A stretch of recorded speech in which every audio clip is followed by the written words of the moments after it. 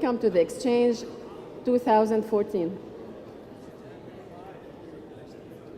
And welcome to Abu Dhabi, this friendly emirate. Hope you all had smooth trips from your countries and you are ready for very interesting and useful 3 days. This is the third exchange within the Connecting Voices of the Middle East and North Africa initiative, or what we call CV MENA. The first one was last May 2013, exactly in this same hotel in Abu Dhabi, and it was about public financial management in a challenging environment. And the second one was in last June 2013 in Amman, and it was about strengthening accountancy as a foundation for MSME sector growth and job creation. Before I introduce this year's exchange and talk to you a little about CV MENA, I would like to welcome my dear speakers. On my right is His Excellency Dr. Jihad Azzour, former Minister of Finance in Lebanon and a renowned reformer. And to his right is Mr. Hisham Wali, Manager of Financial Management in the MENA region at the World Bank, and my boss. Welcome.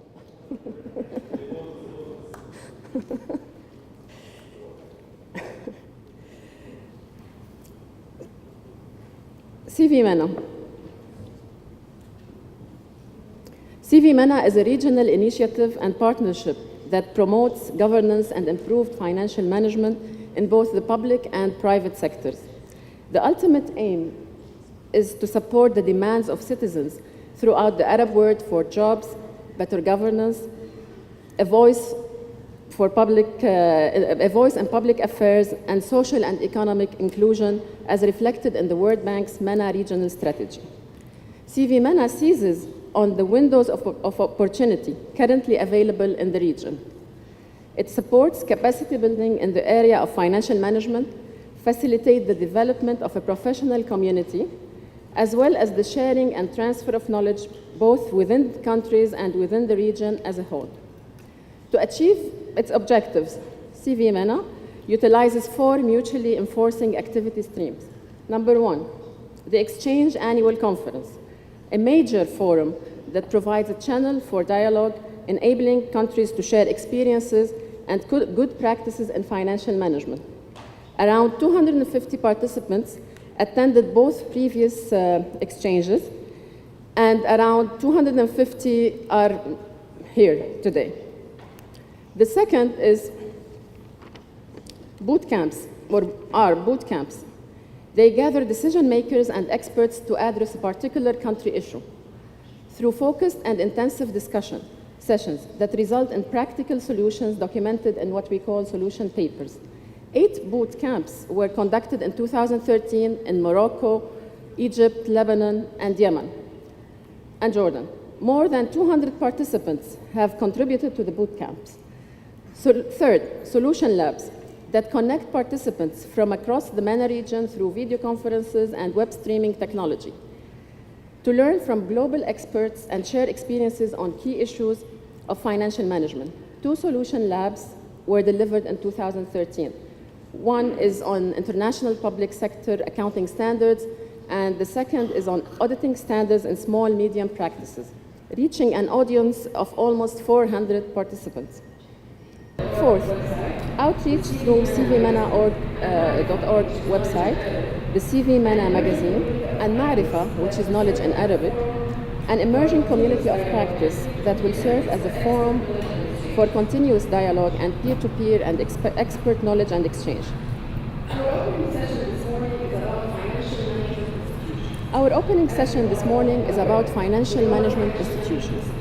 As you are all aware, the role of financial management institutions is vital to well-functioning public and private sectors in the MENA and GCC countries, regions. Likewise, effective financial management institutions are essential to achieving poverty reduction and shared prosperity. During this plenary session, our dear speakers will reflect on the special challenges and opportunities of institutional development during a time of dynamic change, thereby setting the tone and relating the messages to the ensuing technical sessions. It is with great pleasure I welcome again our keynote speaker, His Excellency Dr. Jihad Azhour. And let me just give you a brief about his journey so far. Dr. Azhour obtained his PhD in International Finance from Harvard University and the Institute of Political Studies in Paris, France. He also holds a DAA in International Finance and a Master's in Applied Economics from University of Paris. Dr. Azhour is managing partner of Inventus Partners, a private equity firm with investments in MENA and Europe. Until recently, he was VP Senior Executive Advisor at Booz & Company. Since 2009, Dr. Azhour is member of the IMF Advisory Group for the Middle East. He was recently appointed by the board of the World Bank, member of the independent panel of experts to review a broad range of issues. He also chaired the G8 MENA Ministerial Group for between 2006 and 2008. Dr. Azhour was the Minister of Finance of Lebanon during 2005-2008, spearheaded the economic and financial program of the Lebanese government, and coordinated the implementation of various policies and reform initiatives. He occupied senior positions in government, UNDP, and in leading private sector companies. He published more than 5 books and wrote several articles on economic and financial issues in international publications and academic journals, and has a long teaching experience at the American University of Beirut. I also welcome Hisham, and I'll leave the floor to Dr. Azhour. Thank you.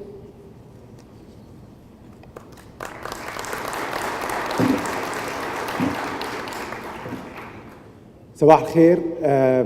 بيسعدني وبيشرفني انه نكون اليوم بضيافتكم، وبدي اشكر المنظمين خاصة هشام ومنى على هالدعوة هيدي. بالواقع they brought me back to issues that I have left now 6 years ago. بالواقع I will switch later on to English، بس اسمحوا لي اقول كلمتين بالاول لاشكر منظمين هاللقاء هيدا. بالواقع وقت اللي فت على القاعه كنت انا متصور عامل برزنتيشن وبدي اعتذر منكم، رح يكون شوي الخط صغير، ما اعتقد انه رح نكون بغرفه صغيره، ما كنت عارف انه الحشد هالقد كبير.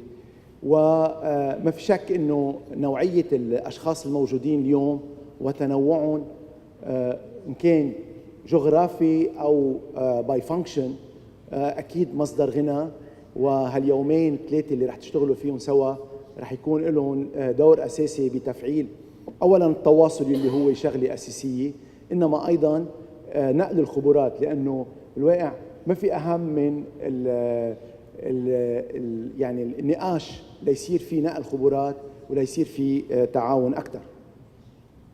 Let me now switch to English. In fact, after thanking Hisham and Muna for this kind invitation, what I would like to say, when they asked me to speak, I wanted to find a subject that would be of use and interest, and not to go back to maybe what I did in the past. And in fact, I found that there is one interesting topic that maybe was not given enough attention in this part of the world in the last years, because of the massive transformation that we went through. And this issue is the changing role of financial management institutions in the world and also in the Arab world. And here I mean ministries of finance, central banks, regulator of financial sector, as well as also audit courts and other institutions in charge of the financial management of economies, state, as well as also private sector. And the issue that I felt is important to share with you is the changing role of those institutions and how the international financial crisis is shaping up the role of those institutions. Those of you who are following the debates of IMF, World Bank, OECD, they see that, we are more and more questioning the functioning, the mandate, the role of those institutions. And we see several pieces taking shape in order to redimension the role of those institutions, as well as also to refocus their role in order to address issues that surfaced in the past and also to be ready to tackle new challenges. What I will be doing in my presentation is, A, to go back and look together how and in which way the mandate of those institutions changed in the last 5 years, internationally as well as also in the region. Second, what are the new challenges? What we are seeing today as the issues that each Minister of Finance, central bank governor, or head of regulatory institution has on his table each day or whenever he has or she has to think policy. Three, I will share with you an international survey that I did with colleagues 2 years ago about how experts, professionals, and practitioners are seeing their mandate changing, and then to draw institutional governance framework lessons, as well as also share with you few policy options. Those graphs, we all saw them. The international financial crisis was by far the biggest earthquake on the financial matter that took place since the 1929 Great Depression, and since World War II, we didn't see a dramatic shift in economic indicators. This, in fact, and this is what I want to stress on, has led to a massive change in the attitude, role, and magnitude of intervention of those who are in charge of policy making. As you see here, government had first to stabilize the financial system and restore confidence, and this is in fact took at least a year and a half, 2008, 2009, and for that, trillions of dollars were put forward. The second stage is to put the global economy on a sustainable track, and this is where the fiscal came. The fiscal challenge started at that point because government had to pull in their resources in order to reactivate the economy. Third leg is to reform the international financial system. And in fact, when we look at the policy levers or the wheels of economic policy management, two institutions were heavily active in that period.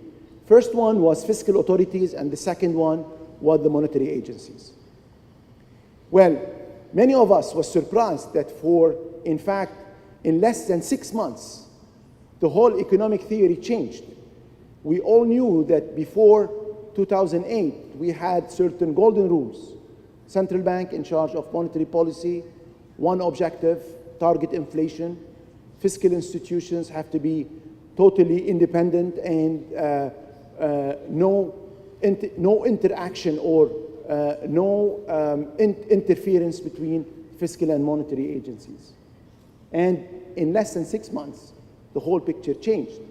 We all remember that the balance sheet of central banks had to be multiplied by huge multiple, and therefore now they are becoming huge financial institutions with big balance sheets. Even in the region, and even for countries who were relatively less affected and with strong financial situation, central banks and ministries of finance had to intervene. They had to intervene in order to address the impact, the contagious impact of the international financial crisis, and second, to make sure that their financial system is preserved. And we saw most of the GCC countries, as well as also non-Gulf MENA countries, intervening in order to stabilize the situation. When this receded, we started to see the consequences. First of all, the size and complexity of the impact were huge. We saw new fiscal challenges. We saw ministries of finance going outside of their comfort zone to address those issues. We saw also blowing balance sheet of the state. And the most difficult aspect was the interaction between balance sheets, i.e. the balance sheet of the financial sector, the central bank, as well as also the state. The third issue is we saw greater complexity in operations. And this is something that I will go into more details later on in order to look at the institutional setup as well as also the real issues that we need to deal with in the future. Let me focus here on two institutions, ministries of finance and central bank. We all know what are their main functions. However, we saw both of them, in fact, leaving their traditional mandate and going into unconventional fiscal and monetary policy. We saw central banks expanding the monetary policy, leaving the levers and instruments that used to use go beyond that into quantitative easing, and now into even, directly investing in financial institutions or bailing out financial institutions. The same thing we saw for ministries of finance. They had to expand their role and their mandate and go out of what we call the fiscal management to things that are in the past were forbidden for ministries of finance. This, in fact, for many countries, was entering into activities that for decades were not done by them. And we were surprised to see that some of the key staff were not even used anymore to those operations. And this is where they became, again, at the center stage of economic policy management. Central banks and ministries of finance had to deal with, overall policy direction because fiscal became very important. The recovery of the economy was mainly driven by public spending. The monetary policy became also one of the main levers to reactivate the economy, inject liquidity, as well as also, as we see in Europe and in other places. Now they're becoming the agency in charge of recovery. The financial system and the financial regulators had to change or go back to their drawing board with greater international interference. Last but not the least, we saw also a need to interact further with social agencies as well as also with Parliament, because we were asking Parliament to give more money or to allow the state to spend more, and therefore additional interaction between Parliament and ministries of finance and central bank took place, especially in developed economies. This is, in fact, the landscape. The landscape is major shift in the mandate, new activities and new functions without being chartered in clear framework of action. This is, in fact, lead me to ask the second question. What are the new challenges in economic and financial management? What, in fact, now, 5 or 6 years from the crisis or after the crisis, did change? First of all, government and especially ministries of finance and central banks have to face 5 major challenges. The first one is challenging economic prospect. Usually after a severe crisis, we have strong recovery. It didn't take place we expected it to be. It lasted for a longer period and it created a more damage than usual on the social fabric, on the economic competitiveness of many countries. Unprecedented fiscal challenges. Government had to expand their balance sheet, spend more, acquire more assets. On the other side, the long-lasting structural issues became more severe. I'll take 2 examples. Social Security or pension liabilities, as well as also healthcare and labor protection liabilities. Limitation of the pre-crisis economic management framework. The whole concept that we used to, in fact, drive economic management through changed, both at national and international level. We shifted from the G7 to G20. We shifted from an economic management that was done in a silo basis. Each institution has a mandate and clear mandate with now more interference and interaction and contingent issues that had to be or still have to be dealt with by those institutions in charge of economic management. Last but not the least, the unfit crisis prevention framework. And this is, in fact, took the international institutions now years to set up a new framework for crisis management and crisis prevention. And when we look at the mandate area of ministries of finance, we see that those challenges affected the four main mandate area, and I will go back into more details of those mandate area of any Ministry of Finance. Public finance management, of course, we all know that those issues affected and will affect the public finance management. Asset liability management, that the role of ministries of finance became bigger on that front. Economic management, as well as also issues when it comes to accountability and transparency. Which means that now we are seeing the role of ministries of finance shifting from low challenged, limited scope of activity, only managing public finance, to something that is more complex and highly challenged. They need to deal with more issues of bigger magnitude, and also they have higher risk.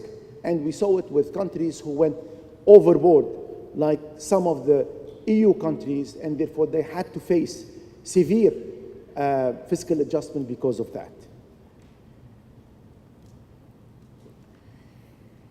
Let me a bit explain what I mean here by changing mandate of ministries of finance. As I said, the public finance management, which is traditional, the traditional way of doing business. When I was Minister of Finance before 2008, this was mainly the issues that I used to do. Fiscal management, revenue administration and mobilizing through tax policies additional revenues, expenditure management, value for money, expenditure control, etc. Ministers of Finance used to do very little of asset liability management. Now they have to do more because in certain cases they have acquired additional assets, and also in other cases some of the contingent liabilities became real liabilities on them because they had to bail out some of the financial institutions, or they had to cover for losses in some of the public institutions that they are under the sovereign control. In addition to this, ministers of finance or ministries of finance had to charter into new territories. Those territories are to be more and more involved in economic management, i.e., to use the balance sheet of the state as a way to reactivate the economy. And this is where we had a big debate.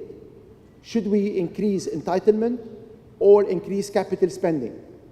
What is the multiple factor of additional dollar on capital spending versus $1 on increasing salaries or increasing entitlements?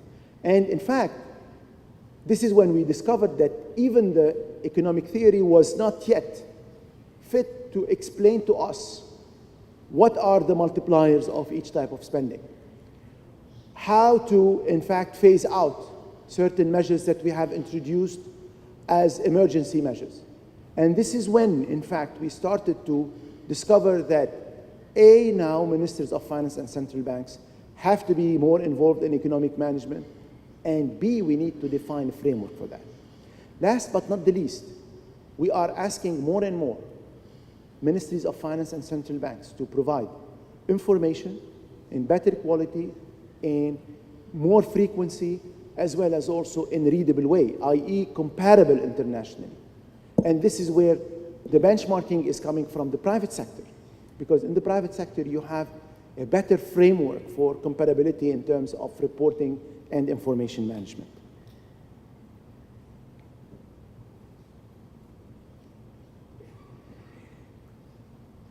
You know, we decided 2 years ago that it is a great area for additional research.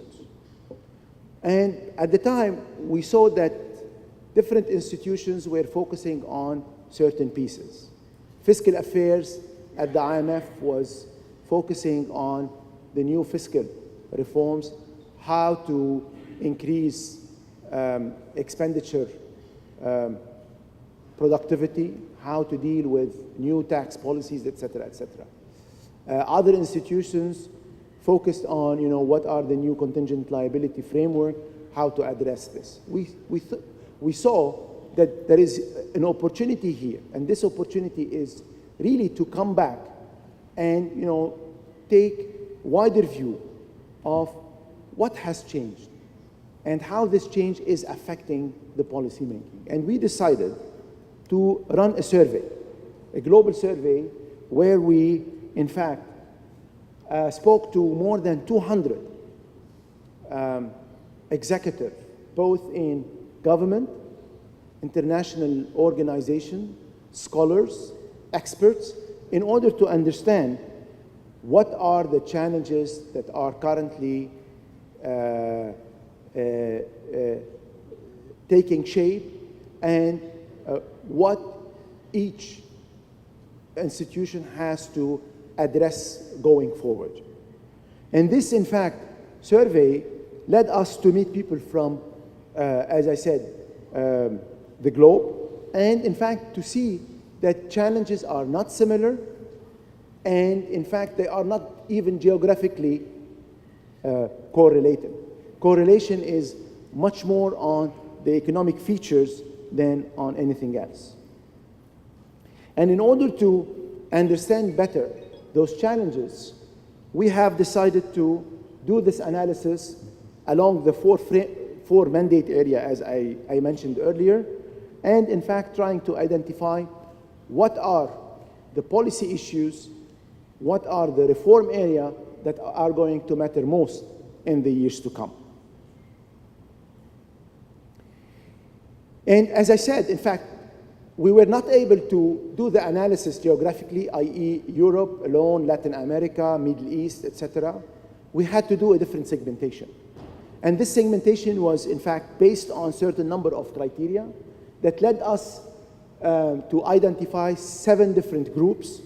And I will focus in my presentation on 2, the Group E, which is the GCC, and the Group F, which is mainly MENA countries, non-oil MENA countries. If you would like to see more on the other parts of the world, i.e. countries who have very little issues to deal with, which is the Group C or the Group B, or countries who have a lot to deal with, but they are strong, which is the Group A. If you want to discuss emerging countries that are strong, like China, for example, Russia and Brazil, but they do have issues, I can also go over them. But because of the audience and the interest in looking at what's happening in the region, let me focus on the countries that matter to us.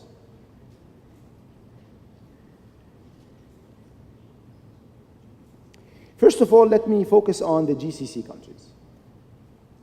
Well, GCC countries, we all know, they are, in terms of fiscal, doing well because of the oil revenues. Their economy is less connected to the global economy than other parts of the world. However, they have certain number of challenges to deal with. The first one is how to optimize and reform government operation and service delivery. And in fact, this is one of the main issues that is currently being addressed by central government in most of those countries. Second is how to strengthen institutional, financial institutions. Mainly how to strengthen the operating of the ministries of finance. How to move from traditional budget setting to something that is more forward-looking. How to strengthen the control functions. How to address issues related to capabilities at ministries of finance. The third issue is how to manage risk that are associated to contingent liabilities. Because of the size of the state, you have certain number of activities that are directly related to the state, and therefore, one of the issues that ministers of finance in the region especially in the GCC, are concerned about is how to strengthen their ability to control those financial liabilities that could come from some of those activities and institutions. How to participate in enabling growth. We saw that some of the GCC countries had introduced certain fiscal measures, fiscal stimulus in order to activate growth. How those measures are, producing impact. Is the investment in infrastructure producing more economic reward than, for example, increasing salary and wages? What is the limit to set? For how long we should put it? How we can design it in a way not to be, in fact, creating inflation. Last but not the least, accountability and disclosure. And here, I know that many of ministers of finance of GCC are working on improving their budget system, increasing their control procedures, creating new framework for GFMIS, et cetera, et cetera. Those, in fact, new challenges, some of them were there before the crisis, but some of them came because of the crisis. And I think what is more important, that there is now new standards in fiscal management, new standards in central banking that is becoming more and more global. And for countries who are part of, BIS forums or G20 like Saudi Arabia and others, they know that they need to do additional effort in upgrading their capabilities on that front. The second group are non-oil MENA countries. Of course, those countries get affected in 2011 and since by the transformation that took place on the political scene, and that added additional pressure, both on government as well as also on the economy, because we saw a kind of a dichotomy between the growth levels that we had at GCC and in MENA non-oil countries. However, also the international financial crisis, even if it didn't affect those countries directly, but in fact impacted the role mandate of institutions that are in charge of financial management. Some of them, they need to do fiscal adjustment because the level of deficit is high, but how to do it and be growth friendly. And this is in fact one of the difficult debate that is taking shape, what we call the growth friendly fiscal adjustment. If you are going to reduce your expenditure, it's going to affect your economy negatively. How to do it in a way to limit the impact. The second is how to optimize and reform government, because also we had a long-lasting list of reforms that were not achieved before the crisis. How to create strong debt management functions, because most of those countries have a debt level that exceeds 50, 70% of GDP. In my country, it exceeds 100%, which means that it's very challenging for the Ministry of Finance to deal with economic management when you have this debt overhang. And it becomes very difficult for you to accept maybe any required additional spending for a simple reason that you see that it's unsustainable for you when it comes to your debt management. Last but not the least, most of our countries still lag when it comes to our accountability standards, both in terms of budget reporting, both in terms of financial management reporting. Therefore, and this is in fact my two last sections, is how we are going to address this institutionally. What is the right institutional framework? How to have strong institutions that manage financial issues at the state level. First of all, this is in fact the center of government framework, whereby a government has to do a certain number of functions. And as we see here in the blue, I don't know if it's clear, but in national strategic planning, in budgeting and planning, in performance management, in governance and efficiency, as well as also in service delivery improvements, those at least are areas where you have direct involvement of ministries of finance and central banks. It tells that at the heart of government management, dealing with or reforming government require that you reform central banks and ministries of finance, reforming them in the way they deal with their own issue as well as also they deal with economic management issues. Okay, what are the capabilities that we need for this new landscape? First, let's start with the hardcore, the thing we all know, especially those who come from ministries of finance, that we need to do. Public finance management, I think we need a new wave of reform in PFM.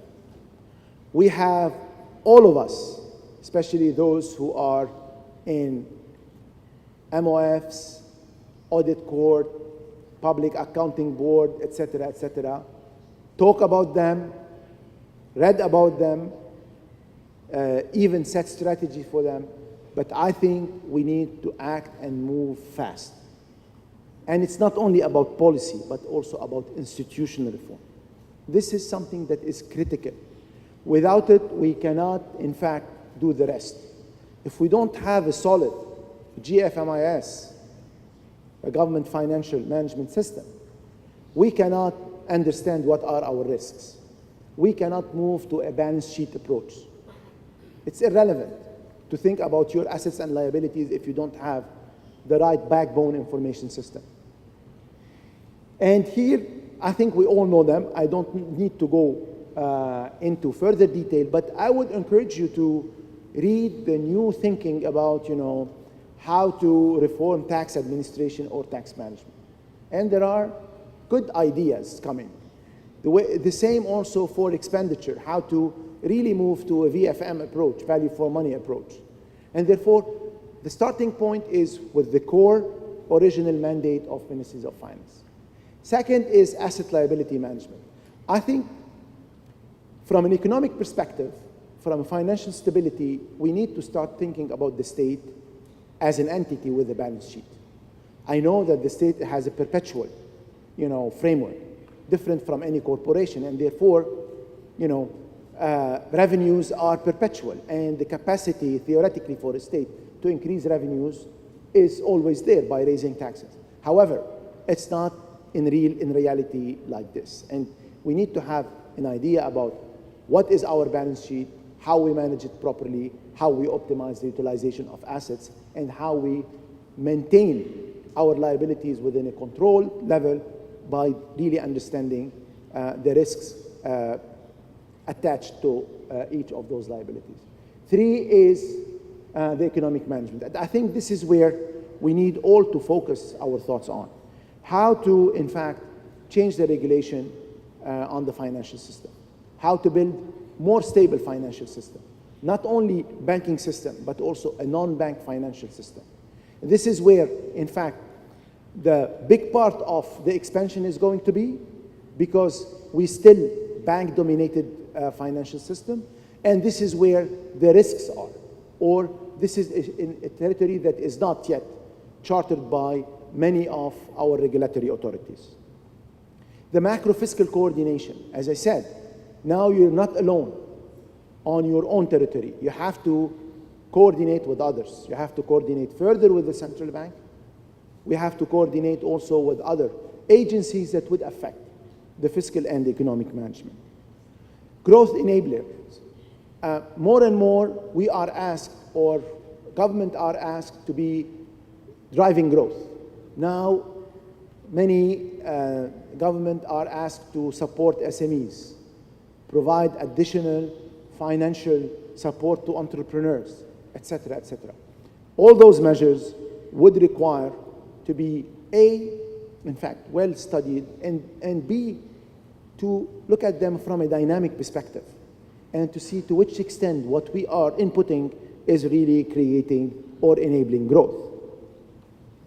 Last but not the least, I think, and this forum is one of those good initiatives, we need to be more and more integrated into the international coordination. We cannot continue considering that what we are doing is good and we don't need to interact with others to understand what others are doing, how they are addressing their challenges, what we could learn from the international best practices, especially now that the international coordination is getting more and more involved in the way you do your own business. Last but not the least, accountability and transparency. I think information disclosure with the new tools that we have is becoming something that is achievable. Nobody can claim that we cannot have a good information system.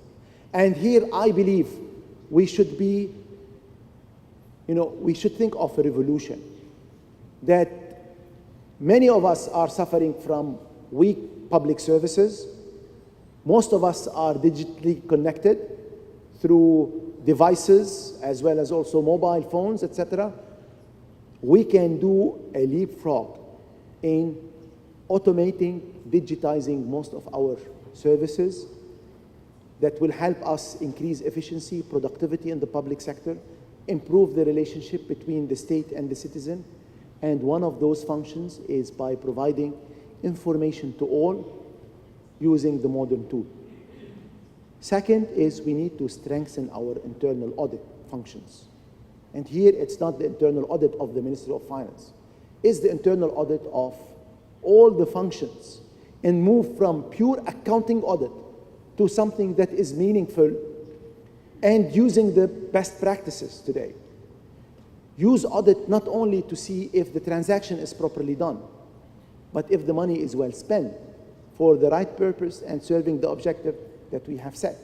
Therefore, the whole philosophy that some of us are still hiding behind, saying, no, this is a dogma, we should not change the way we audit, is pre-audit, auditing everything, is something that has to change. We need to be more risk management auditors. We need to be as smart of those who are running the operation. We need to change the way we look at the government functions. Assessment of public policies and performance. This has to happen not only because we need to make sure that we are spending the public money right, but also in order to report to our citizens that the government is doing the right things in the right way.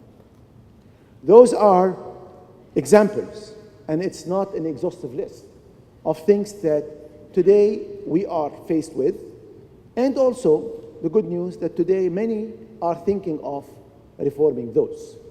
One could say, well, it works in other parts of the world. Here, it doesn't because it didn't work in the past. Maybe it's a valid answer, but it's not, in fact, the right answer, because we saw also in this part of the world many initiatives that took place and really produced results.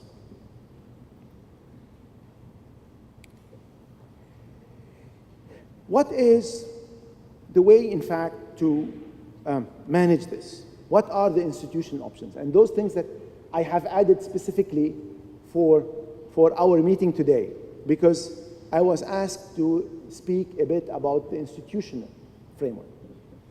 And I think the way we can take all these initiatives and run them and manage them is by trying to, in fact, segment. Segmenting is an easy way for us to group and to manage.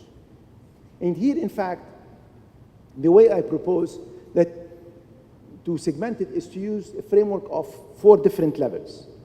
The things that we need to internalize, i.e. a central bank or a Ministry of Finance, should, in fact, do internally as part of its core functions within the department of the ministry. The second is things that could be subordinated, entities that are under the central bank or under the Ministry of Finance. The institutions that are affiliated, they are separate entities, but they have an affiliation to a higher authority.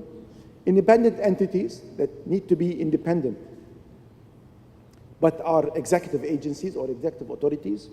And independent legislatives, those entities are independent. They don't, in fact, they're not under the executive, but they are under the legislative arm. And in fact, we can use certain number of indicative criteria for that. Let me take 2 examples. For example, those that should be internalized are, for example, anything that is part of the Ministry of Finance primary functions, that things that would require control of the activity, where the capabilities are available, for example, within the Ministry of Finance or the central bank. At the extreme, for example, the independent legislatives, those are things that are not within the core mandate of central bank or Ministry of Finance or another agency, that they no need to control this activity, and in fact, it needs to be independently run outside the executive and should be, in fact, controlling what the executive is doing. And I took, in fact, what we saw earlier, I took those activities and I've tried to see where we should institutionally position them. Okay? It's definitely not a final list, but it's, you know, a list for discussion, and it's not exhaustive. And I think here when we look at this slide, we see that there is no single way of doing things, and therefore if you differ from your neighboring country or from another, you know, institution setup, don't be afraid. Each country has its own peculiarities, and then you can differ. However, you cannot be, you know, differ from an extreme to another.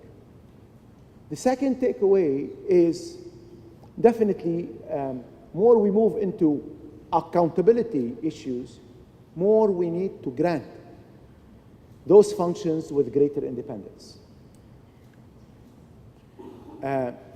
Because in order to keep them at arm's length and also to empower them. The area that is going to be very difficult is the B and C, the asset liability management and economic management. And here, in fact, you can do it either or. And it depends on, A, the strengths of your institutions. If you have a strong civil service, if you have a strong ministry, you can take on more.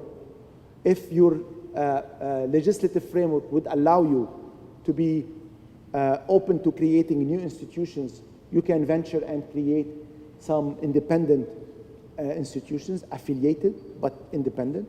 And this is, in fact, where it's going to be more difficult to decide which way to go. Last one, and I will go fast on this, happy to discuss it. We know that, you know, there are new challenges. We know that institutions are outside their territories, and they will stay for a certain period of time. They may, in fact, stay for a long period of time as the new economic theories would decide that, you know, mandate of institutions need to change. And therefore, we need to cater for this. As I said, technically and intellectually, there is a lot of thoughts and discussion. And when we did our global survey, we saw that there are greater initiatives. I didn't keep them here because it will make the discussion, the presentation too long. Happy to discuss them later on. But what I wanted to say that one has to now think of moving forward. And as I said, there are certain number of already established new thoughts or new reform initiatives that are implemented here and there in the world that one could use in order to reform.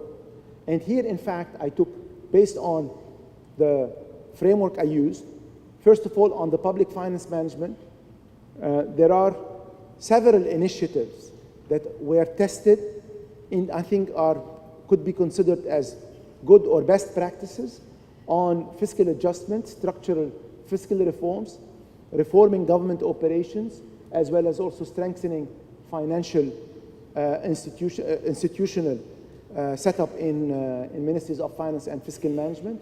And all those examples are things that we have already implemented, from Australia to Chile, passing through Europe, as well as also other parts of the world. Same also for asset liability management. Here, there is great deal, in fact, of debate about this part, especially that the framework that has been set to increase the regulation and the supervision of financial institutions through the G20 didn't yet produce a lot of conclusive results, make things more complex.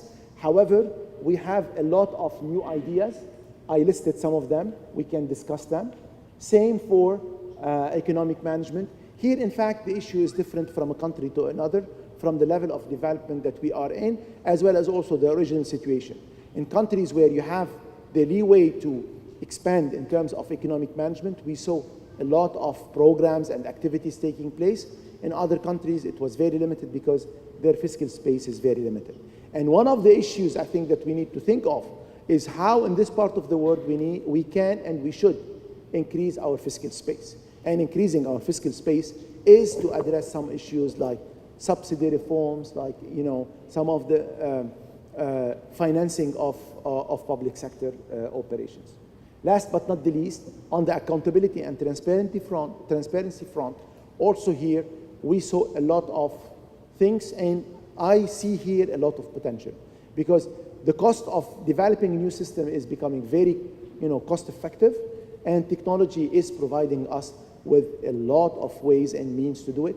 And I think we need it in this part of the world because we are lagging behind, as well as also our societies are asking for more and more accountability on that front. I would stop here and I will conclude by saying, I think you are at crossroad. And for those who are today leading reforms or managing programs, it's challenging but also very exciting times. It's challenging because there are new issues surfacing and you have to deal with it. But I think what is interesting is this is a global movement, and many also are working on those reforms. This region has done some reform in the past. The issue, it was more on initiative-based than on framework-based. It was more to address an acute problem or to, in fact, because of some suggestion coming from abroad, instead of putting this as a forward-looking strategy in order to strengthen the financial management institutions in order, A, to create more growth, to create growth that they will spread socially in a larger way, and whenever we need to do adjustment, we do it in a way that will not affect growth and will create additional space to be used to help those who cannot be helped only through economic growth. Once again, I would like to thank Hisham, Muna, for giving me this opportunity. I would like to thank you, and I'm really happy and privileged to be talking to such distinguished audience. And I wish you all the best in those 2 or 3 days of discussions.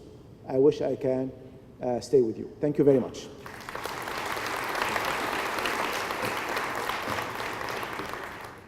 Thank you for a very rich and revolutionary presentation. I'm sure, we're gonna have very good questions. Hisham, please.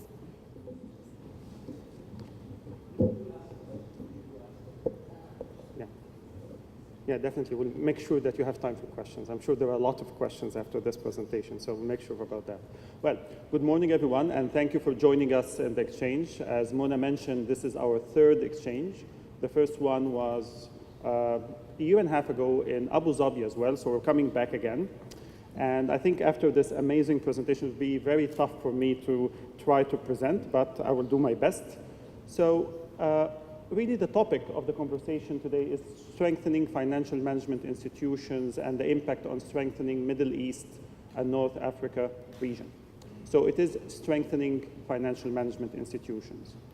And when we talk about the idea of institutions, and you hear institutional economists discuss institutions and the central role played by institutions in economic development. Institutions or institutions' processes provide us with stability and also order in life and a vehicle for progress that enables us to achieve the desires of the population that we live in, the citizens. However, we've seen in the past how many times that this trust have been broken and citizens felt let down by the institutions. And this break of trust, when you have institutions not delivering what they're supposed to deliver, then you need to reform these institutions. But the question is, how? How to reform institutions? So before we go forward, let's go back. I didn't think you expected this picture to come there, but let's take it from there. On the screen there on the left, you have one American thought leader, and his name is, you have on the right what's happening? So we have Thomas Paine and Edmund Burke. What's interesting about those is that they had a very interesting debate, and the debate was about how to reform institutions. Edmund Burke, who is a British statesman, provided a very interesting theory that you need to go in an evolutionary manner, that you cannot go all the way. You take it step by step, like how nature evolves. So how nature evolves, we're going to follow the same process. In other words, they say keep a core constant and move forward with the change. Don't change everything. Do it evolutionary. On the other hand, on the left, Paine went for a different theory. He said, no, we shouldn't go evolutionary, we should go revolutionary.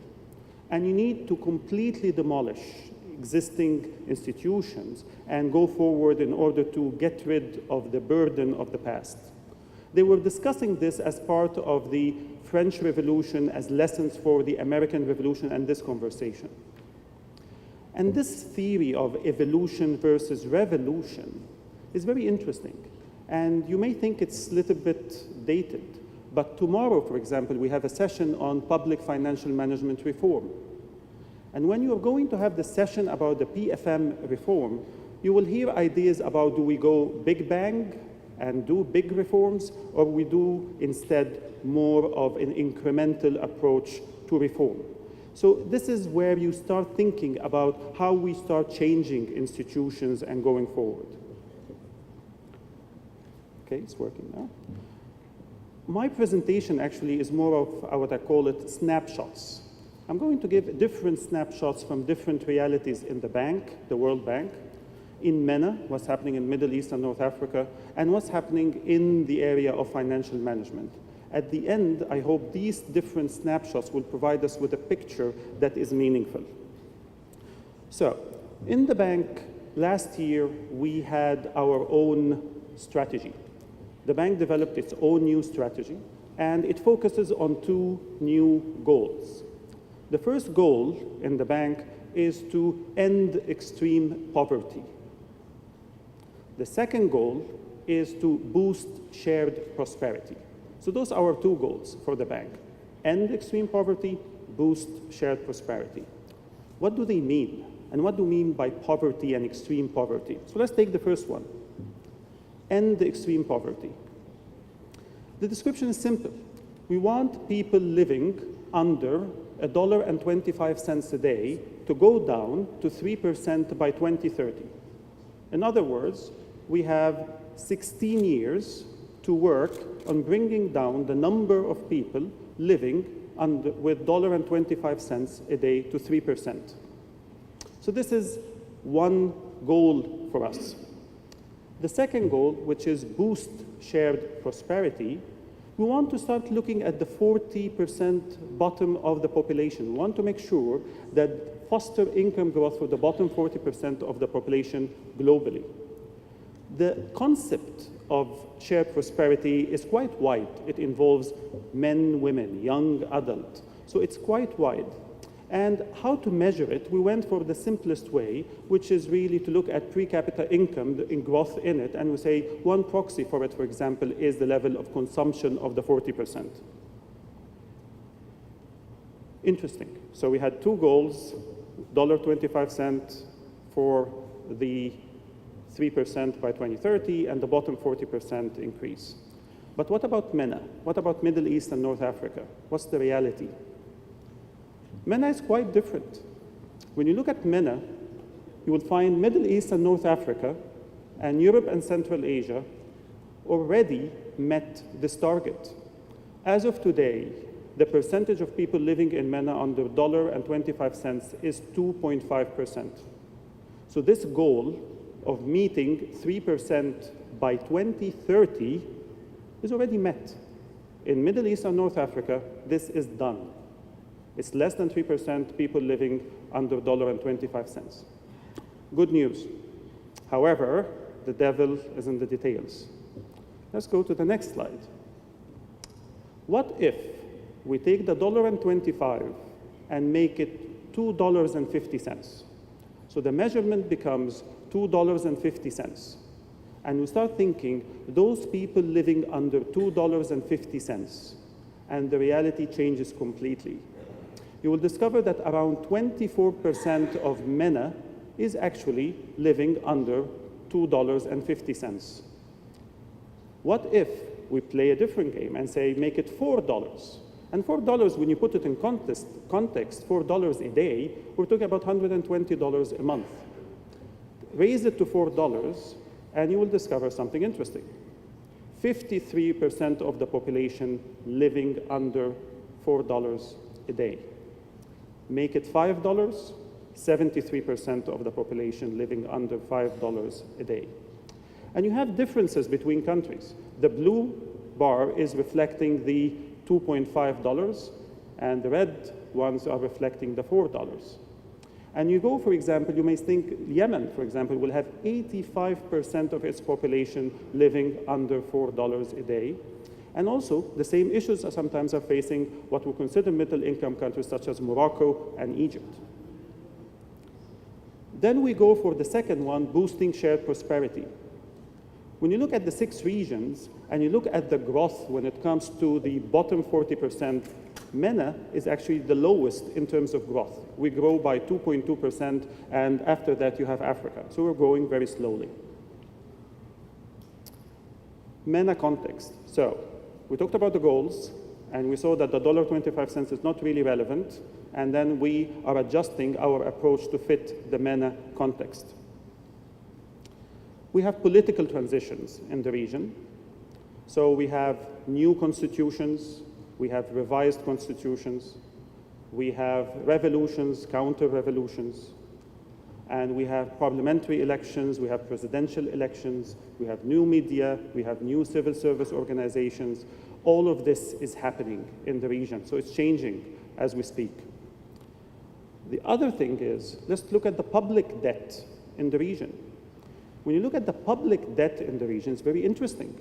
You see that developing countries are around 36%, and then MENA, when you look MENA, oil importers, we are quite high there, around 70%, and then you have Egypt way there, and then you have Yemen to a lesser extent. So public debt is an issue when you compare it, of course, as a percentage of GDP.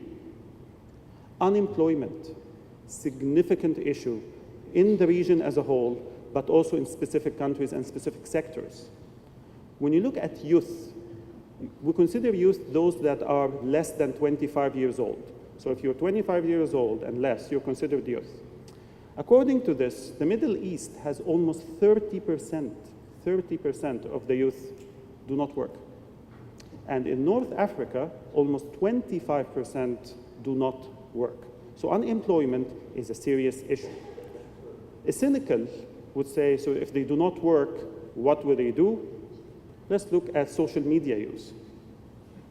And you will discover that actually MENA is one of the highest in terms of social media use.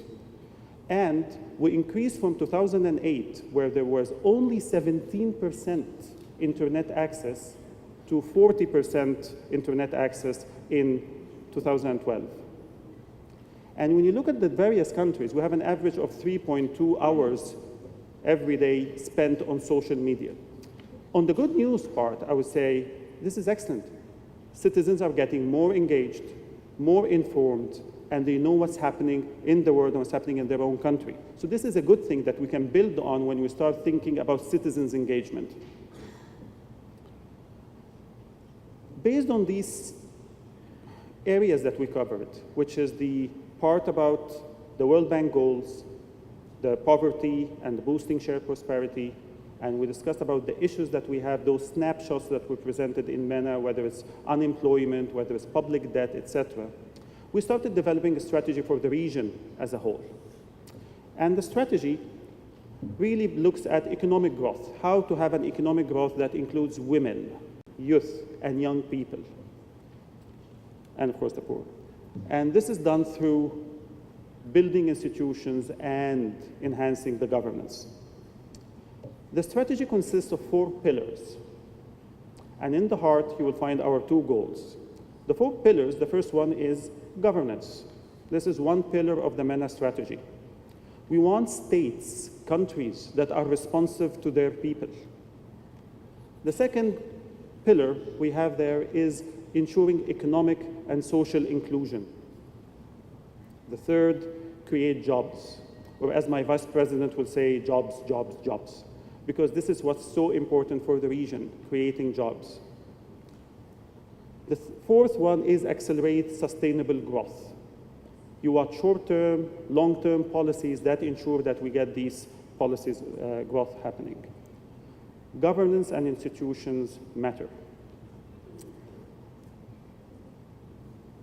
When you look at this, this was a book that came out 2.5 years ago.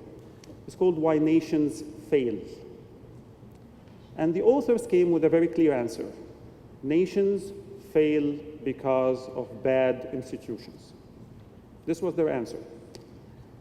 Some thought this was a little bit too harsh because there are other elements that were ignored, for example, culture, history, geography. But to a large extent, you can really respect the argument of the importance of institutions when it comes to succeeding or failing as a nation. Also, the authors attempted to provide a definition of governance, which is interesting. So the good governance, the definitions say, as the extent to which the institutions and processes of government provide decision makers an incentive to be responsive to citizens is also important for economic growth and equity. So this is how they view governance. And then they say the main explanation for different economic outcomes among countries is different institutions. So they link it to institutions. And then they go and separate the institutions into 2 types of institutions, what they call inclusive and the other part what they call extractive. Inclusive are the good ones, extractive are the bad ones. So inclusive, you want to have institutions lead to creation of inclusive markets that support growth and equality of opportunity. The extractive ones are the opposite. And of course, this is a very interesting conversation. And I remember I attended a presentation by the author, and there was an excellent question, was how do you explain China? How do you explain Russia? When you give that and you say it's only inclusive institutions, when some would argue in some countries of those, you don't have really inclusive institutions. Institutions matter when you look at human development. You will have a very interesting slide there, which between government effectiveness and the Human Development Index. The more the government is effective, the more your score is better in the Human Development Index. So the argument is, if you have a government or a state that is mobilizing revenues and taking these revenues and putting them, these resources, in good, well-managed programs, and these programs actually are providing services good for the citizens, and they accept the fact that they're going to be questioned and they have to open their books and have access to information, then most probably you will have some improvements happening to your Human Development Index ranking. The other one is open budgeting and human development. The same thing, when you look at Open Budget Index and the score and you compare it to the Human Development Index, the conversation here is about trust. If you have trust, this is a good thing. If you don't have trust, what will the citizens do?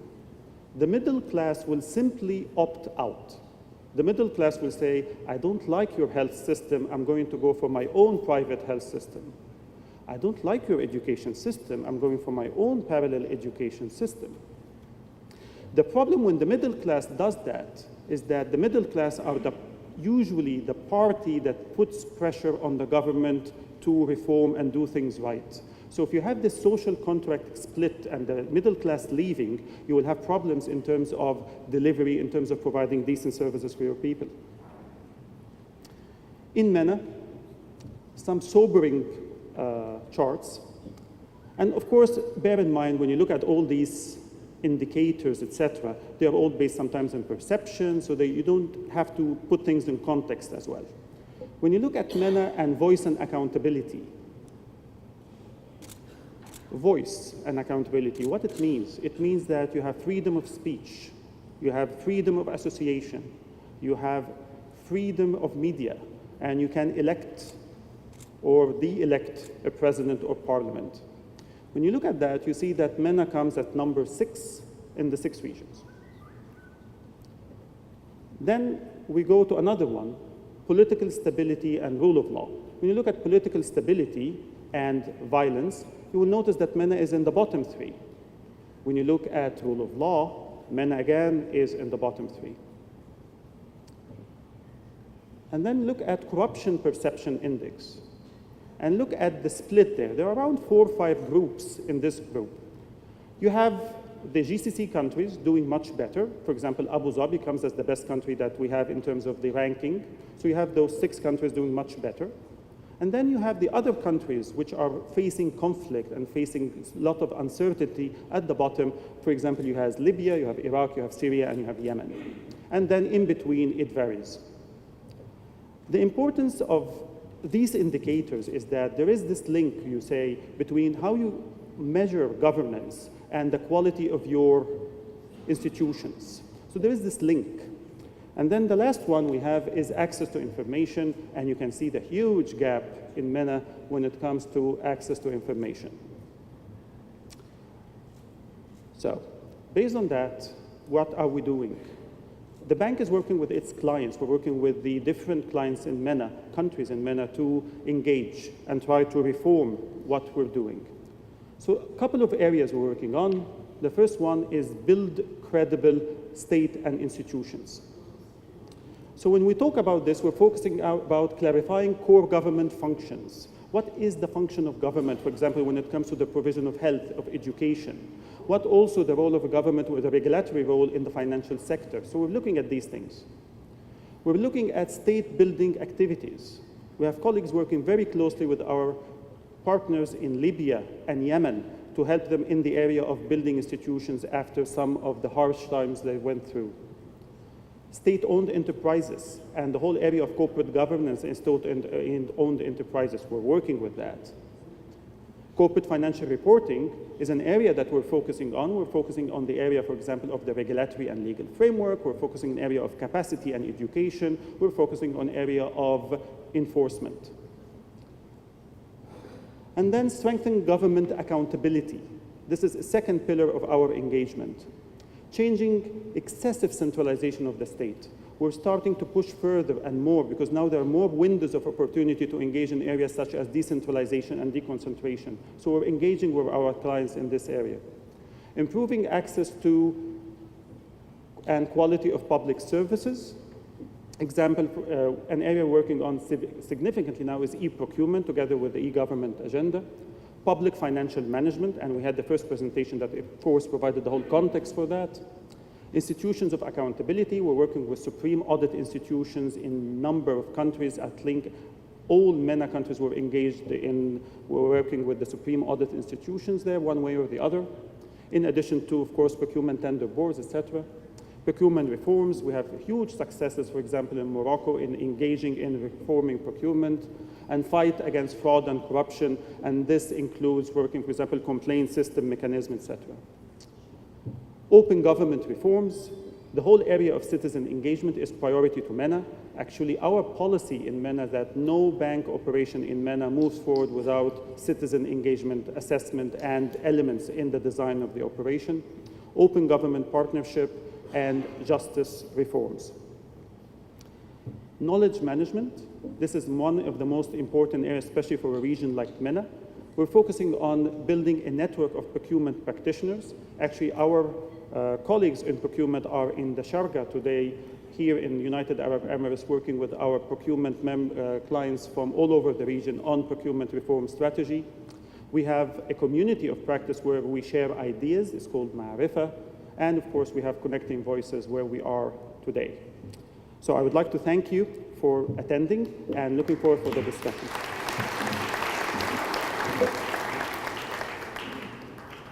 Before we open it up for questions and answers from the audience, I think I have the privilege of asking the first question. Actually, it would be one question for both. Yes. Based on all what had been said about public financial management reform, and whether we need revolution or evolution, and the kind of transformation in the whole process that we need. As we all know, usually non-technical issues such as political, economic, institutional, and organizational factors are very important. In some circumstances, an analysis of these factors will lead to a conclusion that launching reform is not possible at a given time, or that certain implementation actions need to be delayed. Dr. Azor, do you agree with that in the light of your experience in one of the countries that is continuously affected by these factors? Well, let me take two examples to illustrate or to try to answer. I think there is one major success that I can call now in my memory, which is the implementation of the VAT in Lebanon. It was a very difficult reform that was implemented in record time. Introducing a new tax is not something that people like, and it was during a period where the Lebanese economy was not growing. And it succeeded. And the reason is, in fact, we, without really knowing, we really communicated a lot. Prior to the implementation of the reform, we communicated a lot. We started communicating about not only the how, but the why. And we engaged, and maybe some of the people who are here from Lebanon still remember that. We engaged a wide discussion about, what should be the features of the VAT, how to design it. And it was very much a collaborative effort that was done with the stakeholders. And in fact, this still for me, because I have done other reforms that didn't succeed.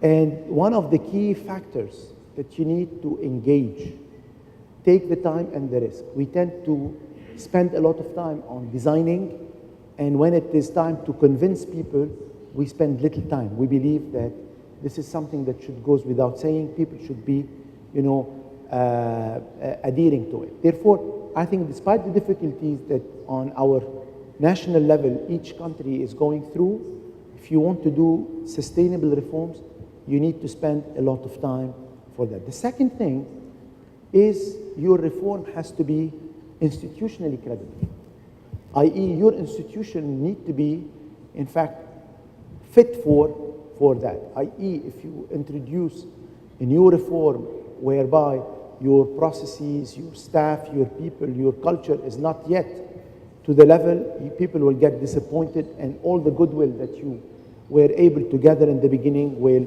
immediately go away. Last point, I believe in both evolutionary and revolutionary. There are certain areas where you can move revolutionary. I think technology today is giving us a great opportunity.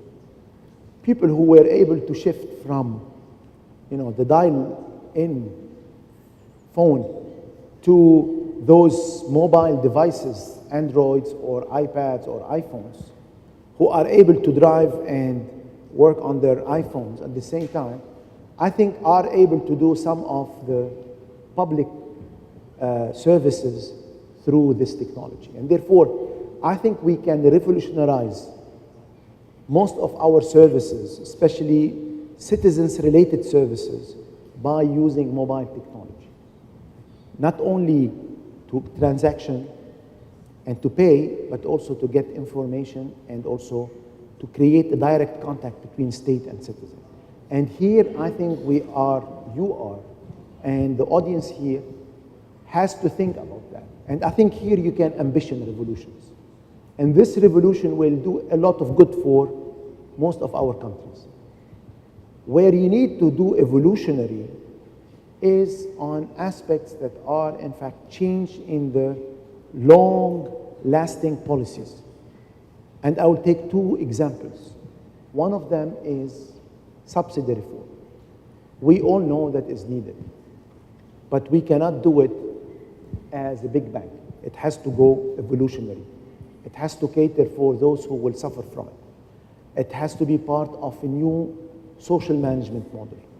The second is based on what Hisham showed us, that the challenges that are in fact opportunities, alleviating this level of poverty, it's going to be a massive economic inflow. And we would create a lot of growth.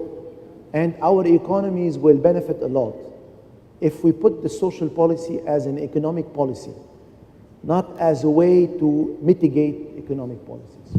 Therefore, the social has to be brought in our economic management framework as one pillar, the same way we look at increasing our investment in infrastructure. Investing in the social has growth benefit, create jobs, improve our GDP growth. Those are areas where you have to go evolutionary. Hisham, what are your views? I'll give you my...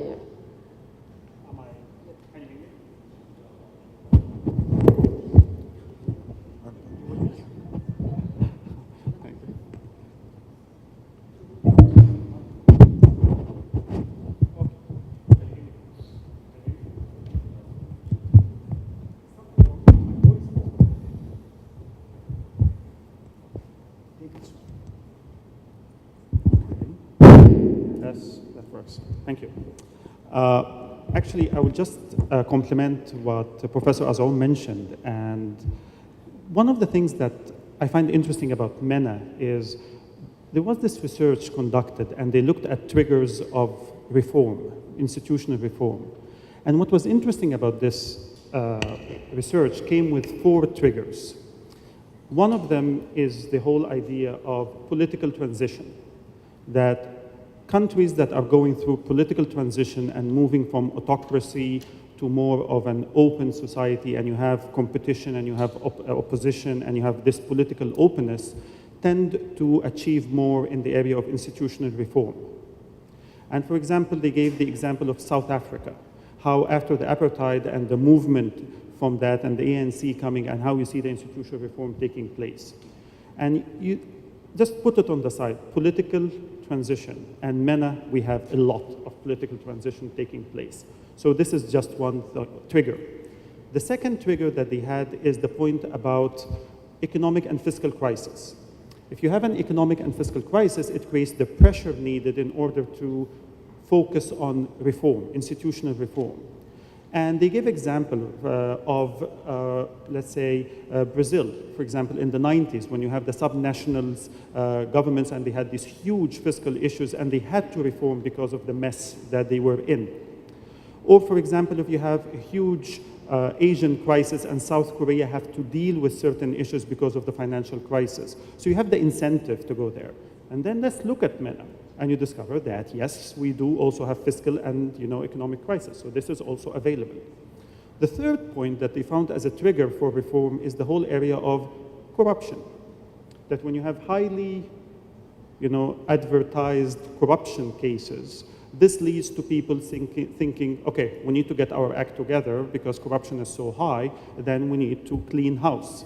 And for example, you had the case in Kenya, for example, the Kibaki government came after a huge corruption scandals and they came to clean house with the objective. And as a result of that, you had some improvements in institutions.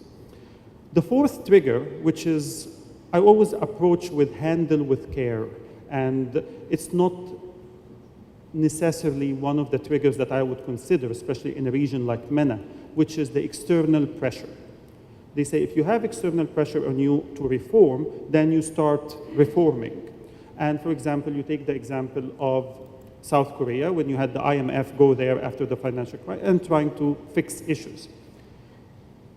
So based on that, I have hope that because many of those elements, which are the fiscal and economic crisis, some elements of corruption that we hear left and right in many of our countries, and the third issue, which is the political transition, create a number of triggers that should initiate reform in the region.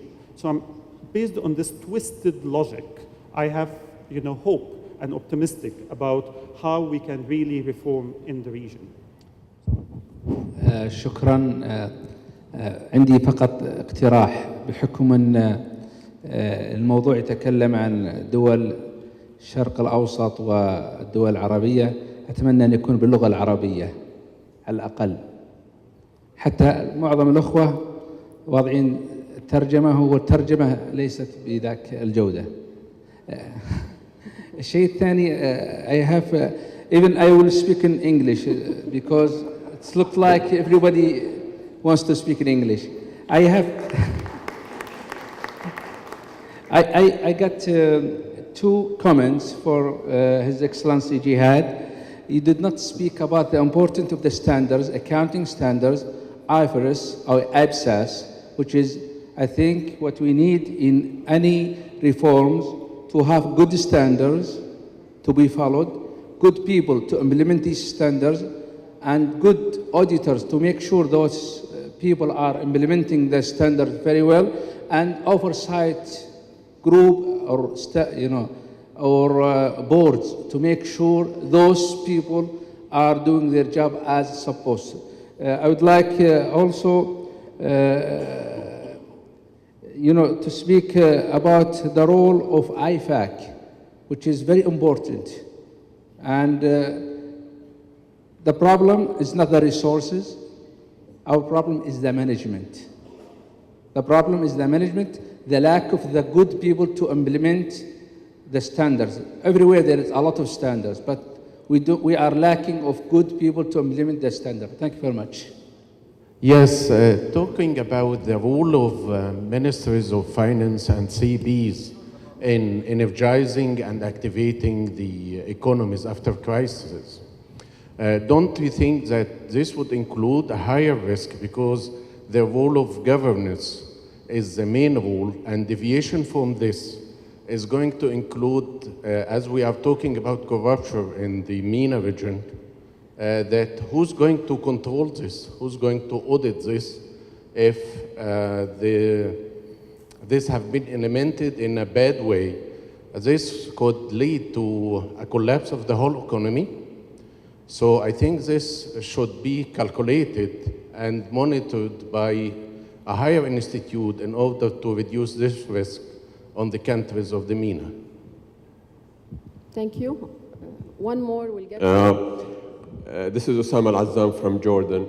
Honestly, I can see a movement in most of the countries here towards many of the initiatives that you talk about. But honestly, before even reaching to the audit, we need a kind of self-assessment toolkit for the countries themselves to assess themselves, to know if they are moving toward the right direction or not. Thank you. Are we going to see this in the near future or not? Thank you.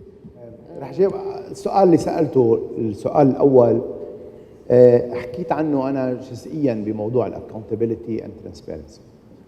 ما في شك اليوم هيدا موضوع أساسي، خاصة للقطاع العام أكثر من القطاع الخاص. القطاع العام بعده بمنطقتنا بيعتمد تقنيات، يعني أصبحت شوي سبق الزمن بموضوع الأنظمة والمراجعة، وخاصة إذا اليوم مثل ما عم نشوف أكثر وأكثر الأزمة بيّنت إن كان بدول الخليج أو دول العربية الغير نفطية تأثير المتغيرات على نقاط ما كنا نحن شايفينها. يعني إذا بدنا ناخذ دول الخليج، ظهر لوزراء المالية ومحافظي المصارف المركزية إنه في مجموعة من النشاطات والمؤسسات يلي هي مباشرة ضمن البالانس شيت تبع الدولة. لهذا السبب ما في شك اليوم إنه في نقلة نوعية كتير كبيرة لازم تصير. سهولتها إنه هيدي تقنية ما بتغير بطريقة مباشرة بحياة الناس. صعوبتها انه عند المسؤول it is below the radar screen. ليه؟ لانه بيعتبر انه هيدي اوكي تفاصيل تقنيه، وما بينتبه انه هالتفاصيل التقنيه هي القاعده اللي على اساسها بعد سنه وسنتين بيقدر يحسن بصناعه السياسات. كنا بنتذكر بال 2009 انه مجموعه كبيره من دول الخليج كانت عم تعاني انه ما عندها تصور واضح للكونتنجنت لايبيليتي لمجموعه من المؤسسات اللي كانت بمئات مليارات الدولارات واللي اثرت على قدرتها على الحركه. لهذا السبب انا بوافقك بهذا الموضوع، ووقت اللي بنحكي عن الاكونتابيلتي والترانسبيرنسي لازم نحكي عن مواضيع اللي هي مبنيه على قواعد. الراي العام بيطالب اكثر بتشهير وانه يعني هيدلاينز، بس انما الترو اكونتابيلتي هي بتبلش من هون. وهيدي مش بس للافصاح انما ايضا لوضع السياسات، لانه بهالطريقه انت قادر تعمل تيستينج افضل. سؤال ثاني على موضوع نوع من bad implementation of fiscal stimulus. ما في شك انه هيدي من المواضيع الاساسيه اللي عانى منها مجموعه من الدول. يعني the worst case كان Greece and there are other cases. صار في مؤسساتيا تطوير لمجموعه من المؤسسات، انخلق ما يسمى fiscal accountability board or fiscal council، انخلق مجموعه من الهيئات، اذا اخذنا UK، فرانس، جيرماني، سويدن، حتى دول مثل استراليا، كوريا، خلقوا هيئات اللي هي اذا بدنا نقول تنسيقيه على درجه عاليه للتاكد من السياسات. بدي اعطي مثل صغير صار معنا وقت كنا عم نعمل هيدا السيرفي اللي حكيت عنه. كنت باستراليا عم نعمل السيرفي، وكان في بوقتها عم تتشكل الحكومه، وكان في يعني خالصه الانتخابات، وفي صراع بين مين بده يجي رئيس حكومه.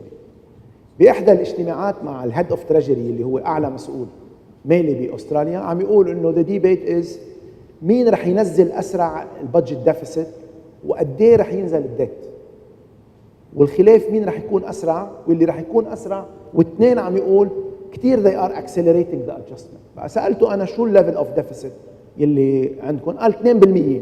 شو الليفل اوف ديت؟ 14%. اتس فيري انترستينج انه استراليا يلي من حوالي 25 سنه عانت ازمه ماليه، تو جو باك تو يور بوينت، ازمه ماليه حاده، خلقت كلتشرلي وخلقت طبقه من الهاي سيفل سيرفنتس المسؤولين بالدوله اصبحوا فيري كونشس على موضوع مكافحه اي تراجع بوضع الماليه، واصبح السباق عند الراي العام هو مين يلي عنده سياسه بتخليه ينزل اسرع نسبه الدين ببلد كان عم ينمى ب 4 و5%، وقت كانت كل الدول المتطوره عم تنمى ب1 أو 2%. therefore هيدا العنصر الاساسي اللي بينجح اي سياسه ماليه. اخر سؤال على موضوع السيلف اسسمنت تول كيت. اليوم صار في حاليا اخر 3-4 سنين مع الفيسكال مانجمنت فورمز اللي صاروا بعد الجي 20، اللي صاروا مع البي اي اس، اللي صاروا مع اكثر من فورم، صار في كثير يعني ستاندردز وبروسيجرز، منهم السيلف اسسمنت، منهم غيرهم من التقنيين. ديفينتلي ضروري انه يكون في عندنا بالمنطقه قدرات تقنيه للقيام بهذا الموضوع. هيدا بيعزز قدرتنا انه نكون قادرين ما بس to follow on external pressure، بس نخلق the internal culture for transformation. Thank you. I think you've covered the three questions. Hisham, do you like to add? Okay. Thank you so much for a very interesting session. Of course, I mean, you would have time to ask more questions to Dr. Azzour and Hisham maybe during the break. I would like just to go over the agenda, the exchange agenda. And I think you have it on your tables. We have 2 tracks. Starting the next session, we're going to be splitting into public financial management track and corporate financial reporting track. The corporate financial reporting track, participants will go to the next room, and actually there is a small door somewhere. You can go from the outside or you just can pass from here. So please remember to take your interpretation headset with you. My colleagues, Manuel and Gabi, at the beginning of each track, they will provide more detailed idea about the agenda of every day and the details of every session. You can see in front of you day 1 and now day 2. So I think we're gonna break. I'll leave it to them. We're already late, and I think everyone needs their coffee break right now. So I'll leave the whole thing to both Gabi and Manuel. They'll go through it.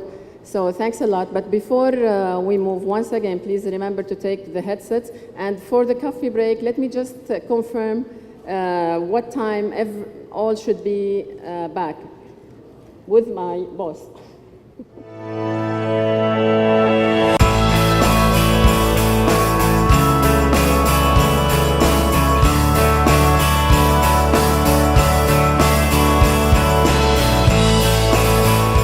The Exchange Annual Conference, and this session will start the discussion on public financial management issues, or PFM. So if you're interested in government financial management, public sector financial management, then you are in the right room. So why the focus on public financial management in MENA? Because it has been recognized at an international level that strong public financial management systems can contribute to the country's efforts in terms of ensuring that there's sound fiscal risk management, in terms of ensuring that public resources are allocated in line with the government priorities, as expressed normally in the national budget, to ensure that there's increasing efficiency in the use of public funds, and last but not the least, to ensure that there's transparency and accountability in the use of public resources. So if I could have your attention, please. In MENA, as well as internationally, there's an increasing emphasis on strengthening public financial management institutions, but we all acknowledge that this is a very broad, it's a very complex field. So in responding to the demand by our clients, the dialogue through Connecting Voices of MENA initiative, as well as our bilateral relationship with our clients in MENA, we have designed a program that responds to some specific aspects of public financial management that both the World Bank and our clients feel are important. And this will be starting today with this first session on public financial management, which is dedicated to internal audit development in the public sector. Internal audit has a rich history of development in terms of the private sector. In the case of public sector, there are some very good experiences for this function, which is critical for ensuring that governments meet their objectives, for ensuring that there's prevention of waste and abuse, and for ensuring the efficiency of public expenditures. Now, there are different models, and we will listen to some of these different models. For example, the Inspection General model, which is largely used in Francophone countries. Also, some international models, such as those that have been used or developed in the United Kingdom. And we will also hear from the Central Harmonization Unit model that has been supported primarily by the European Commission as part of the Public Internal Financial Control Initiative. Then this afternoon, we will deal with the issue of the enabling role of public financial management in strengthening local governments. So around the world in recent decades, we see an increasing emphasis on decentralization, and MENA is not the exception, as means to bring public service delivery closer to the citizens. Of course, this has implications for public financial management in terms of revenue sharing arrangements, in terms of flow of funds, in terms of transparency and accountability among the different levels of government, and to explain how different countries have dealt with these different challenges in a meaningful and pragmatic fashion. We will hear from different countries' experience and how this could be applied in the case of MENA. We will finish today the day on the public financial management side with a session on transparency in sectors. So going beyond the usual budget cycle considerations, we know that there are some particular aspects of public financial management that require a specific, not only technical, but also behavioral complexities and competencies. For example, public financial management as it applies to extractive industries. For example, the use of e-government and technology to ensure that there's better public sector service delivery as well as transparency. And also how to deal with some very sensitive issues of public financial management, for example, in the defense and security sectors. So this session will end the day today. We can move to day 2. Tomorrow morning, we go back in the public financial management track to core public financial management issues, in this case, budget reporting and accounting. But we will deal with this from the perspective of recent developments that pursue increased transparency. This means, for example, how integrated financial management information systems can enable budgetary transparency. The role that strong financial controls play in terms of not only enhancing the effectiveness and efficiency of public expenditure, but also as means to increase the quality of financial reporting. Also, as it concerns quality of financial reporting, we will be talking about international standards. In this case, international public sector accounting standards, following on, for example, one of the questions that was made in the previous session. And to wrap all of this discussion up, we will be also explaining some of the new principles emerging in fiscal transparency through the Global Initiative for Fiscal Transparency, or GIFT. Then tomorrow, staying in day number 2. Tomorrow, the second session on public financial management, we move from the realm of the executive into what we call accountability institutions, particularly the role of supreme audit institutions, SAIs, as well as the role of parliaments in terms of fiscal oversight. We will do this with reference to international standards, in this case, international standards for supreme audit institutions that have been endorsed by the International Organization of Supreme Audit Institutions, INTOSAI. We will also see the perspective of parliamentary oversight over the budget that in principle is approved by the legislature, but the legislature has also a role in terms of holding the government accountable for the execution of this national budget.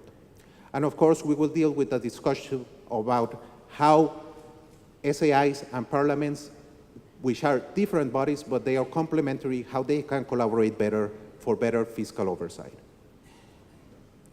And we will end the public financial management track tomorrow with a discussion on public financial management reform, which is a cross-cutting issue, and we will look at this from the perspective of innovations in performance measurement frameworks, the political economy considerations, because PFM reform is not only technical, there's a lot of behavioral and political economy issues that need to be taken into account, and we will also listen to lessons from experience in managing effective PFM reforms. Tomorrow, the last session is going to be a joint session on building the workforce for financial management institutions. This is important for both public and private sectors. In the case of public financial management, we all know that creating and sustaining capacity in human resources is an essential requirement for the success and sustainability of PFM reforms. We can move to day 3 now.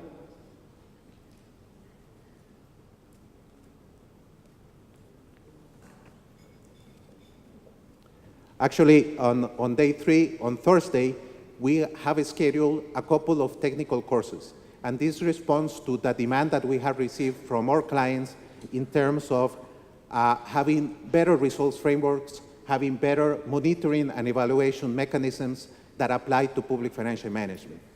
So Thursday morning, there will be a course on the Public Expenditure and Financial Accountability Initiative for measuring performance of public financial management systems, and the Secretariat of PIFA has very kindly agreed to provide this course Thursday morning.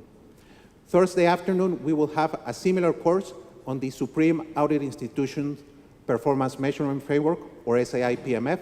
This is a very new instrument that is inspired by PEFA, but has been designed by Intosai to apply to the function of public sector external audit or the function, the performance of SAIs. Let me just say that tomorrow, at the end of the conference, we will be distributing some evaluation forms, and also at the end of the courses, we will be distributing evaluation forms as well. The feedback that we receive from you through these forms will be very important in helping us design the thematic content of future Connecting Voices initiatives, including Solutions Labs, boot camps, and the conference that will be held next year in 2015. The whole idea is to foster a continuous cycle of learning and networking around cutting-edge and important issues in public financial management reform for the MENA region. Let me stop there. I need to run to the next room for a session that I'm moderating, but I will leave you in excellent hands with my colleague Rima Kotej and the panelists for the internal audit in public sector development session. Thank you very much. I'm Rima Kotej, Senior Financial Management Specialist at the World Bank. I'm based in Beirut. And I'm so pleased to moderate today's sessions on internal audit development. And I would like really to thank you for coming all the way to Abu Dhabi for this Connecting Voices event that provides an excellent opportunity to share experiences and knowledge on cross-cutting issues. Well, in this session, we are honored to have distinguished panelists with high competency in the area of internal audit to share with us unique experiences, each from a different part of the world, which comes timely as in MENA countries, there's a great need to improve such functions in accordance with international standards and good practices. I will not elaborate more on the topic because the speakers and the experts are here. I will just introduce them from right to left.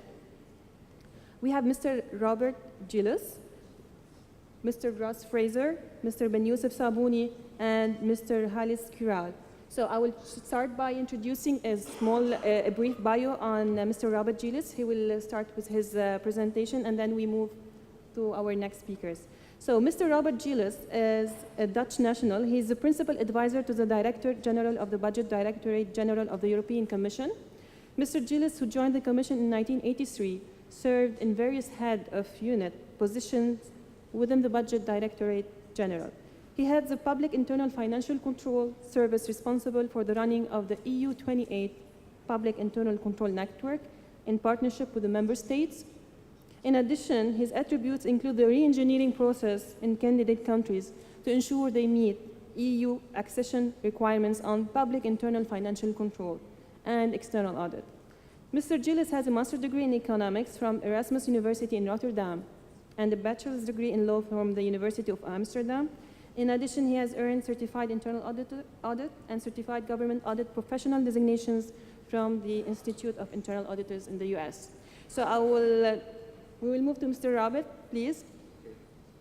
The floor is yours. Thank you very much for these kind words. My objective is to respect the 15 minutes of your time to have the full attention. Let's see where I can move this one. Yes. Okay. I'm acting in a session that focuses on internal audit, but what my presentation is more comprehensive in the sense that for us, internal audit in the PIFC model is a part of the overall internal control environment. So I'll focus on the total picture in which decentralized internal audit plays a very important role. My focus is therefore on what we call the PIFC model, Public Internal Financial Control Model, which is the EU framework for managing change in financial management, particularly with a view of meeting the standards to join the EU. But we go beyond that because in our client countries are also countries that belong to the so-called European Neighborhood Initiative countries, which do not have let's say, a prospect of joining the EU. Nonetheless, they would like to be on the same standards. That's why they try to re-engineer their systems in that manner. Now, the core about the PIFC model as we operate, and in the introduction, it was referred as the CEGU model. I think that is very short description, although I must say that the CEGU is the unique EU aspect in the overall framework. Because to put it simply, basically, we operate international framework and international standards, and it is coordinated and steered by a central harmonization unit. We know that in change management, if you do not have a driver behind the change, then the change is not likely to be a success. That's why within the government, preferably within the Ministry of Finance, there's a unit who takes as its responsibility that the changes that are needed, the reforms that are needed, follow their pace. And this is the Central Harmonization Unit. And very important is the way to characterize this unit is the champion for change. It's a center of excellence, and the unit that is able to answer the questions and to lead by example. First component is what we call internal control, which must be identified. I saw it in the papers where they speak about internal controls with an S. Internal controls with an S is an activity. Can be ex ante, can be ex post. You check and you perform the controls that are necessary to mitigate the risks that you have identified. When we talk about internal control, it's more a managerial concept, comprehensive managerial concept, which in the case of PIFC is factually the COSO model. And for those people who will then jump up and say, well, the COSO model is for private sector and we are public sector. Okay, I can say we are using the INTOSAI guidance, but INTOSAI equals COSO. The only difference is that within INTOSAI they have rounded up the curves a bit to make it fit in a public environment. So internal control is the basic, and there are many definitions about internal control, but if we want to keep it simple and to make the connection to internal audit later on, internal control is a process that is owned by all the owners, the stakeholders in an entity. It can be the board, management, middle management, and people working in other capacities. It's a process that should give reasonable assurance, because absolute assurance, there's only one thing in life, as you know, reasonable assurance that the objectives are met in terms of efficiency and effectiveness of operations, in terms of safeguarding the assets, in terms of respecting the law, and finally in terms of providing reliable information, both financial information as non-financial information, the COSO model. Internal audit, that relates on functionally independent internal audit activity to provide this assurance that the internal control model operates. So it's a help function to management.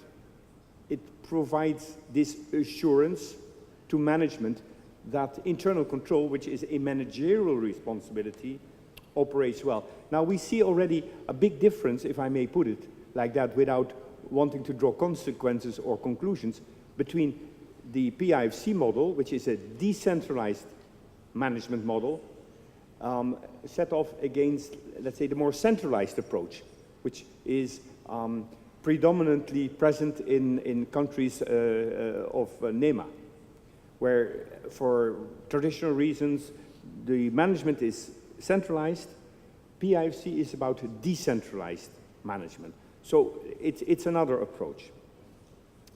And I spoke about CEGU. Now, core in the decentralized approach is the notion of managerial accountability. Accountability, again, there are many definitions, but it's openness to scrutiny. It's readiness to explain what you're doing. to be accountable for the results. And managerial accountability relates on two major issues. It's about responsibility. Now, that part is well developed all over the world. In all administrations, people know very well what they're responsible for.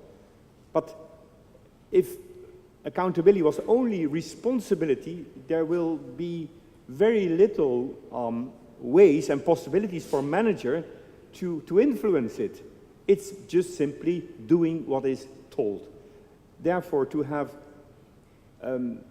accountability to have its meaning, there is another component which is needed, and that is empowerment. Authority. You need to have the tools to assume that accountability. If it's only responsibility, then, in my view, they cannot hold you accountable other than that you have followed the rules. But if you wanted to give the extra dimension, we believe that authority is important. Now, many people will say, I have no, top managers will say, I have no problem with authority. I have authority, and I am the authority. But then we have to focus on middle management. If you do not give middle management authority, if you do not delegate, then you will not have the optimal outcome. You will have a staff of followers, which will be very, very careful not to make errors, because they know that when they make errors, there is the accountability, and they are not empowered to do anything. Well, of course, I'm making a spitting image, of course. The truth is somewhere in between. Now, in our PIFC approach, which I can say leaves a track record of success, we have re-engineered the public internal control environment in what we call Eastern European countries. In fact, it's the Middle European countries, which have joined us since 2004. And the last accession, as you know, was in Croatia. I will not tell you here today it has been always an overall success. That is not possible. Why? Because changing an environment of internal control takes years. It's not about only standards and only rules. It's also about, if I may put it like that, an administrative environment which needs to change. And that takes years. Well, I can say in one word, the big difference is from the, let's say, the old systems that were operated in those countries, and the new is the change from input to output management. So not focusing everything on input, so what's my budget? Do I have enough money? But rather, what do I want to achieve? And if I have defined my outputs, my outcome, I then derive the money that I need. So it's the other way around.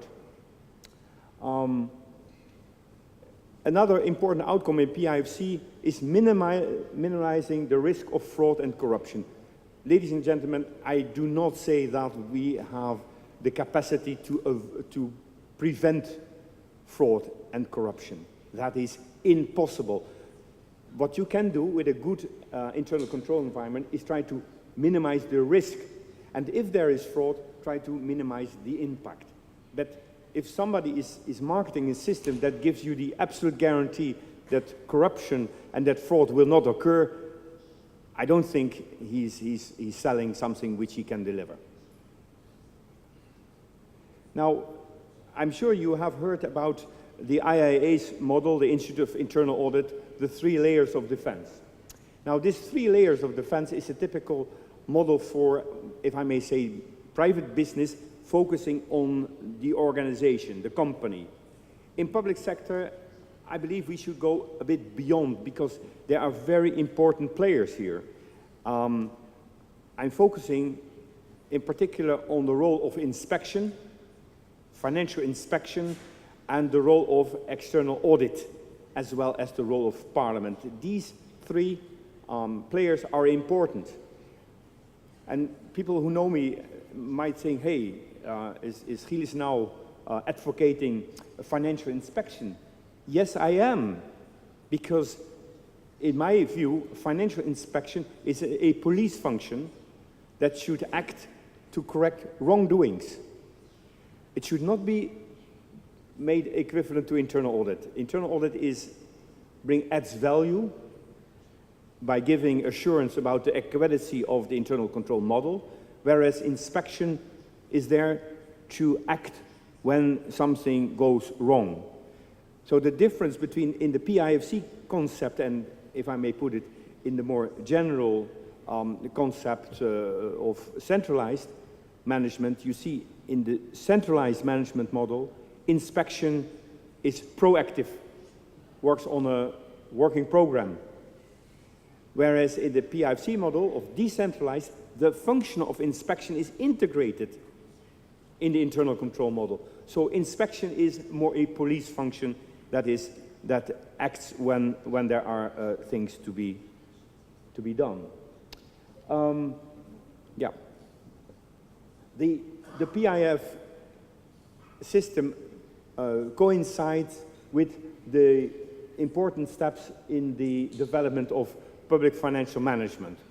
And I agree with them by saying, first thing you should do in the development, in the re-engineering, make sure that your financial management is okay.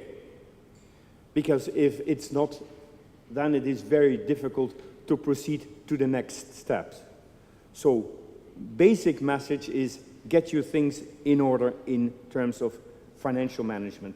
And then go to the next phase of macro-fiscal stability and sustainability. And once these components are in place, then focus on output management, on performance management. And not, I would think, the other way around. Now, World Bank, when they were so kind enough to invite me, they said, tell a bit about PIFC, but also tell a bit about what didn't went well.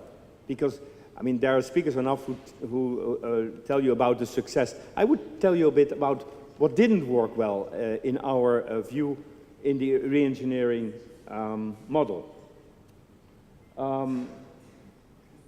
Before that, I need to say, what are the requirements if you go in change management? First of all, above all, is tone at the top. The minister, top management should demonstrate that they are behind the reforms. If you do not do that, it will not work. Risk management is more than only a technique. It's more than filling in a form. It's an approach. And the effectiveness of internal audit to be raised can only be done when management support the function. If management doesn't support, inspection will never go to maturity and will remain a kind of inspection service, internal audit. Now, lessons learned. When we look what we have done in the candidate countries, first of all, there is nothing like a quick fix. Do not expect things to happen overnight. Wade Channel, a famous author, he published a work in 2005, Lessons Not Learned. And he was critical about our work because he said, you are imposing, changing laws, for example. You require a country to produce a new law in 6 months, where the average time in the United States to produce a new law is sometimes 8 to 10 years. The importance, I said, the tone of the top and the political vision that supports those reforms. And when you make a new law, do not engage a consultant to write it, but make sure that you have contact with the stakeholders, other departments, other services, and the public at large, so that the law is digested. And finally, make sure that PIFC is not a standalone. It should be coherent with other reform programs, particularly PMF. 15 minutes, thank you very much. Mr. Fraser, former Director of Internal Audit at Treasury of the United Kingdom, former Director of Internal Audit at the Government Research Council's Internal Audit.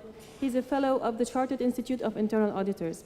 He's highly experienced in establishing, modernizing, and developing an internal audit function, including development of a relevant audit strategy with supporting plans, policies, and procedures, and the training and development of audit staff. Recently, he has several high-level assignments in promoting integrity within the public sector in several countries in MENA. So, please, Mr. Ross, thank you. Good morning, ladies and gentlemen. It's a pleasure to be in Abu Dhabi. I was last here about 30-odd years ago, and there's been a lot of changes. There's also... Yes? Oh. Just 1 second, technical. Okay. So we just need to put it on.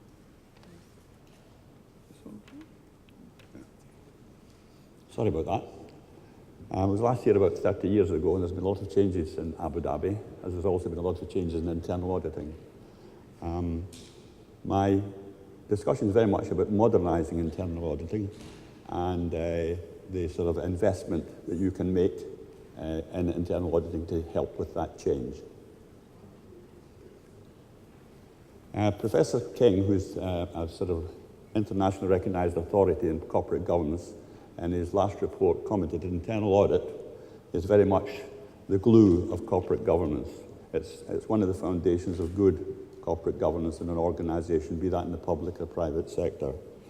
He also mentioned that internal audit should move from the back room to the boardroom. I've been involved in a lot of modernization programs, and I've been in the back room with internal audit. And moving internal audit to the boardroom is a challenge, and I think a challenge that's worth taking if you wish to improve your public financial management.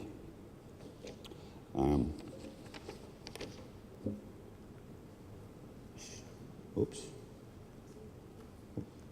Okay. What will success look like to you? Well, your internal audit function should very much align its strategy to the strategy of the organization, the objectives of the organization. It should be, and I'd recommend that every internal audit should have a strategy developed from discussions with management. The strategy should be one of the core documents for internal audit, and that should be agreed by the executive and the board, your permanent secretary, your head of department. It should be a risk-based strategy. Your internal audit function should assist the organization in building awareness of risk management. It should also help to identify and mitigate and manage the risks within an organization. It should be a proactive catalyst for positive change. I think it's very important that internal audit keep abreast of new developments within your department, your organization. It should be and the have management's confidence to be aware of impending changes. It should also be aware more wider on new initiatives and for public sector accounting, public sector developments across maybe even the national, international field. It should be a trusted advisor. The management team, the management should look to internal audit to advise them when there's to be change in the organisation. Again, it's better that they're consulted. Internal audit is consulted as new initiatives are developed. They should consult internal audit. It's much cheaper and much easier to implement, to build effective controls into a change program or new initiatives. The consultative and assurance, it should split the work between consultative work and assurance services. Internal audit has a lot to offer on the consultation side, and a couple of examples I'll show you later on. It should also help to protect and contribute to the organisation as within certainly MENA and a lot of countries you're going through major change programs. Again, internal audit can play a critical role in that change. And again, to do this, I think internal audit is quality people, not the quantity of people. You need a pool of skills in internal audit. It's not just accountants, and I'll come on to that in a minute. The change challenge, and I've been through most of this.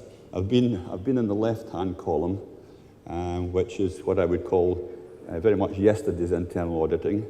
To modernise internal auditing, you have to move to to the right-hand column. And I'm sure there's a mixture in the room here.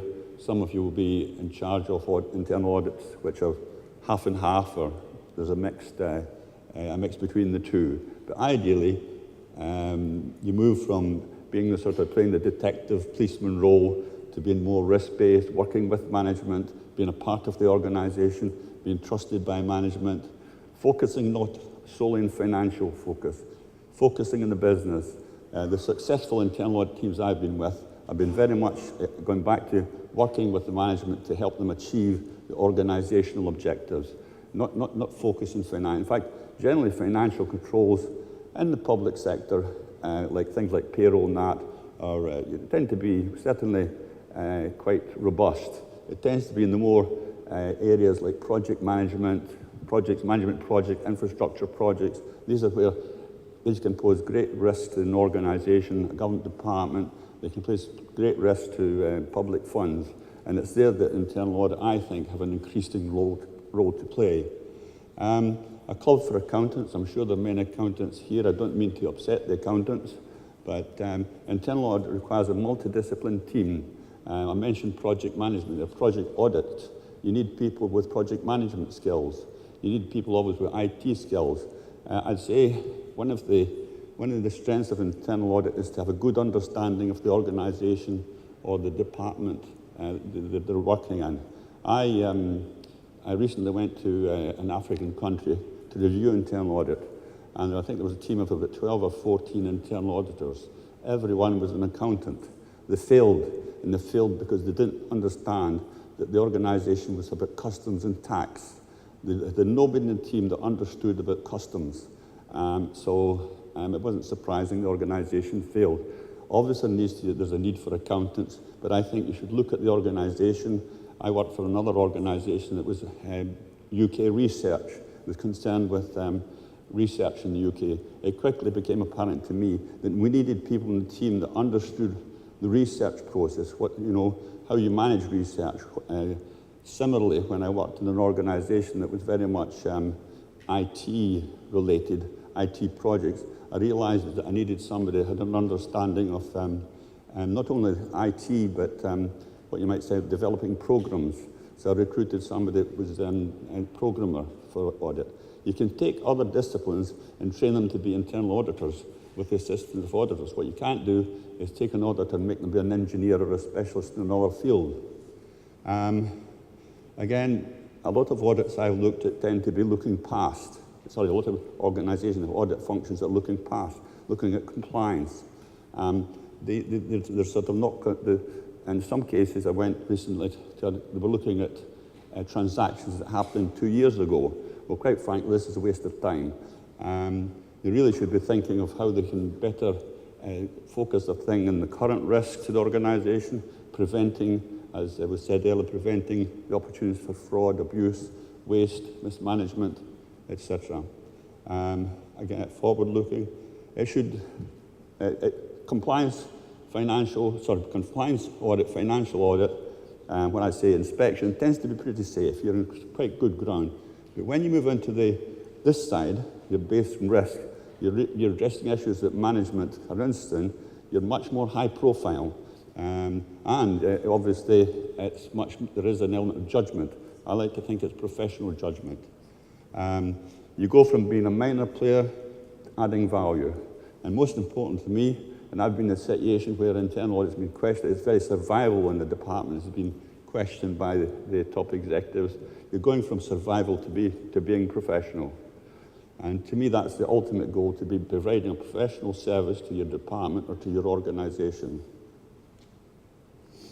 The Middle East and North Africa are rising to the challenge, as will be seen from these are the Institute Internal Auditors figures and membership of professional membership of the Institute of Internal Auditors. You can see that in 2008 to 2012, globally, there's been an increase to 13% in membership. In IA in Africa and the Middle East, you're looking at plus 50%. And that says something about the profession is growing. And that's the people that are professionally qualified. If you take other people that are working in internal audit, you could probably multiply these figures by 10 times. My first case study, is to do with the modernisation programme of the Angolan Customs Service. This was a programme initiated by the Angolan government and paid for by the Angolan government, not by any funding body. It was an ambitious programme, but through this programme, the customs revenue over the period of modernisation rose from $500 million to nearly $2.5 billion a year. The Director General of the organisation in Angola was a very astute manager, and he realised with this modernisation programme, it needed to in place proper controls, and there were risks, there were new risks to the organisation. So he also saw the need to modernise internal audit. And prior to 2007, internal audit was limited to transaction testing. Its role was not understood. It was of little value. Managers saw it as a nuisance, and it was feared. People could get moved to a border post if they got things wrong. Nobody in Angola wants to go and work in a border post. Also, internal audit at that time, it only worked in the capital, Luanda. It never actually went to where money was collected. From 2007 onwards, I went there as a consultant. We based our internal audit strategy and risk. All customs operational areas were covered throughout the country. Importantly, we developed a training and development program for the staff within internal audit. We reduced the number of accountants. We took on people who understood customs. We took on an IT professional. The emphasis was on professionalism. And the internal audit, we also encouraged networking with other international recognized internal auditing customs-related organizations. The result was that President Santos acknowledged the customs as an example for other government departments to follow, and the added value that internal audit gave the service was also recognized as being probably the best performing internal audit in Angola, the most advanced internal audit service in Angola. I'll give you another example. This is more the consultancy side rather than the assurance side. The UK single largest investment in medical research is in the Gambia, and it's an international track record for its research, medical research in Africa, specifically in the Gambia. One of the main killers in the Gambia and in Africa is pneumonia in the age of children under 5. The MRC had a project in the Gambia which was funded by the Bill Gates Foundation and the World Health Organization. The Medical Research Council was responsible for its infrastructure, and it was a 5-year project to vaccinate 5,000 children under 5 years and monitor them over I think it was a 4-year period. There were difficulties in delivering this project. It never really got off the ground. The World Health Organization threatened to withdraw funding within 3 months if they did not sort out the problems with the project. The Chief Executive of the Medical Research Council called in internal audit to undertake a project audit. As a result of that audit, significant changes resulted. The head of research was replaced, the improved IT facilities, there was better training, and most importantly, we recruited a professional project manager to run the project. One of the difficulties was this large-scale project, the head of research of the project had never managed a project in this size. It was clear to us in internal audit we needed some professional project management experience. That project went on to become the most successful vaccine trial ever undertaken by the Medical Research Council, and most importantly, it saved thousands of lives of children. Going back, we don't grow when things are easy. We grow when we face challenges. I've put some useful references because I think you get a copy of these slides. These are about strengthening public sector internal audit. There's a lot of examples from around the world. And I think finally I'd say to you that the heading was investment in internal audit. You people in this room are leaders, you're decision makers, you influence your influence. Public sector financial management is about integrity, transparency, and accountability. My challenge to you here is to be inspirational, to be visionary, and to be champion internal audit within your country or your organisation. The result will be an internal audit that is built in quality, provides you with quality service, it adds value, and most importantly, it results in a strong public service. Thank you very much.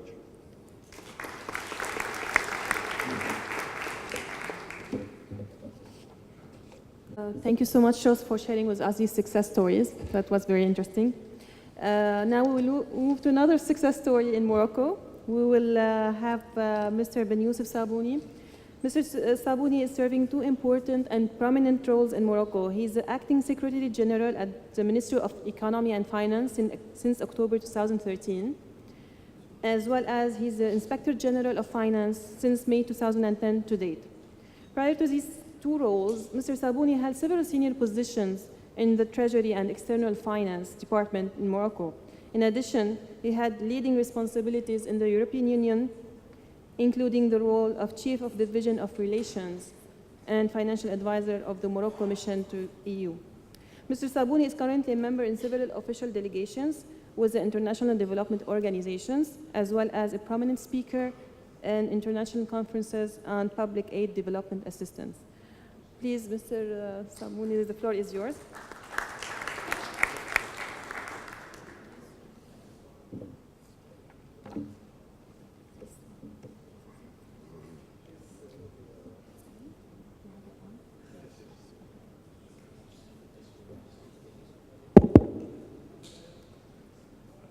بسم الله الرحمن الرحيم. بداية أود أن أشكرك السيد كوتشي على تقديمك، وأن أتقدم بالشكر الجزيل لمجموعة البنك الدولي على كرم الضيافة وحسن الوفادة، والشكر موصول كذلك لكافة المنظمين والمشاركين في هذا اللقاء الهام. اسمحوا لي كذلك أن أعبر عن سعادتي للمشاركة مجددا في هذا اللقاء التشاوري الذي يهدف إلى ترسيخ دعائم الحكامة المالية الجيدة عن طريق تبادل الأفكار والتجارب والممارسات الفضلى بيننا جميعا في عالم مليء بالتحديات الكبرى السياسية والاقتصادية والاجتماعية. وأعتقد أن العروض التي قدمت هذا الصباح كانت كافية لتقديم صورة شاملة عما يعرفه العالم من تحولات كبرى على الصعيد السياسي والاقتصادي في جميع البلدان وخاصة في بلدان منطقة مينا. وفي هذا الإطار يسعد المفتشية العامة للمالية بالمملكة المغربية بوصفها هيئة عليا للرقابة الإدارية على المال العام أن تتقاسم مع الحضور الكريم تجربتها المتواضعة في ميدان تحسين الحكامة الجيدة ورفع التحديات التي يفرضها تطوير وتدبير المالية العمومية وضرورة ربط المسؤولية بالمحاسبة بالقطاع العام. هذه المبادئ الأساسية التي أتى بها دستور جديد للمملكة المغربية سنة 2011 وكرسها البرنامج الحكومي والممارسات التي عرفها المغرب في إطار الإصلاحات الجديدة التي همت قطاعات كبرى في ميدان الاقتصاد والمالية. أعتقد أن الحديث عن تجربة المفتشية العامة للمالية يقتضي التذكير ولو بطريقة وجيزة جدا بمهام وخصوصيات المفتشية العامة للمالية للأشقاء الذين لا يعرفون التنظيم المالي والاقتصادي بالمغرب.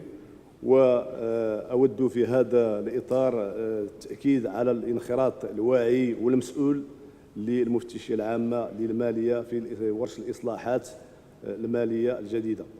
يتطرق العرض الذي أتشرف بتقديمه أمامكم كذلك إلى منهجيات عمل المفتشية العامة المالية التي تعتمد أساسا على برنامج سنوي تعاون محلي ودولي مكثف مع العديد من الشركاء، واستسمحكم في الوقوف بصفة خاصة على تجربة نقوم بها في إطار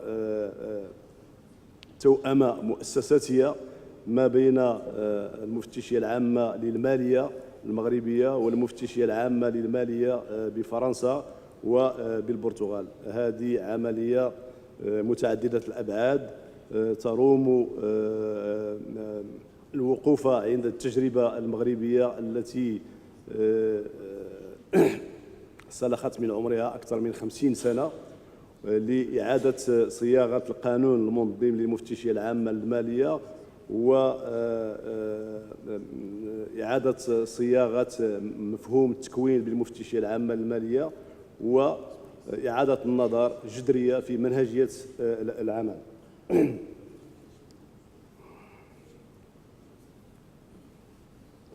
هذه المحاور الأساسية التي تكلمت عنها.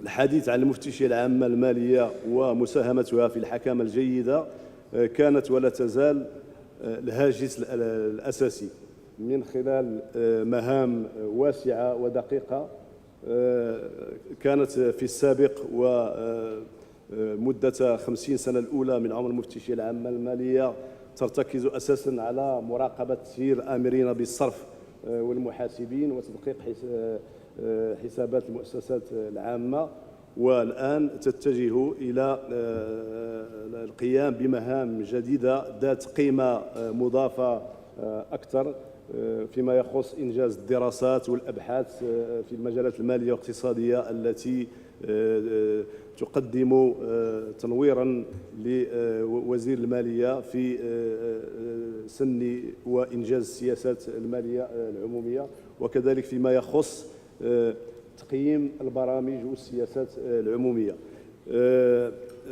منهجية العمل تعتمد على استقلالية كبيرة في الحركة، ولو أن المفتشية العامة تشكل جهازا إداريا تابعا في إطار التراتبية الإدارية لوزير المالية، ولكن منهجية عملها تتسم باستقلالية كبيرة في الأبحاث والتحريات التي تقوم بها. هذه الصلاحيات الواسعة يقابلها بطبيعة الحال حق الرد المكفول لجميع الجهات التي تتدخل لديها المفتشية العامة للمالية للرد على جميع الملاحظات التي ترد في تقارير المفتشية العامة للمالية لدحضها أو لتأكيدها وللالتزام بإصلاح ما تتم الإشارة إليه. منهجية العمل تعتمد أساسا على برنامج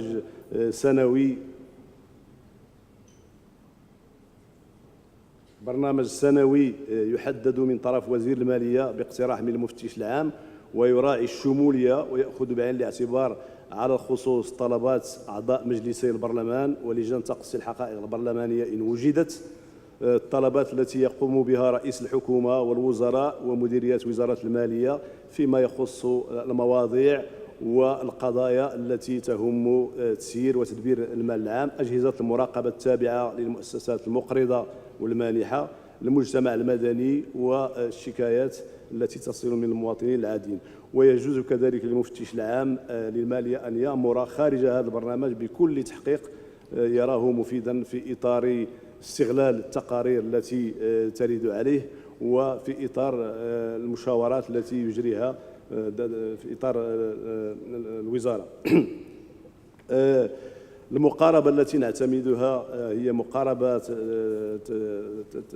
تتصل أساسا بتحليل وتقييم المخاطر واعتماد قاعدة المعطيات لبرنامج الميزانية، لأن تدخل المفتشية العامة المالية هو تدخل انتقائي يروم المفتش من خلاله تحديد خارطة المخاطر التي تتصل بتدبير المال العام في القطاع أو الإدارة المعنية بالأمر بالنظر للقانون الإطار القانوني الذي يؤطر عمل هذه المؤسسة، وبالنظر لحجم الأموال العمومية التي يتم التصرف فيها.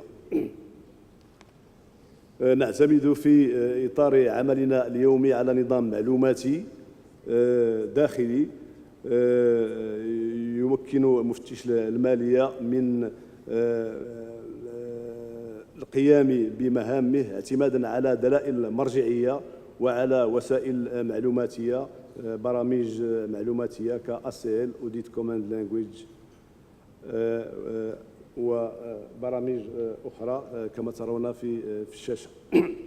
كما نعتمد كذلك على أحسن الممارسات الدولية في ميدان التدقيق والمراقبة الداخلية التي معترف بها دوليا. المفتشية العامة للمالية كمؤسسة عليا للرقابة ليست منعزلة، وإنما تتحرك في وسط وفي تنسيق تام مع عدد كبير من المؤسسات، مع الهيئة البرلمانية من خلال إحالة التقارير التي يطلبها البرلمان، أو للجواب على الأسئلة التي يطرحها البرلمانيون في إطار مساءلة الحكومة من خلال الأسئلة الشفوية التي تقدم أسبوعيا للحكومة. هناك كذلك تنسيق مع المجلس الأعلى للحسابات بوصفه مؤسسة دستورية موكول لها مراقبة المال العام، من خلال إحالة التقارير، جميع التقارير التي تنجزها المفتشية العامة للمالية، ومن خلال التنسيق لكي يكون تدخل المفتشية العامة للمالية مع تدخلات المجلس الأعلى للحسابات في إطار توقيت زمني مضبوط يحول دون التدخل في نفس المؤسسات وفي نفس الوقت.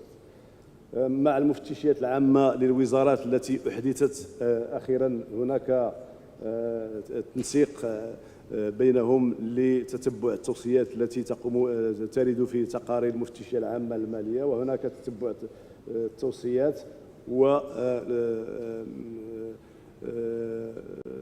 ومساعدة تقنية في إطار تنمية مهارات هذه المؤسسات الفتية. مع وزارة العدل والشرطة القضائية والنيابة العامة، هناك إحالات التقارير التي يتم التقرير في شأنها على إحالتها إلى القضاء نظرا لخطورة الأفعال المنسوبة لمدبري الشأن العام في هذا الإطار. وكذلك هناك تعاون تقني في إطار تبادل الخبرات وتنمية المهارات مع هذه المؤسسات. مع الوسيط الذي هو مؤسسة جديدة أحدثت وأتت لتعوض مؤسسة والي المظالم، هناك تعاون وثيق بين هذه المؤسسة والمفتشية العامة للمالية، بحيث أن جميع الشكايات وجميع التظلمات التي ترد من الوسيط يتم أخذها بالاعتبار ودراستها وإدماج ما يمكن إدماجه في إطار برنامج سنوي للمفتشية العامة للمالية. في إطار التعاون هناك تعاون خاص مع الهيئة المركزية للوقاية من الرشوة والفساد. هذه المؤسسة الدستورية تعرف نموا مضطردا منذ إحداثها، وفي إطار الشراكة التي تجمع المفتشية العامة مع هذه المؤسسة نعمل أساسا على إعداد خارطة مخاطر الاحتيال والفساد في الصفقات العمومية التي تهدف إلى منح المتدخلين في هذا المجال أداة لتدبير المخاطر وتقوية الرقابات الداخلية. والمتدخل الأول في هذه الجلسة أشار بحق على أن محاربة الرشوة لا يجب أن نكون واقعيين، ولا يجب أن ننتظر القضاء على الرشوة بقدر ما يجب أن نتوخى الحد منها وتقليل المخاطر وجعل التدخل الإنساني أقل ما يمكن في المساطر الإدارية كلما أمكن ذلك.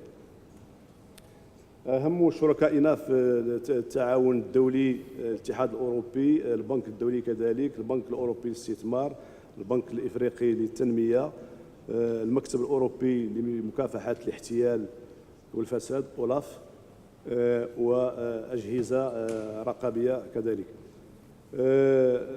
نظرا للخبرة التي ركمتها المفتشية العامة للمالية، فقد قامت الجامعة العربية بطلب تعيين مفتشي المالية لتدقيق حساباتها وحسابات المنظمات التابعة لها. فيما يخص التوأمة المؤسساتية هذه مع المفتشية العامة للمالية بفرنسا والمفتشية العامة بالبرتغال، فإنها ترتكز على المحاور الثلاثة الواردة في الشاشة، وتروم أساسا بلورة استراتيجية جديدة ومراجعة التنظيم الداخلي، ووضع برامج وأدوات عمل تعتمد على المعايير الدولية الحديثة والممارسات الفضلى، وتعزيز الكفاءة المهنية لمفتشي المالية.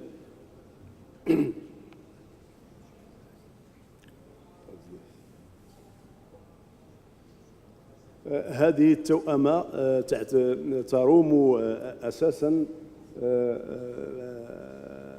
الانتقال بالمفتشية العامة المالية من هيئة رقابية تقوم برقاب عمليات مراقبة الحسابات الكلاسيكية للمحاسبين والآمرين بالصرف إلى عمليات تتسم بقيمة مضافة كبرى كما ترون، فيما يخص مثلا تدقيق حسن الأداء، لوديت بيرفورمانس، الذي يشكل الآن في عمل المفتشية العامة المالية 8%.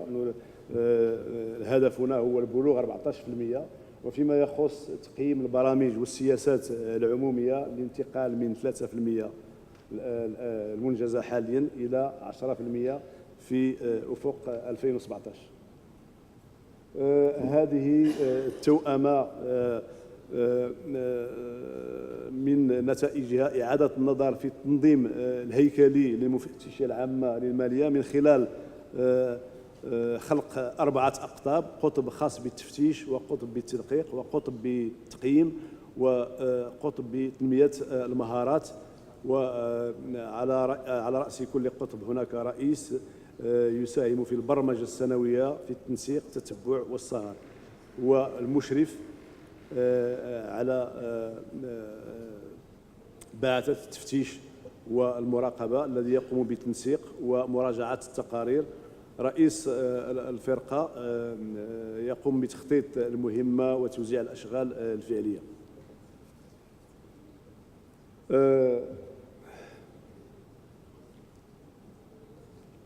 كما ترون من خلال هذا العرض الخلاصة، وأن للوصول كهدف نهائي لنجاعة التدقيق الداخلي وتعزيز دور الرقابة، هناك توطيد دور أجهزة الرقابة عن طريق التنسيق فيما بينها كما رأينا، تعزيز الإطار المرجعي للتدقيق الداخلي، تقوية منظومة الرقابة الداخلية بالسهر على تفعيل التوصيات من خلال ما سنتوصل إليه في نهاية عملية التوأمة مع المؤسستين الفرنسية والبرتغالية. وشكرا.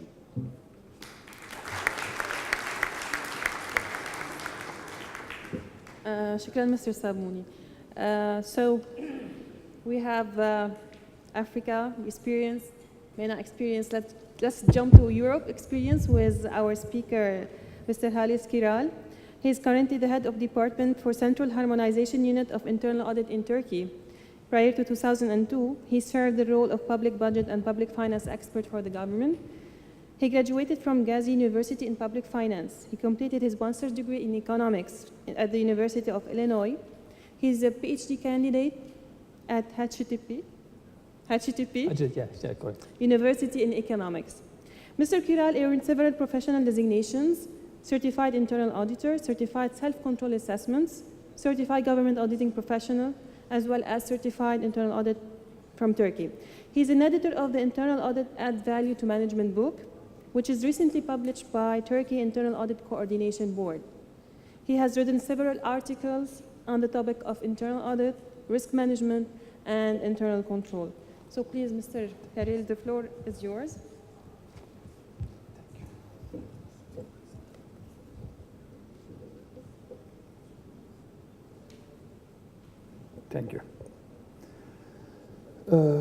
I'm the last and unlucky speaker, and while taking into consideration the time constraint, I would like to finish within the 10 minutes with your patience.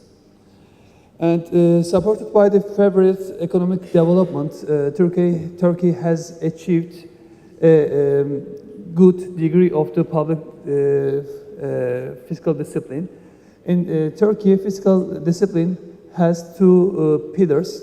One of them is public expenditure management, and the other one public internal financial control. The law governing public expenditure management and the public internal financial control is the Public Financial Management and Control Law. It was enacted in 2003 and started to implement all rules in 2006. It aims to introduce modern budgeting systems, procedures, and requires change in the administrative culture that cannot be expected to take place in a short notice. In terms of public internal systems, PFMC law regulates internal audit activity, covers all public administration within the scope of this law. And the internal audit units are established in a coherent way throughout the administration covered by this law.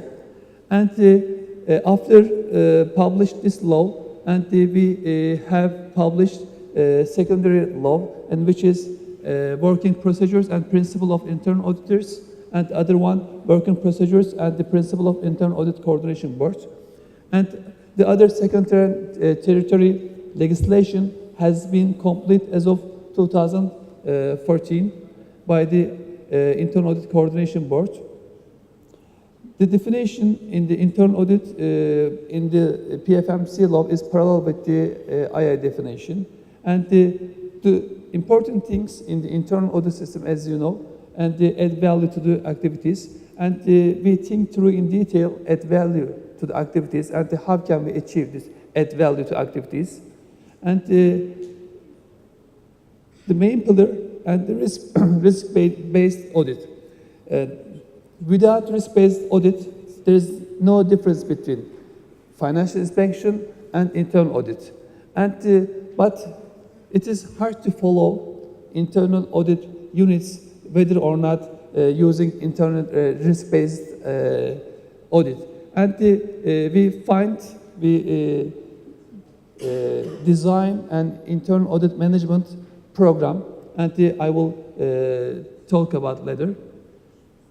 And the structure of internal audit system in Turkey is as follows. Ministry of Finance, Internal Audit Coordination Board, coordinated in line with the Ministry of Finance. And we are the secretary of the Internal Audit Coordination Board, and I'm the department of this CHU. And the other CHU is Fiscal Management and Control. And the president of the Fiscal Management and Control is the General Director of Budget and Fiscal Control. Is the same person in Internal Audit Coordination Board, and the GD is the same person. And this is the internal audit units, but this is not direct line. We just standard regulate and publish standards, and all public internal audit units is the direct link with its top management. Internal Audit Coordination Board is consists of the 5 members. The president of this council appointed by the Minister of Finance. The other members is affiliated with the Prime Minister, and the other one is the Treasury and the State Planning Organization. Is intergovernmental entities structure.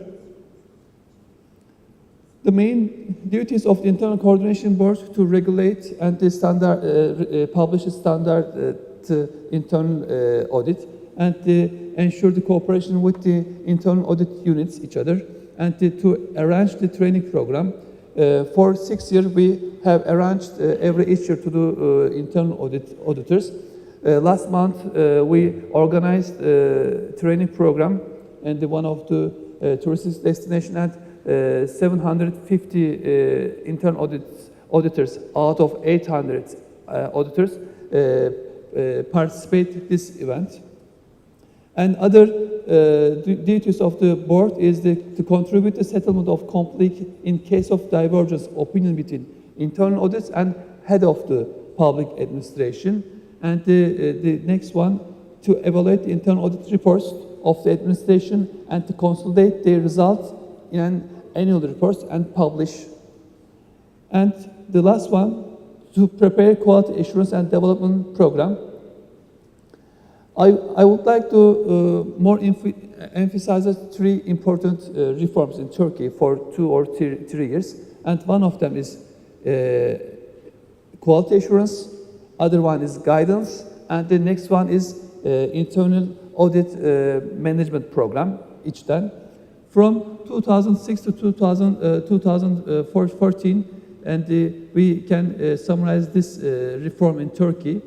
And this we achieved by the World Bank's support, e-learning for internal audits, and this one is IT audit manual, has published 6 months ago with the World Bank support. And also this program is internal audit software program, has started to many public internal units this year, and I will more emphasize in the next slides. 2007, we have just 209 internal auditors, but now we have 824 internal auditors in the 210 institutions.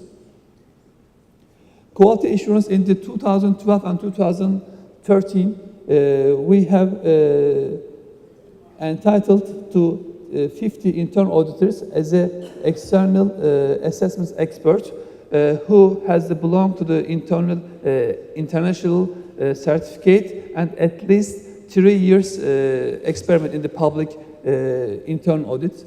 And in 2012 and 2013, the external quality assessments we carry out 26 examination was completed, and handbook for external experts was published, and last year we update this handbook. Internal audit software, this is the software, we designed this with the professional support. I would like to more emphasize in this program because it is a very unique program. It is include central harmonization units function. For example, we can follow, we can observe some information about the internal audit units. This is audit universe. This one is audit management. This is audit activities. This one is the report and follow-up monitoring. And this one is library.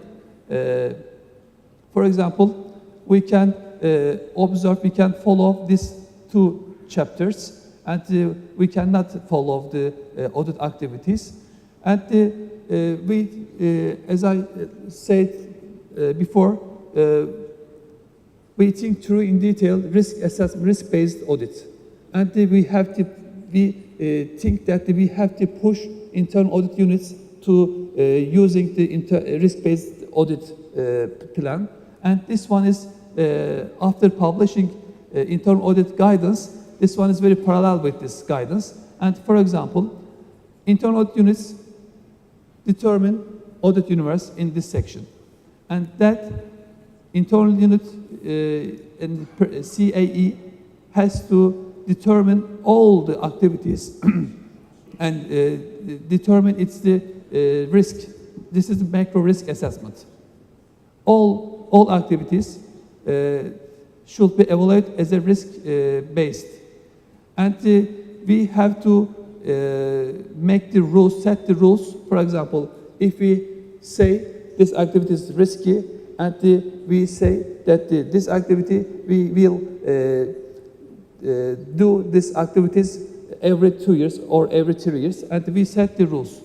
And this one is preliminary study, and after preliminary study, each auditor has to make risk assessments. This is macro and macro risk assessment, and after this one is the finding and the report and follow-up section. After follow-up section, CAE, Chief Audit Executive, has to update macro risk assessment, this one. And this section is the update macro risk assessment again. And after this software program, to the same extent, we have to achieve the unity in the documentation and the standardization and the internal audit activities. And this is including central harmonization unit function. This covering all unit stages, from the audit universe to monitoring. And with the World Bank support, we are the beginning of the third one is the first one, quality assurance program. We have carried out 2 pilot public institutions and update quality assurance guidance with the support of World Bank. And next one, and IT audits, and we also make 2 pilots institutions with the support of World Bank, and we have published IT audit guidance and very detailed guidance. And the next one, the third one is the performance audit, and we will start next month. And we also have some challenges as all countries face in this concept: lack of the capacity for proper risk analysis, limited pressure on public administration, and the lack of the awareness and the ownership of the top management. Also, we have some opportunities, and this software system and detailed public internal audit guidance and IT audit guidance, and the recently published quality assurance and improvement programs. Thank you.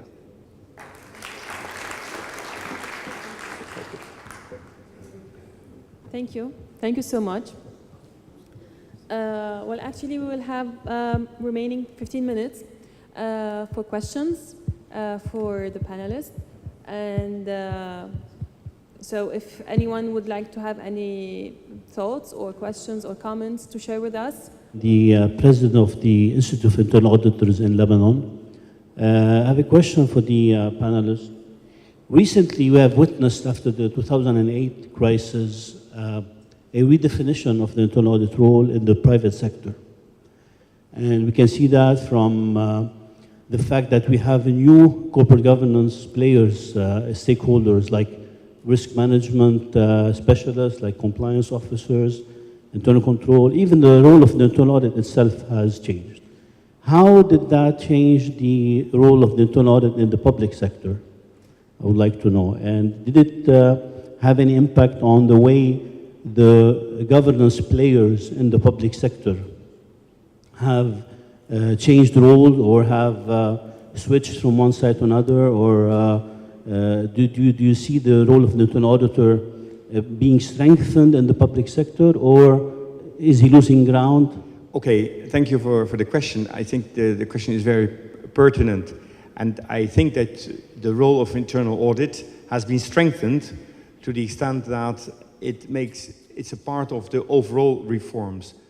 The fact that management appreciates the added value of internal audit has, of course, also upgraded its status.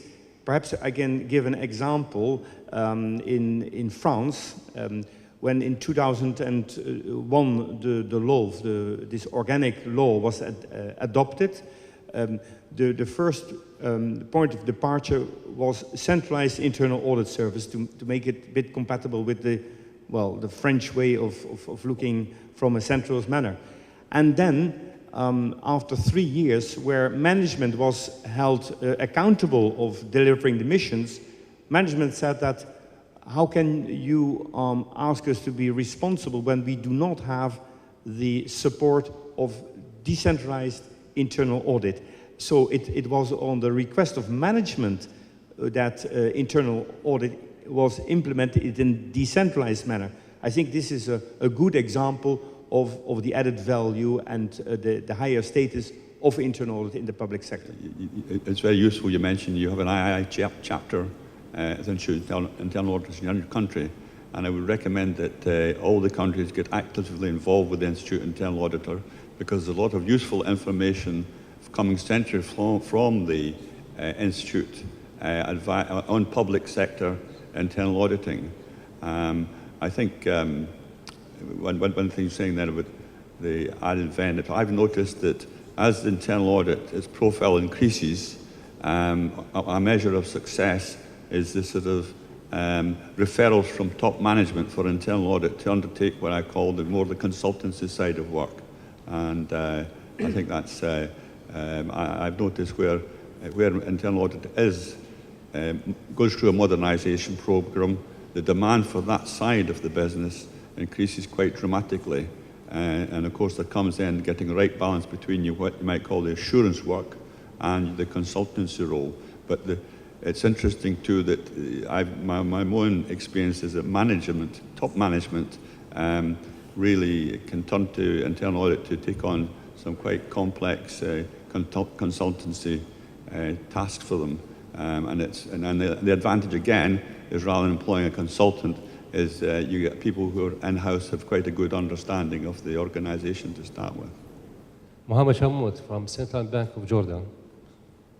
Thank you for all for your presentations. Here, I have a question for each one, if is it possible, but I will collect it in two questions. Yes, okay? Please. First speaker, you talked about definition of internal auditing. And as you know, it contains to focus on effectiveness of risk control and governance. How could we create good governance in spite of, in some decisions, will take negative decisions, and we need for independently decisions by creating audit committee that will decide functionally, and for top management will be administratively take decision. This is the first question. Second one, for second speaker here, you talk about some examples in public sector and concentrating on profits, but in some public sectors, we don't need for profits. We need for instance, in central banks, we need for safety, for liquidity, and last resources we need for profits. Could we have any examples for this objective? And for the third speaker, you talked about... Okay, let's take the two questions so that we do not forget the content. So, so the first question was addressed to any one of the speakers specifically, or it's okay, having the internal audit function within the... Yes, question about good governance. How could we get good governance by making independently in top management to take decision, good decision and positive decision, independently on audit committee. In the public sector, in many countries, there is no audit committee. Is it correct to take decision by only top management functionally and administratively take decision in spite of some restricted by laws and regulations that could not make audit committee? Because we haven't audit committee, and it should be good, because it's as a structural problem of the internal auditing is just you are working with the directly top management, and in the public sector, if top management don't include the report this finding, and you cannot make any progress, and your finding is stopped there. And in Turkey, also, to some extent, we have some difficulties. But for the general accountability report, we include all this finding. We are for example, quasi audit committee. If you are not agree with as an internal audit with top managers, and top managers say, no, this finding is not okay for me, then you should not include the report, and you can send this one as an accountability report to, for example, Internal Audit Coordination Board, and we are published yearly based this. And after, beyond this, we haven't any audit committee. Please, you need on because they're not able to have the interpretation unless you speak on the mic. Yeah. It means there is no independent decision because just taking a decision by top management. There is no independent. So you're saying that the responsibility is not... The responsibility is strictly by top management only. That it means it will be in the future, I don't know to what extent, always will be difficulties by taking decision only by top management because there is audit committee. Mm-hmm. And we need a resolution. We need a resolution for that problem in public sector. You want to answer? Okay, so... We hardly... So anyway, maybe it's good that our speakers will be there in the lunch. So if you need any elaborations on this question, they are really available to answer your questions or any comments. But عذرا بدي احكي باللغه العربيه انا. Okay. أول مساء الخير للجميع. أنا من فلسطين في الرقابة المالية في وزارة المالية مدير عام الرقابة. حاب أستوضح من اللجنة من سعادة الحضور على موضوع إنه عملية الإصلاح تبدأ في أي مؤسسة تبدأ بوجود نظام مالي ومحاسبي قوي وتوفر البيئة الرقابية المناسبة ودعم السلطة العليا للإجراءات الرقابية والتدقيق الداخلي وأي جهات رقابية سابقة أو لاحقة. هلا أنا سؤالي بيتمحور في موضوع دور المراقب المالي ودور التدقيق الداخلي. فهمت من الإخوان من خلال الطرح الرائع اللي سمعناه إنه في رقابة وفي تدقيق داخلي. هلا دور المدقق الداخلي هل يتعارض مع دور المراقب المالي الموجود في الوزارات؟ يعني مثلا احنا التجربة الفلسطينية عندنا رقابة مالية تابعة لوزارة المالية في كل وزارة وفي تدقيق داخلي. بالنسبة للطرح اللي سمعناه الإخوان بتركيا إنه عندهم مدققين داخليين بالوزارات، فهل يتعارض هذا مع دور الرقابة المالية إلا أصلا تكون تابعة أصلا مركزيا لوزارة المالية أم لا؟ شكرا. So the question is clear about the role of the internal audit versus the inspection. So we can have several opinions. Please, Robert, if you want to start. Yes, thank you. Well, I do not master Arabic, a bit of English, but please bear in mind there is a difference between internal control as a framework, internal controls as an activity, and internal audit. So internal audit's function is to evaluate how internal control as a structure operates, whether it adds value to operations, efficiency and effectiveness, reporting, and safeguard of assets and respect of the law. This is the internal auditor's job. He adds value by giving this assurance to management. Management, you're responsible for internal control as a structure, and it operates well, or you need to strengthen it. Internal controllers within the organization, their job is to perform the checks ex post of ex ante. So these are totally different functions. Internal audit will evaluate whether the internal controllers in the entity are doing their job adequately. Ross, please, if you want to add anything. Yes, I very much agree with that. And part of, if working on a risk basis, we would look to say how did the internal controller, for example, arrange their work, prioritize their work. Does management take action on internal controller's reports?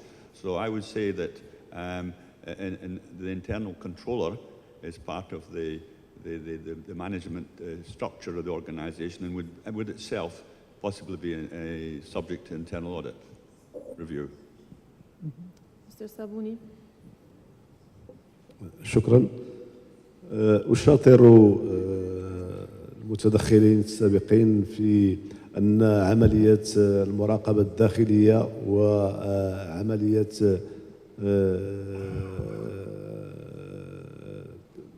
المراقبة هما عمليتين منفصلتين، لأن المراقبة الداخلية كعملية تدخل في إطار التنظيم الإداري لأي مؤسسة لكي تمكن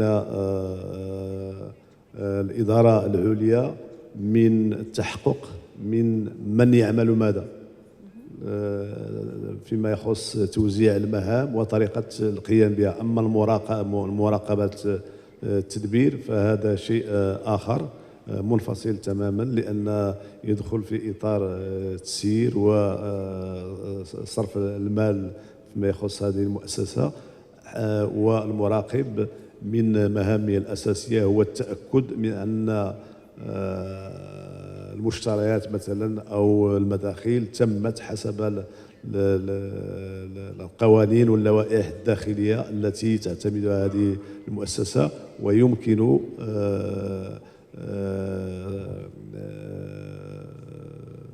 الترخيص بها. فهذه مهمتين منفصلتين تماما.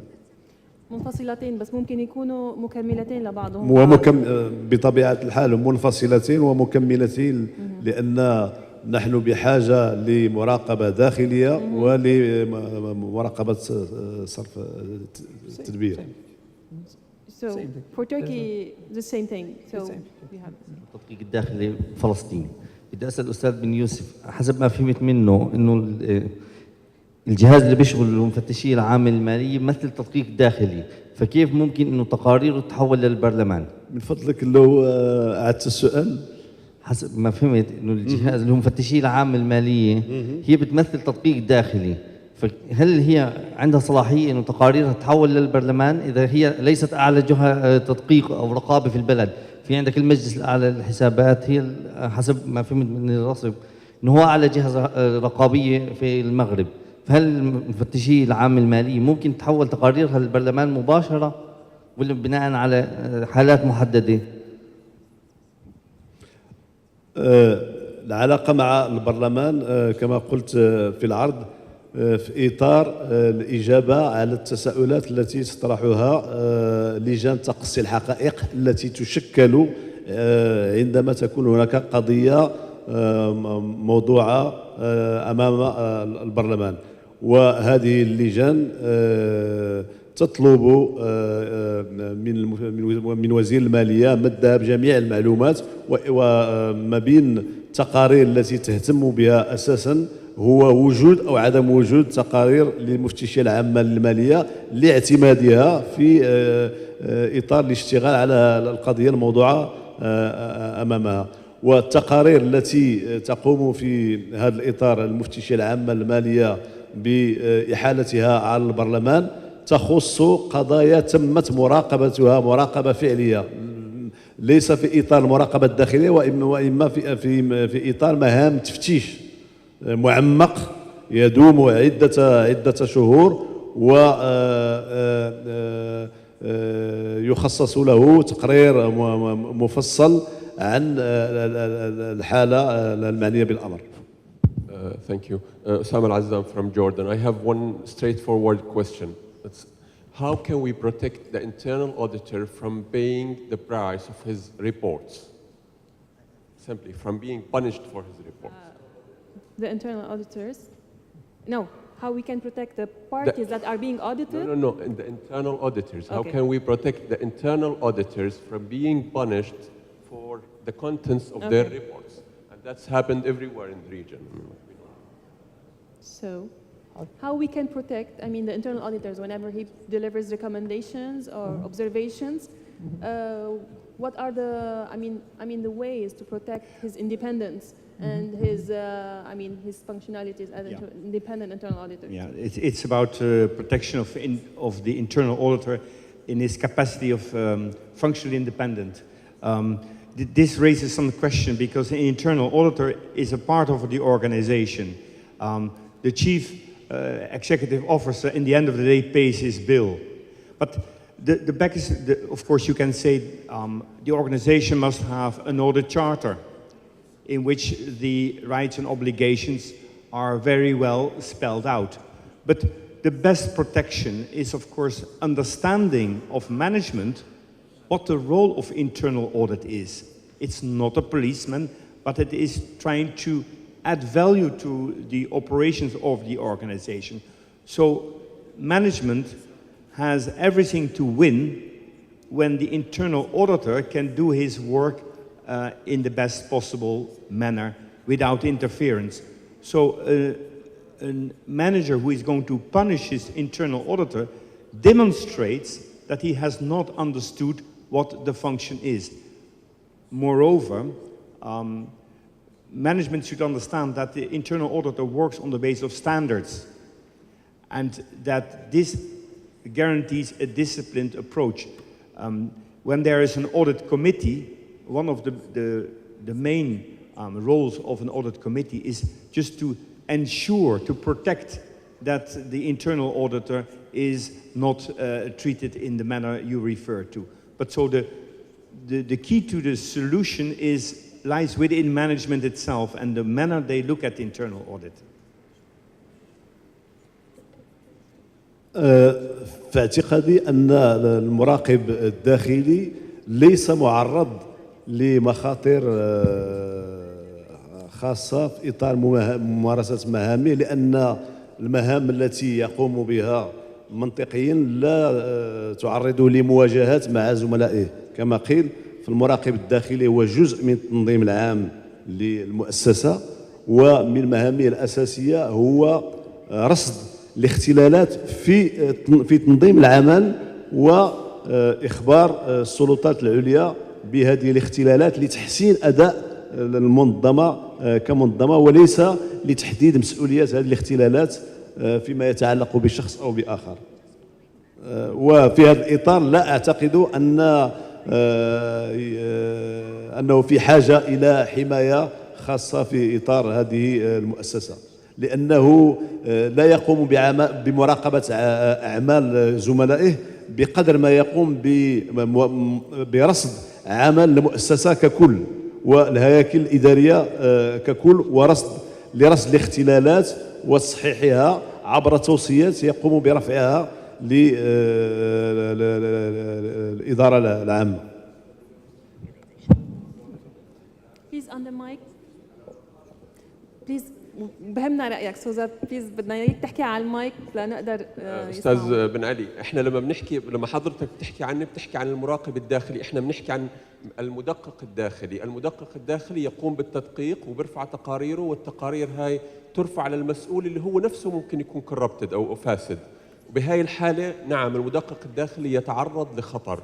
هذا إشي موجود كل يوم يمارس، فهو هاي بحماية. في أندونيسيا مثلا في عندهم زي ديوان المحاسبة، في ديوان الرقابة التدقيق الداخلي، وبالتالي هم تابعين لجهة خارج المؤسسة. بس لما يكون المدقق الداخلي تابع للوزير أو للأمين العام أو للوكيل الوزارة، هو يتعرض للخطر لما يرفع تقرير بدين المسؤول عنه. فهذا موجود.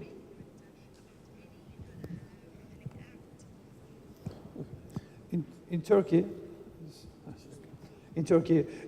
we have a very huge assurance to the civil servant law, and the basic, for example, regular civil servant person has the check and give many assurance from the public servants law, and beyond that, internal auditors have more than assurance.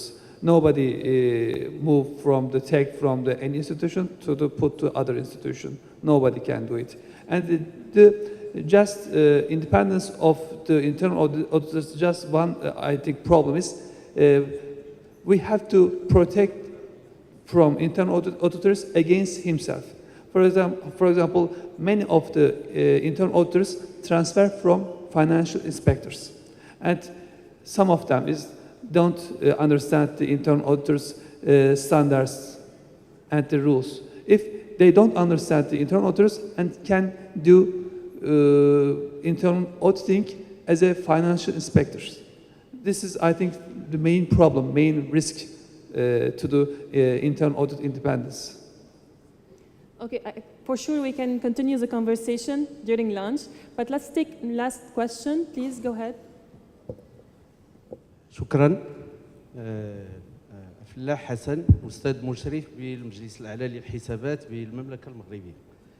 تكلم السيد روس فريزر مشكورا عن أهمية التفكير في تغيير دور أجهزة الرقابة الداخلية إلى التي يغلب عليها طابع المراقبة البعدية، يعني تهتم بما وقع في الماضي، إلى دور استشرافي. فالسؤال الأول الذي يطرح: ما تعريفه إذن لنوع الرقابة التي سيقوم بها هذا الجهاز؟ هل هي رقابة موازية أو رقابة قبلية؟ ثانيا، السؤال المطروح: هل هذا لا يعني وجوب اتخاذ تدابير موازية بالنسبة للمصالح المسؤولة عن التسيير لتقوية قدراتها، وكذا وضع إطار مصدري وتنظيمي فعال؟ هذا بالنسبة للجانب الأول، الأسئلة الموجهة إلى السيد روز فريزر. هناك تساؤل آخر، وربما سؤال بالنسبة خلينا نخلص أترك خلينا نخلص هول الاثنين والثالث نعمله برا كلياتنا سوا. So we can answer the question.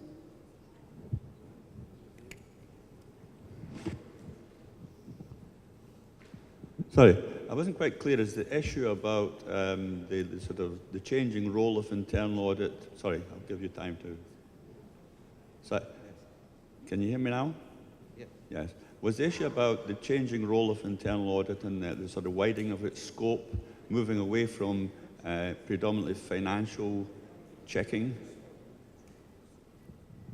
to what I'd call looking more at the wider governance and risk management and risks within an organization? Was that what the question was about? I didn't fully understand it when you said about the inspection side. Could you perhaps clarify? Okay, Robert, do you want to add anything? لا سوري.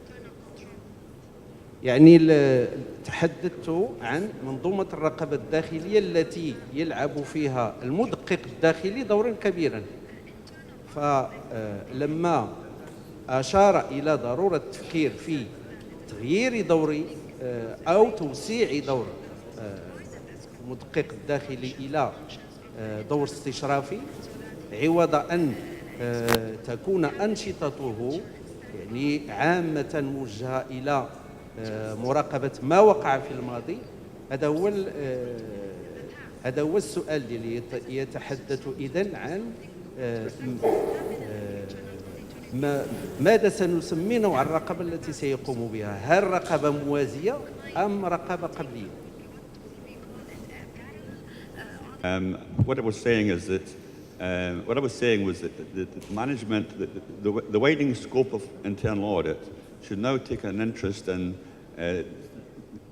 providing management with advice in the governance of the organisation, internal control and risk management.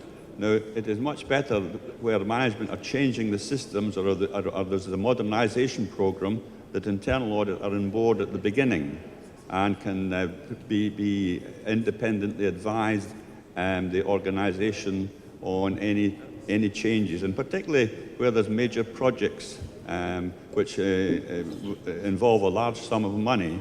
It's very often useful to have on the project board an internal auditor, not to be directly involved in the decision-making process, but perhaps to quality assure the process for managing the project at the beginning, to ensure there's a business case, to ensure that there's a proper structure for the management of the project.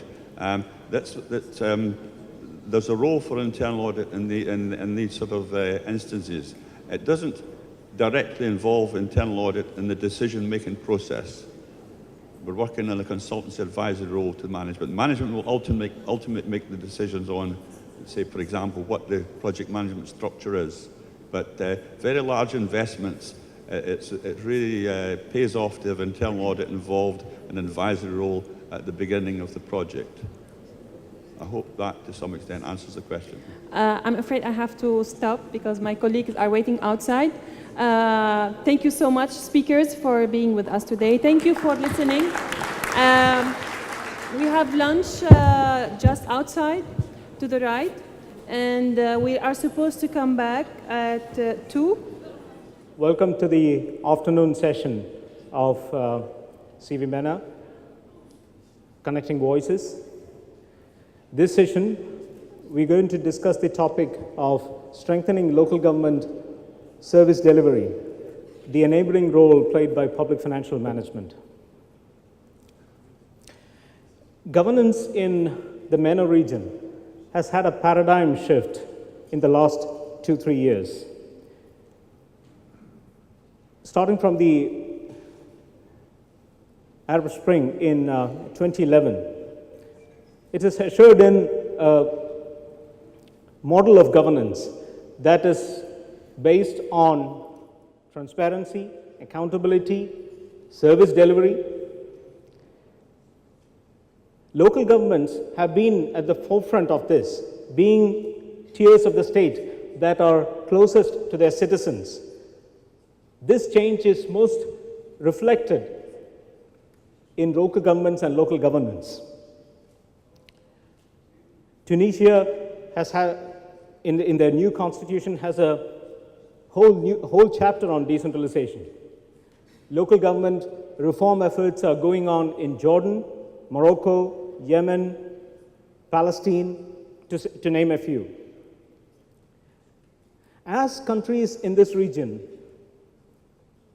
move towards strengthening local governments and decentralization, public finance is a critical variable that helps to translate this vision into action.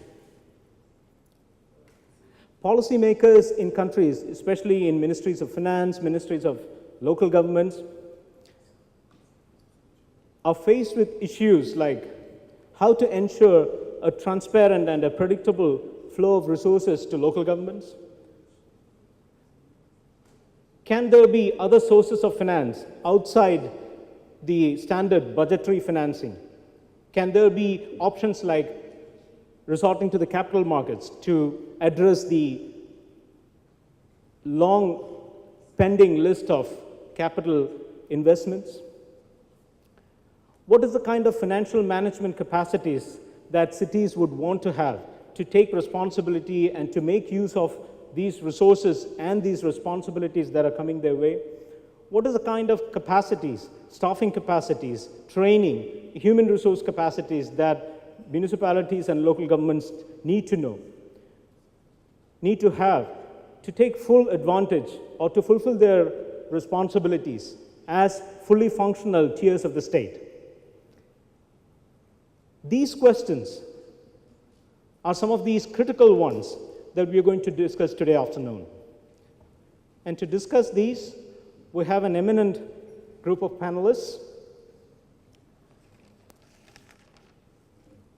Mr. Raghunandan, who's sitting on the extreme right, has had a long career in the civil service in India, where he was a policymaker dealing with local governments in the state of Karnataka, as well as in the government of India at the central government level, where he was instrumental in creating policy frameworks and administrative mechanisms for strengthening local governments. He's currently a principal advisor to the Planning Commission and the Finance Commission in India, as well as an international consultant who works with countries as diverse as Mongolia, Nepal, Vietnam, advising them on setting up policy frameworks to strengthen local governments. We have Dr. Rajivan, who's worked at all levels of government, starting from a city government to the Prime Minister's office in India. Dr. Rajivan is a PhD in economics from the University of Southern California and was the Chief Executive Officer of the Tamil Nadu Urban Development Fund, which is a unique municipal fund and which brought in a lot of innovative financing mechanisms such as pool financing, municipal bonds into the Indian urban scene. He was also a senior urban finance advisor with the Cities Alliance in the World Bank. Currently, he is advising cities in countries like Senegal, Ethiopia, Indonesia, to put in place financing mechanisms for municipalities. We have Mr. Jan Hatting, who is the Chief Director responsible for local government budget analysis at the National Treasury in South Africa. Jan has had a long career with local governments in South Africa as a financial management specialist, and now at the central level, where he manages a very interesting program on building up the capacity of municipalities in financial management. He is currently leading an exercise, very interesting one, that links public finance reforms and public finance capacities to service delivery of municipalities in South Africa. We have Mr. Riyad Bencheikh, who is the Director of Studies at the CEFAD, which is the Centre de Formation et d'appui à la décentralisation in Tunisia, which is the mandated institution for building up the capacities of local governments in Tunisia. Mr. Bencheikh again brings a very unique perspective, having been a finance director in the Ministry of Local Government. He is now leading the capacity building program at CEFAD, which is, as many of you knew, Tunisia is transitioning from a very centralized system into a decentralized system, and all the challenges in terms of building capacity. Mr. Bencheikh is leading that effort in Tunis.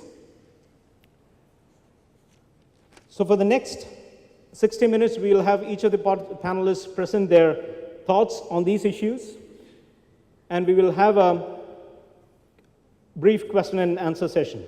So without much delay, let me call Mr. Raghunandan, who will be talking to us about fiscal decentralization and the policy framework that needs to accompany the financing and intergovernmental fiscal systems. Mr. Raghunandan. Thank you, Rajivan. Good afternoon. It's a pleasure to be here.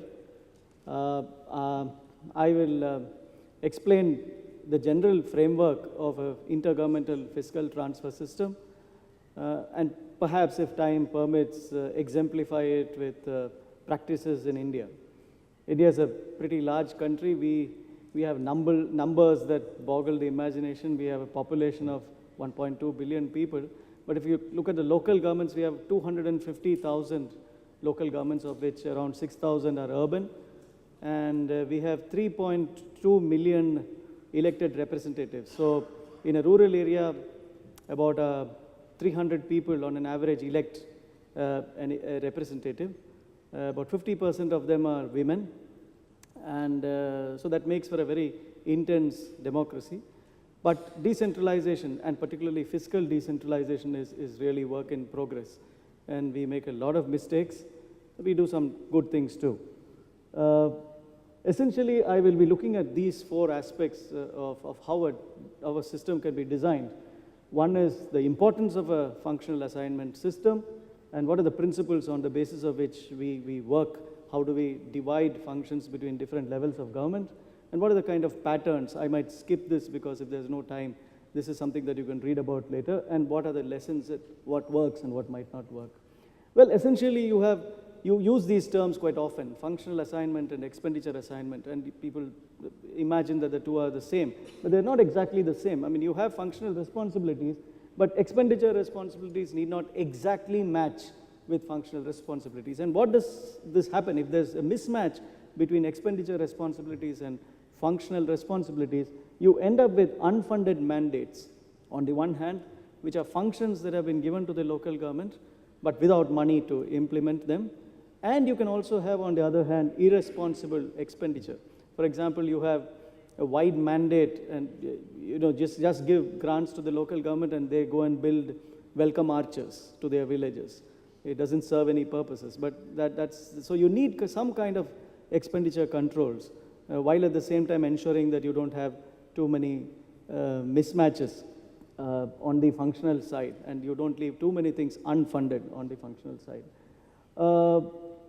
Imprecise functional and expenditure assignments leads to dilution of responsibility. So I won't stay on this slide for very long, but it is important as a policy maker to therefore have some form of precision, some level of precision in the assignment of functions to local governments. And how does it actually work? I mean, you could either delegate functions, which is essentially passing down of authority and responsibility from a superior, leading to specific purpose agency transfers. I mean, that's how it impacts the fiscal transfer system. You can have deconcentration, which essentially means just within the department you have powers which are delegated, not to separate institutions, and that leads on the financial sense to unified budgets. A department which is deconcentrated doesn't actually have agency payments, but it has a unified budget. And then, of course, there is devolution. And when you devolve, you're actually giving powers, quite a lot of powers to local governments, and you're endowing them with powers and also with an accountability structure. And what you need, therefore, is an intergovernmental fiscal transfer mechanism, which can comprise of revenue sharing, tax sharing mechanisms, specific purpose grants to perform certain things which are in the national interest, local tax assignment so that they can raise local taxes, and of course a window for borrowing. They can always borrow money. So it comes as a complete integrated package. But what exactly do you mean by a local government system? If it were to function well, what are the ideal design parameters of such a system? This is dangerous territory because I don't think anything is ideal. These are all things that evolve in practice. But still, what you would have is the state action would be to have clear functional assignments, which leads to clear roles and responsibilities. And as soon as you have clear functional assignments, you have a fiscal decentralization system, which gives the local government a very clear fiscal envelope with which they can perform their devolved roles and responsibilities. And then you have a competency building system. This normally happens if the design for decentralization comes from the top. I mean, India is such a federation. I mean, it's a federation that is a holding together federation. It is not like the United States, where the states existed prior to the federation and they federated upward. But we've actually created a structure after independence 67 years back of federating downwards. And so you do need to build a competency system, which is essentially looking at transferring staff to the lower levels, training staff, and so on and so forth.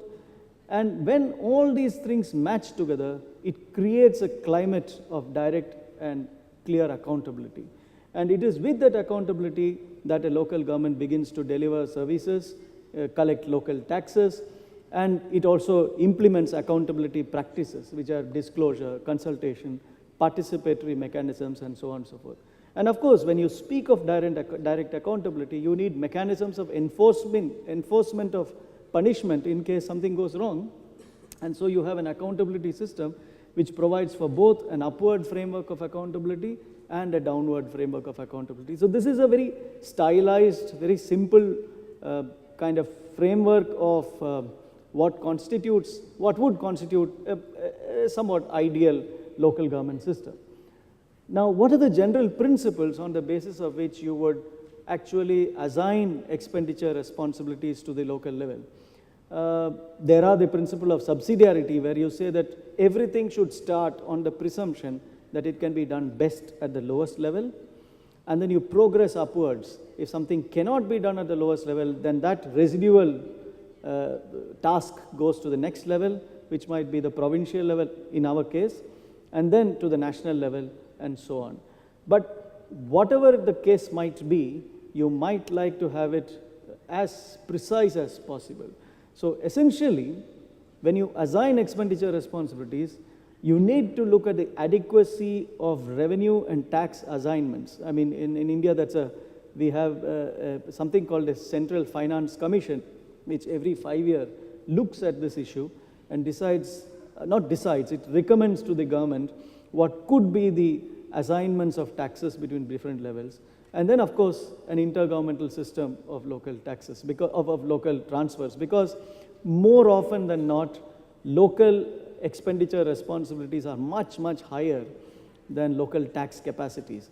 And so therefore you need to have a system that transfers money. And particularly in a situation like in India, where you have a major rural-urban divide, it's urban areas that generate the tax capacities, and it's rural areas where the cost of service delivery is pretty high.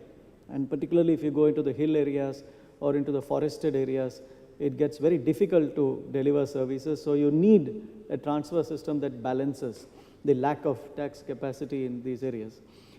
How do you do it?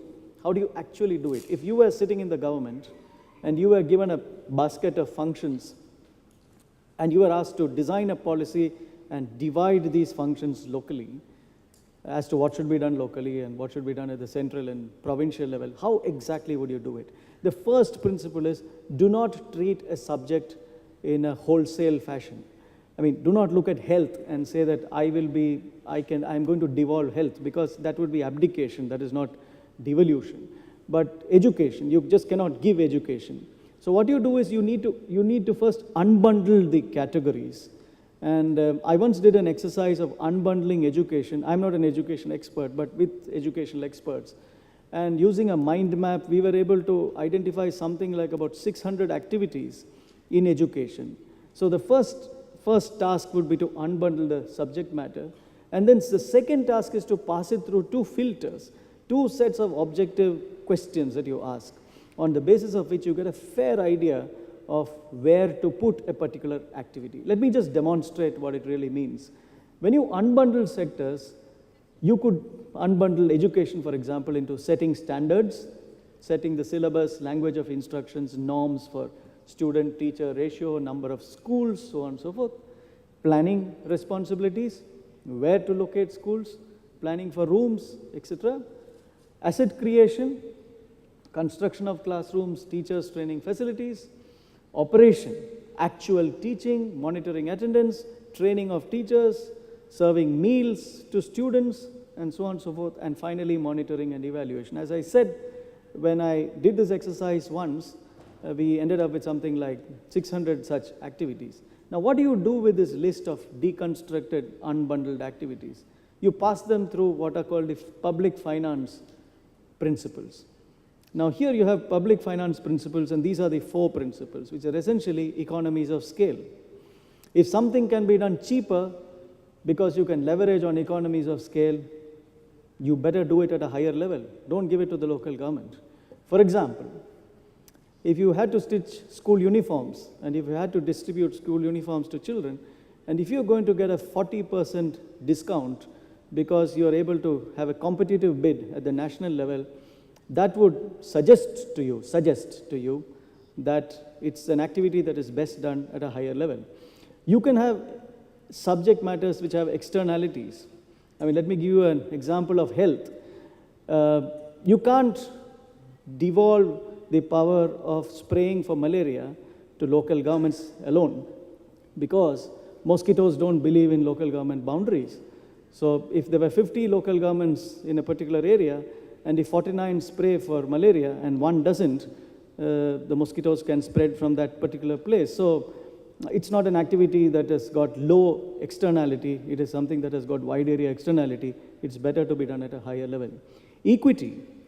If in a particular area education is really bad and you really need to invest in that, you cannot leave education to the local government. You need an injection from the top. You need to look at gap-filling programs. And so equity is something that might be handled at a higher level. But if people's requirements are different, if there is heterogeneity of demand, then you need to give it to the lowest level. So I remember once I was sitting in a discussion in India, and there was a furious argument going on between two policymakers, and there was one policymaker arguing that school uniforms could be stitched at the provincial level, and the other person was saying that every child is different. So you cannot have it stitched at the highest level. You should be giving that money to the villages. And the village would determine the kind of school uniform that had to be given locally and where it would be stitched and so on and so forth. And so the question is that not always do these filters provide you constant results, but it gives you a framework in which you can think objectively. I mean, the worst thing to do would be to have a patronage system which says that the center will stitch 20% of the school uniforms and the province will stitch 30%, and the local government elected representatives will manage the other 50%, because that gives all politicians the scope to distribute patronage, and that's a bad design. So this gives you a framework in which you can think through how activities have to be done at each level. Now, similarly, you have public accountability filters. If the activities involve a lot of discretion, it's better that you do it at the lowest level, because people can see what is happening locally. And if an activity involves many, many transactions, for example, if you're giving out free meals in India, every day about 300 million children get free meals at schools. It's about maybe about 1.4 million schools, and they get food. This is obviously not something that can be done even at the provincial level. Many of our provinces are much larger than many countries. So this is something that is best done not even by the local government, but by mothers' committees at the local level, because they are the people who feel directly responsible and accountable to their children. And it's better to do this at a lower level because there are a number of transactions involved. And who can best assess performance? Now, there's this classic case of accountability in road construction. And in India, we've had this argument several times as to who is best equipped to monitor the quality of road construction. It looks very nice to say that local government should be doing it, but they really do not have the expertise to do this. So you need a group of provincial quality monitors who are tested for their integrity and who can go down and who can be randomly sent to any road to check whether the roads are good, and then their reports become public. So this is something where the quality of monitoring, if it involves a certain technical expertise, it is best done at a higher level. Now let me come to the patterns of functional and expenditure assignments. I mean, I will quickly go through this because essentially we have this debate across the world. You have globalization pressures on every culture. We in India are not immune for this, and globalization calls for more central action. I mean, in a sense, you can say that the nation state is too small to handle the big things in life and too large to handle the small things in life. So you always have this tension between localization and globalization, and arguments on both sides say that efficiency is perpetuated by this. The general practices are that functions can be expressed as generally competent to do, obligatory to do. In India, we have several legal regimes where you have obligatory functions and optional functions. You can have devolved functions or agency functions. And then there can be a lot of variation in the assignment of residual functions. Residual functions are functions that are not mentioned in any list in the Constitution. In India, the residual function is given to the national government. I will not go through these because these give you details of how it is in several countries. And very quickly, let me explain the problems that we face in India, and I'm sure that these are general there. Lack of formal assignments leading to budget uncertainties. So one of the big steps that is being made now is to create in every provincial budget a separate window for local governments. Inefficient assignments are possible. Capital expenditure assignments can be given to the wrong level, for instance. Concurrent responsibilities are a big problem. Fiscal transfer system eventually needs to align with expenditure assignments. Revenue shares and specific purpose transfers need to be actually reduced. In fact, this is something that, again, in India we are working on. Budget demarcation is something that is very, very necessary. We must also, last point, is that we must avoid the tendency of local governments to substitute grants by reducing their tax effort. This is a big problem in India because when you more money that you give to the local governments, it doesn't mean that they collect more taxes. In fact, they avoid collecting taxes because no politician has got elected by promising to raise taxes. So to sum up, it is something that is always in transition, but eventually this is the experience of India also, you need a few people within the system who can actually guide the whole thing, right from policy to writing down the small print in the intergovernmental system. If you have too many hands handling this, I know this goes counter to what I've been saying about decentralization per se, but simple practical experiences that if you have champions in the system who really understand the big to the small picture, you can actually create something that creates the right incentives for good service delivery at the local level. Thank you very much. Thank you, Mr. Raghunan, for that wonderful presentation of having confined such a large topic into 15 minutes. Now that we've heard Mr. Raghunandan tell us about the policy constraints and policy framework that is required to do budgetary financing, but we know in many parts, especially in this region, the infrastructure investment requirements of local governments are not going to be satisfied by budgetary financing. Are there other possibilities outside the budgetary finance, from the market, for example? Similarly, in this region, municipal funds are a common way of financing municipalities. What are the pluses and minuses of municipal funds? How can they achieve their role much better? Dr. Rajivan has a lot of experience in both these, in working with capital markets and municipal finance, municipal capital markets. We need to ask ourselves as national government two questions. The first question is, do we believe that infrastructure in cities need debt? The answer to that is obvious. Just like you cannot build a house in Cairo or Amman with grants every year, you need borrowed funds. Like that, no municipality in your region can build a wastewater treatment plant or a sanitary landfill without debt. So that's an easy question. The second question for national government is, if cities need debt, who is going to provide that debt? Is it going to be national government which is going to borrow and pass it down and recover it? Or are you going to encourage your cities and local governments, municipalities, whatever, to access finance on their own, repay that finance on their own, and create assets on their own? That's the second question.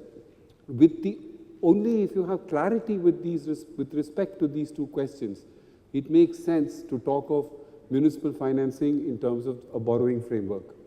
So I'll just take you through the international experience with respect to municipal borrowings, and finally round it up with some examples where municipalities have managed to access markets and create infrastructure.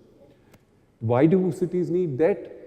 This is a ridiculous question because you have huge infrastructure backlogs, you have capital assets like water, wastewater, landfills, which are 20-year assets which need 20-year money. Second, the trends, as you can see, are pretty alarming. Most of the cities lack basic infrastructure. And third, there is that policy recognition which the previous speaker alluded to, that local infrastructure is best created by local government. There's no point sitting in Cairo to decide what a small municipality in Egypt or sitting in Tunis what a small municipality in Tunisia requires. Those decisions are best probably left to local government. Meanwhile, globally, internationally, all cities, all over the world, face three kinds of problems. One is this necessity to produce high-quality infrastructure. You want to be competitive.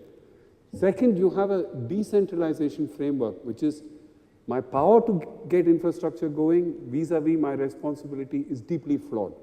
Whether it's India or Brazil or Jordan, the expenditure responsibilities typically tend to be much more than the powers that you have.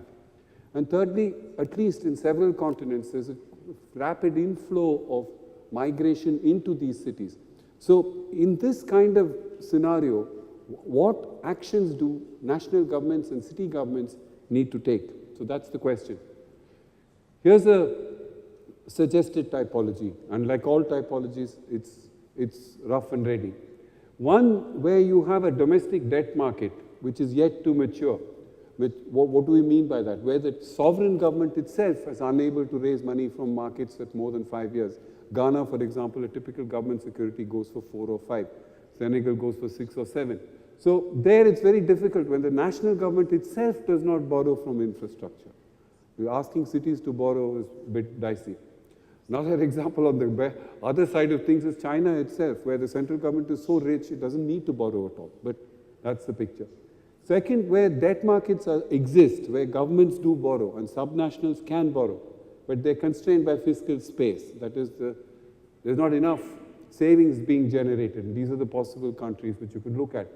Thirdly, where the markets are mature, where the government has a borrowing program and cities themselves can borrow. And what are the...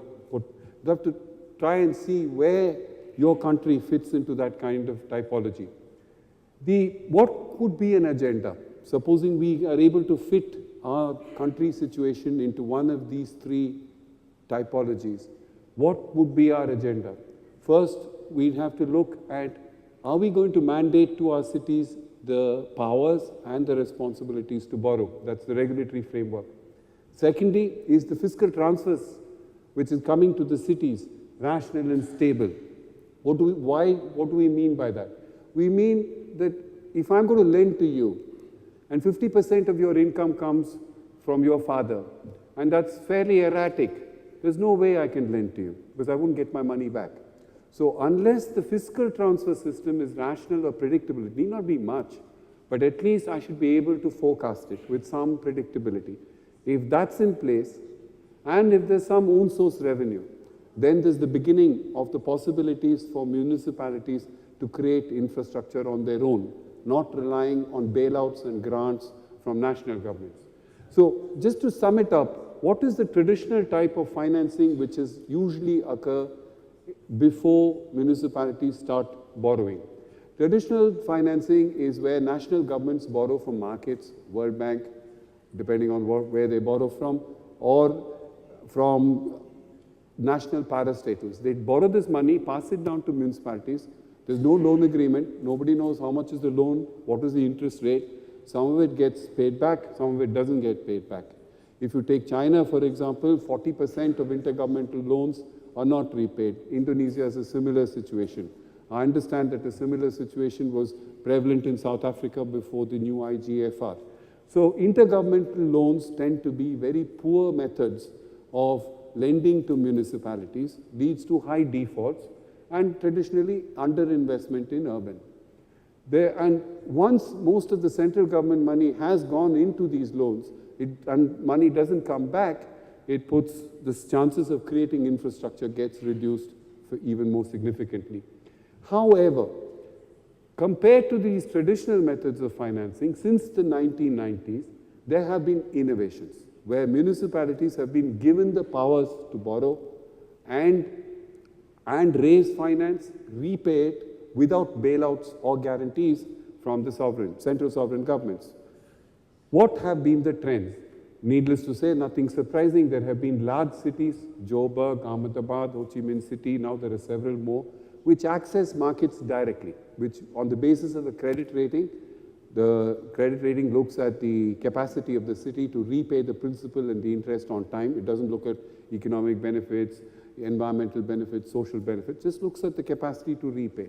And on that basis, larger cities have tended to borrow, and very often at cheaper terms. Once the market gets used to a larger city borrowing, the Ahmedabad issue number 3 is at 25 basis points lower than issue number 2, issue number 1, and so forth. That's nothing surprising.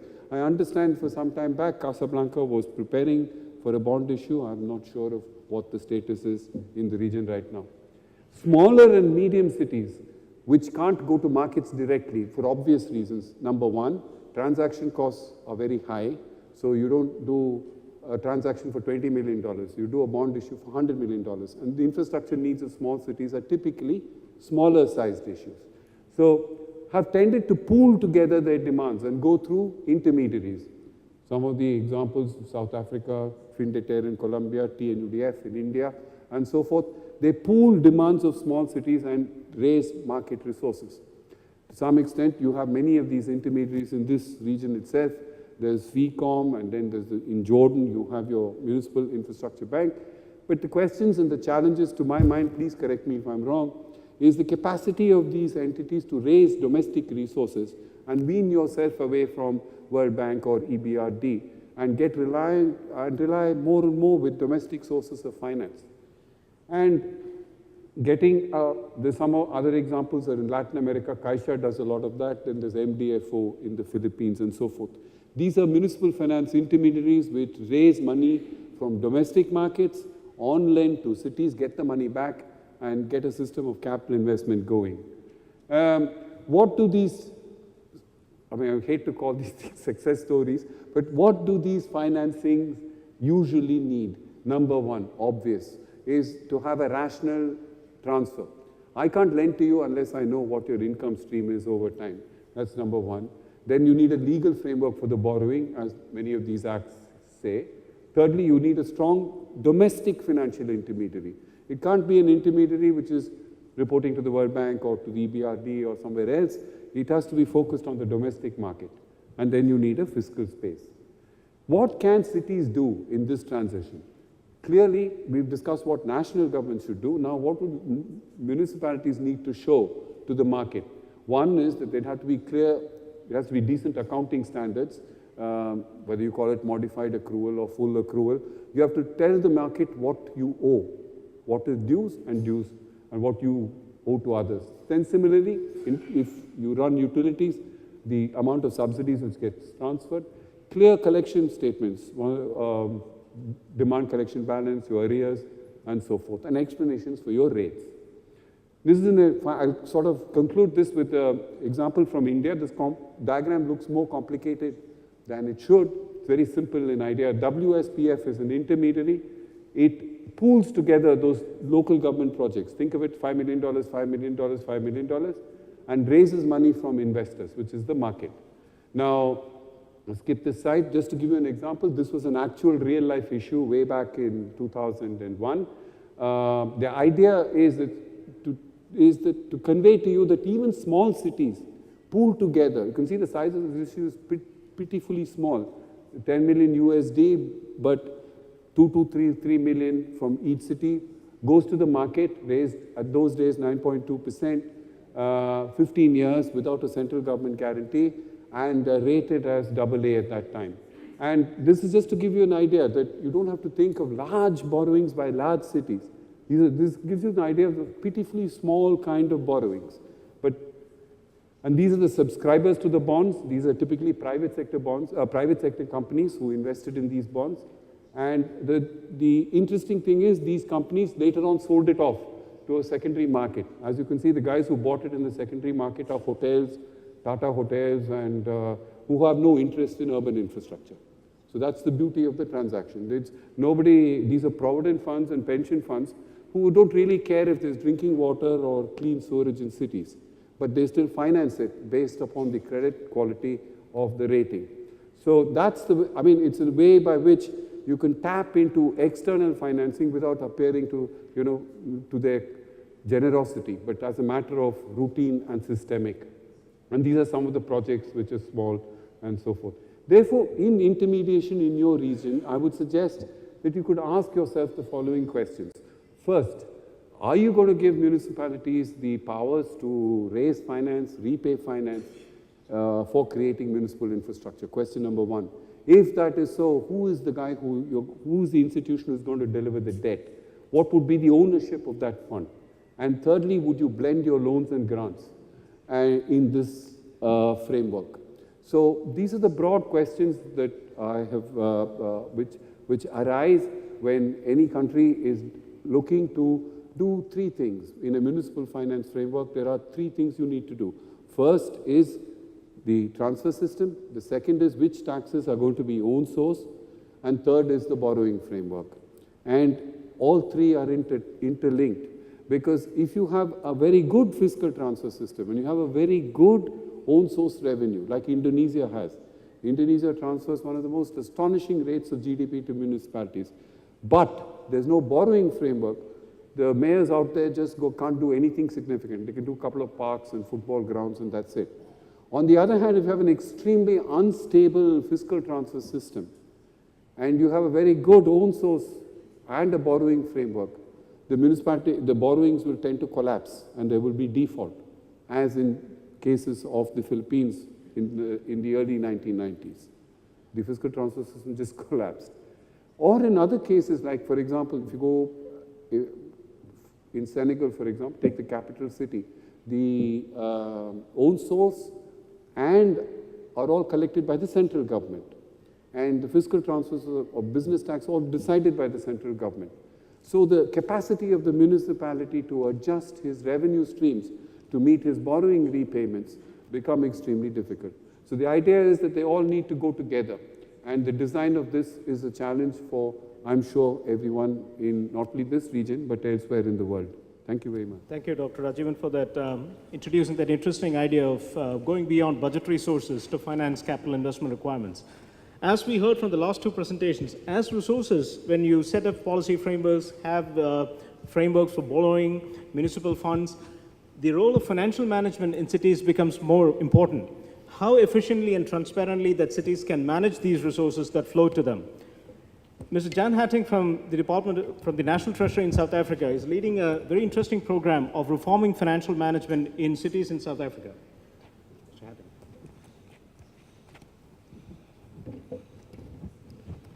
Good afternoon, ladies and gentlemen.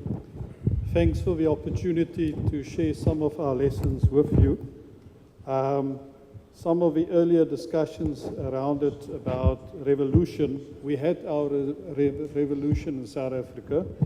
Now we're busy with our evolution. So essentially, I will share with you a few key slides. Essentially, this is the outline of our constitutional framework. We've got a unitary system, but a decentralized financial management regime. We have essentially three spheres of government: national, provincial, and municipalities. At the moment, we have 278 municipalities. They are categorized between the big cities, which is our metros, our B category municipalities, and then the locals called category C municipalities, and there is the numbers on the screen. Essentially, the assignments that's been delegated is articulated in our Constitution in Schedule 4 and 5. Some of these responsibilities or functions are concurrent, others are exclusive, but at the municipal level, essentially, they are dealing with electricity reticulation, water and sanitation, environmental health, municipal roads, and community facilities. The provinces deals with education and health and social development largely.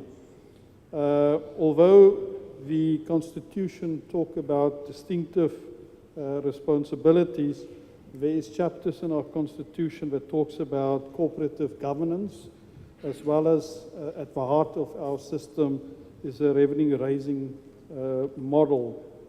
Just to give you a flavor of our fiscal capacity and functions, if you look at the numbers, and this is essentially what we refer to as the vertical division.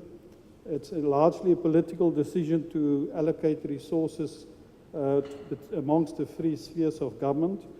And our provinces essentially receive 97% of all their transfer from the national government. In the municipal system, it's exactly the opposite. And you'll see the share, although very small, it's still a significant amount of funding, and they receive 8.9%, provinces about 43.5%, and national government in the vicinity of 47.6%. Again, sorry to do this, but I will skip a number of these slides. We've got a menu of legislative policies that's in place, the Constitution, and a host of legislation that we've managed to put in place over time.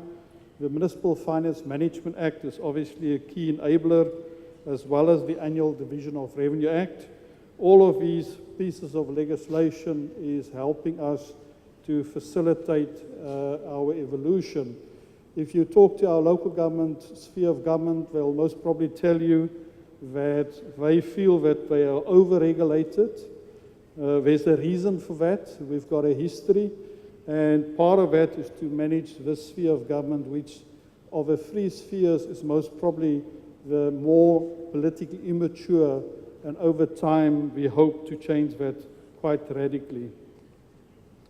If you look at the categorization, that's the A's is the metros. Their budgets is in the vicinity of about 20 billion plus, some of them. We've got category B municipalities, there's 226 of them. And they've also got executive and legislative authority. And then we've got our district municipalities. There's 44 of them. And essentially they were created to oversee some planning and other responsibilities. There's a big debate in our system whether they actually have fulfilled their constitutional mandate. And the oversight of that process is also something that we're working on. As far as our constitution, there's very specific clauses that if you would like to look at it, it's articulated in section 152 of our constitution. The developmental role of local government is in section 135, and at the bottom is the core responsibilities or core services that they render. I think what's interesting is we had a recent census, and obviously there's a massive growth in our population numbers. The two growth engines of a country is essentially in Gauteng. You'll see there was 31% growth, as well as in the Western Cape towards the south. That have obviously massive implications for how we manage the fiscal relationships as well as the transfer system. We've had massive access to our basic services, but you will see in the bottom block is still the backlogs that we are trying to solve. Again, let me skip.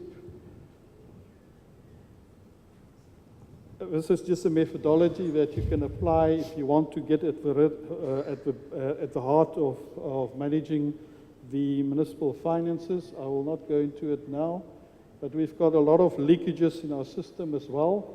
I think this slide is important in the sense to give you a sense of the main revenue sources for local government.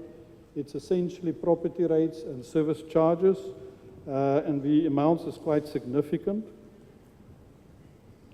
At the municipal level, from the national transfers, you could argue about 25% of going to poor households, as well as a basic minimum of services that we're trying to render. And the own revenue sources, the bulk of that goes into the other side where people can actually make a contribution. On this slide, you'll see that we have made massive contributions from the national fiscus to deal with our backlogs and to provide minimum services and access. And we've actually done remarkable work, and therefore the oversight on how this money is used productively is one of the big challenges. This is just giving you a package of all the grants that flow to the other spheres of government. The MIC is the Municipal Infrastructure Grant, a big significant amount, and it's been used for water and sanitation purposes. Let me skip all these slides. I think systematically, I think that's one of the key words. You will see the progression that we've made. We've enacted our key legislation in March 2007. A key development was in April 2009 when we've introduced the Municipal Budget and Reporting Regulation. And as recent as April this year, we have institutionalized the regulation of a standard chart for our municipalities. Obviously, it took us the best part of 3 years to develop this framework, and now the real challenge is going to be the implementation. And essentially, this is to help us to improve the quality of information. If you want to measure the performance of any municipality, this is a framework that our constitution essentially prescribes, that there must be community oversight and accountability, sound political leadership. There's a host of institutional issues that's important, economics of scale, choice of technology. All of those is key ingredients to run a successful institution. At the heart of our accountability cycle is this slide. Essentially, it's the relationship between planning, budgeting, reporting, and our accountability measures. And if you see at the bottom, the last part of the puzzle, we've now put in place the standard chart of accounts. And all of these areas as milestones in our evolution. All of these are legislative building blocks that municipalities must produce. And we're almost at the point where we can ask and say with confidence that we've reached this milestone. The next big milestone is to get municipalities to produce all these documents in-house and not to use consultants and outsource this. The third milestone would be to really get all these measures to talk to each other. It's one thing to say that you must plan and have a strategic plan. It's another thing to translate that into a meaningful budget. And through this accountability cycle, we're working very close with municipalities to support them. One of the lessons we've learned is if there's a massive focus on clean audits and audit outcomes, then you sometimes can miss the financial health of a municipality. And this triangle is quite an important measure for you to consider if you put in your systems, because sometimes you can have an unqualified audit, like we had one of our big cities, but they didn't have any cash in the bank. In another model, a city would deliver state-of-the-art services, but they don't have necessarily an unqualified audit. So this is an instrument that I would advise if you can consider going forward.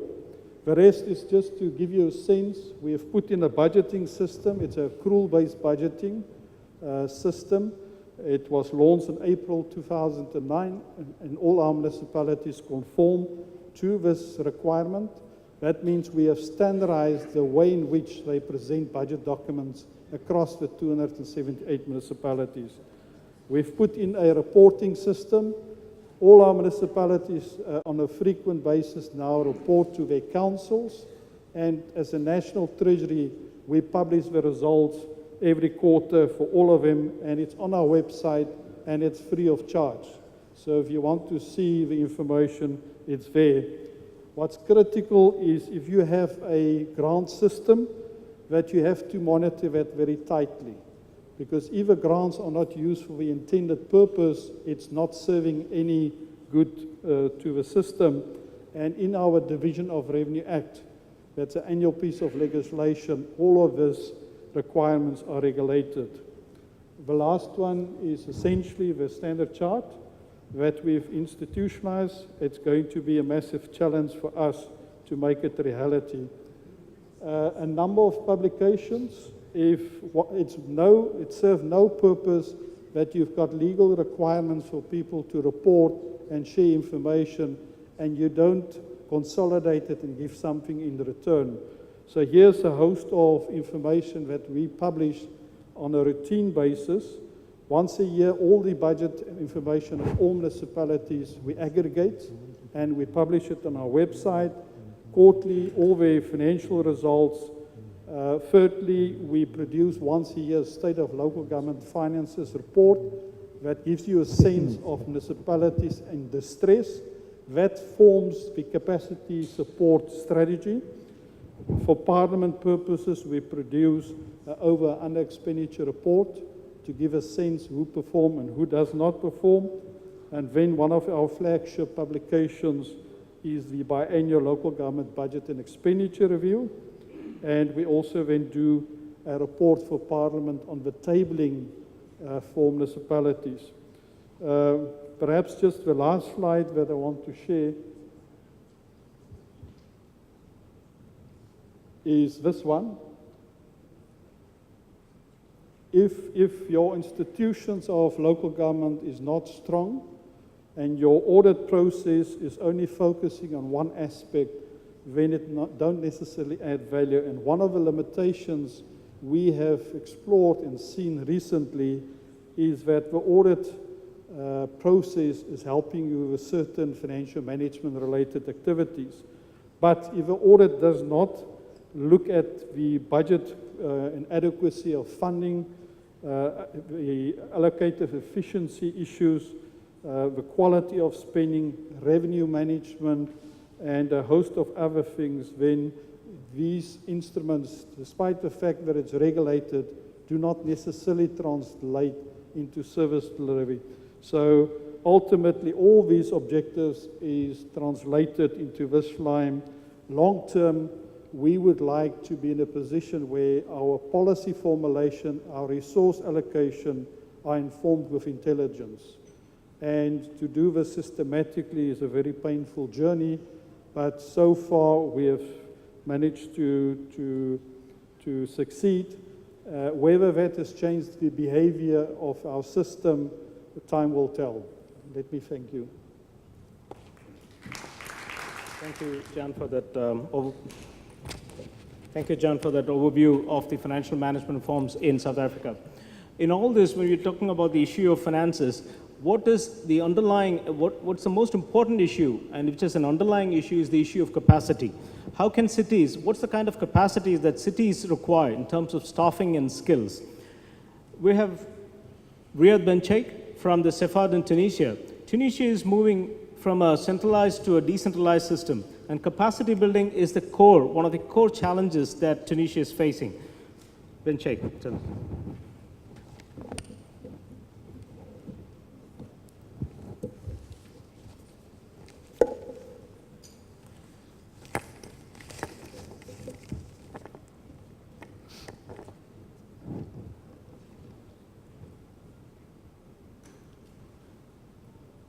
بسم الله الرحمن الرحيم.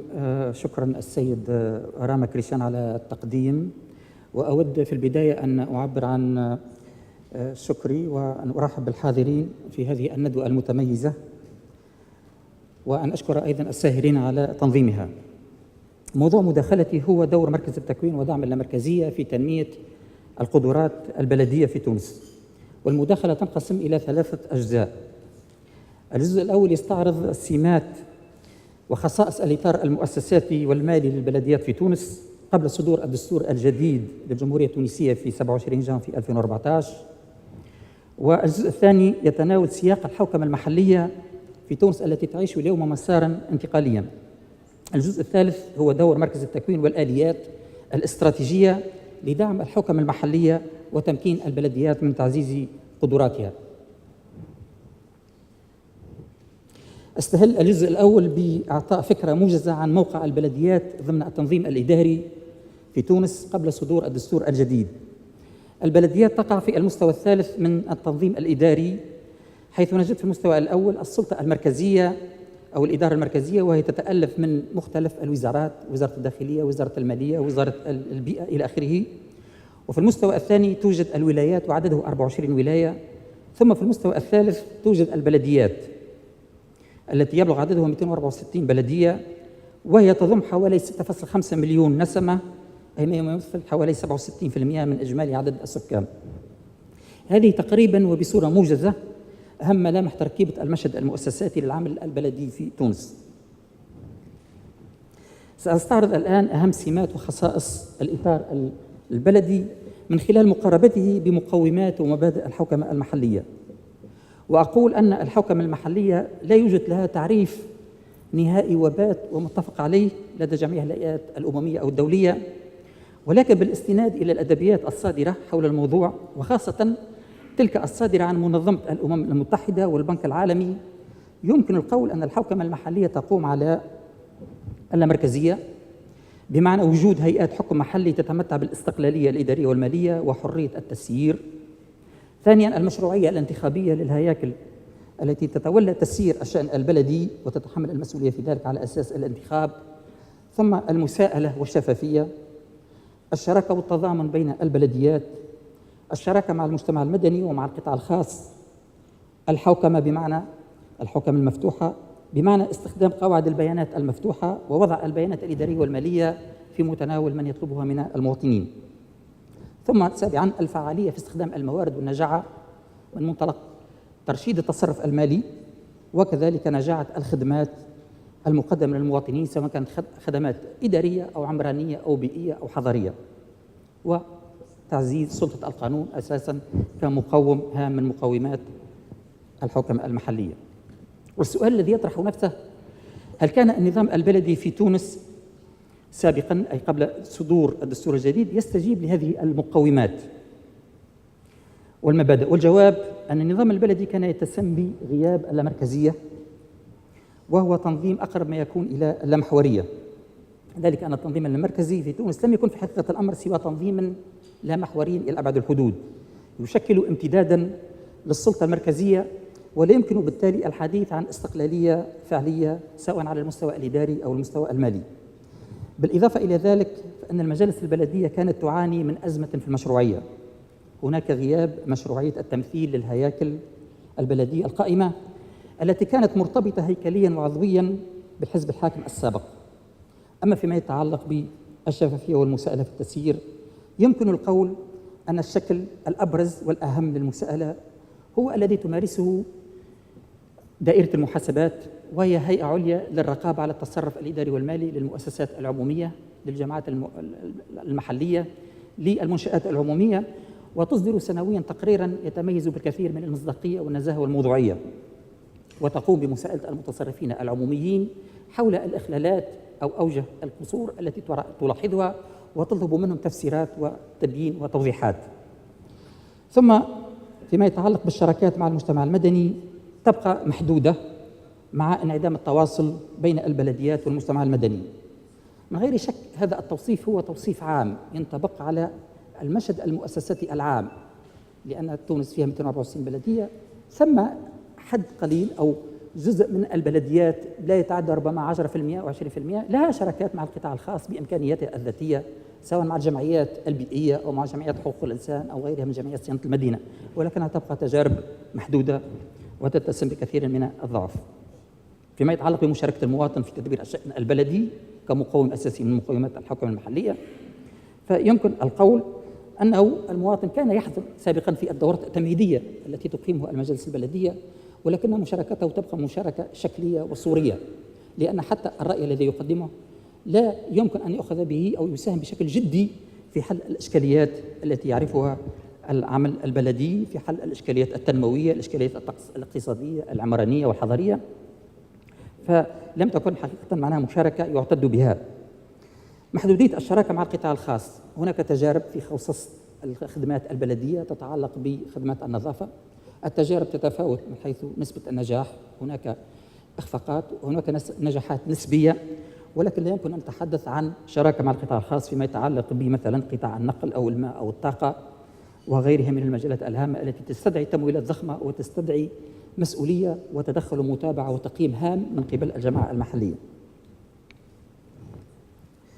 بالنسبة للإطار المالي، يمكن القول أن نسبة حجم الموازين البلدية هي حوالي 4% تقريبا مقاربة بالموارد العامة للدولة، وهي نسبة بعيدة عن المستويات المسجلة في بعض الدول التي تعرف تقدما وتطورا في مجال اللامركزية. هذه النسبة يمكن أن تصل أحيانا إلى 30 و 35% في بلدان الاتحاد الأوروبي والبلدان التي تشهد تجربة لامركزية متقدمة. إحالات الدولة للبلديات هي في حدود 70% من حجم الموارد البلدية، ولا تمثل الموارد الذاتية أي الموارد الجبائية إلا حدود 25 أو 30%، وهذا من غير شك له تأثيره على الاستقلالية المالية للبلديات. المالية المحلية تمثل عموما 1.2% من الناتج الداخلي الخام، في حين تصل هذه النسبة إلى 27% في بلدان الاتحاد الأوروبي. ومن أهم أسباب ضعف الموارد الجبائية يمكن القول أن الأمر يتعلق بعدم استغلال الطاقة الجبائية المتوفرة، هي طاقة هامة ولكنها مستغلة تقريبا في حدود 20%. كذلك ضعف التنسيق بين المتدخلين في مجرى وسياق الاستخلاص، يتدخل هناك بلديون منتخبون، يتدخل أيضا إداريون الكاتب العام البلدية أو القابض محتسب البلدية، ولكن التنسيق بين كل هؤلاء ما زال تنقصه الكثير من الأحكام، وهذا يؤدي من غير شك إلى تراكم الاستخلاصات عن السنوات السابقة، وهذا ينعكس على عمل الشخص المحاسب المكلف بهذه الاستخلاصات، بحيث لا يمكنه الاستجابة لكل الاحتياجات من حيث تبليغ العلامات أو تتبع الديون. اليوم وبعد صدور دستور 27 جانفي 2014 تم إرساء مبادئ جوهرية لتكريس اللامركزية فعليا وحقيقة. هناك باب بأكمله خصص للسلطة المحلية ضمن الدستور الجديد يتضمن 12 فصلا، في حين لم يكن الدستور السابق دستور غرفة ترجمان 59 يتضمن سوى فصل وحيد موجز ولا يتحدث حتى عن اللامركزية أو عبارة اللامركزية.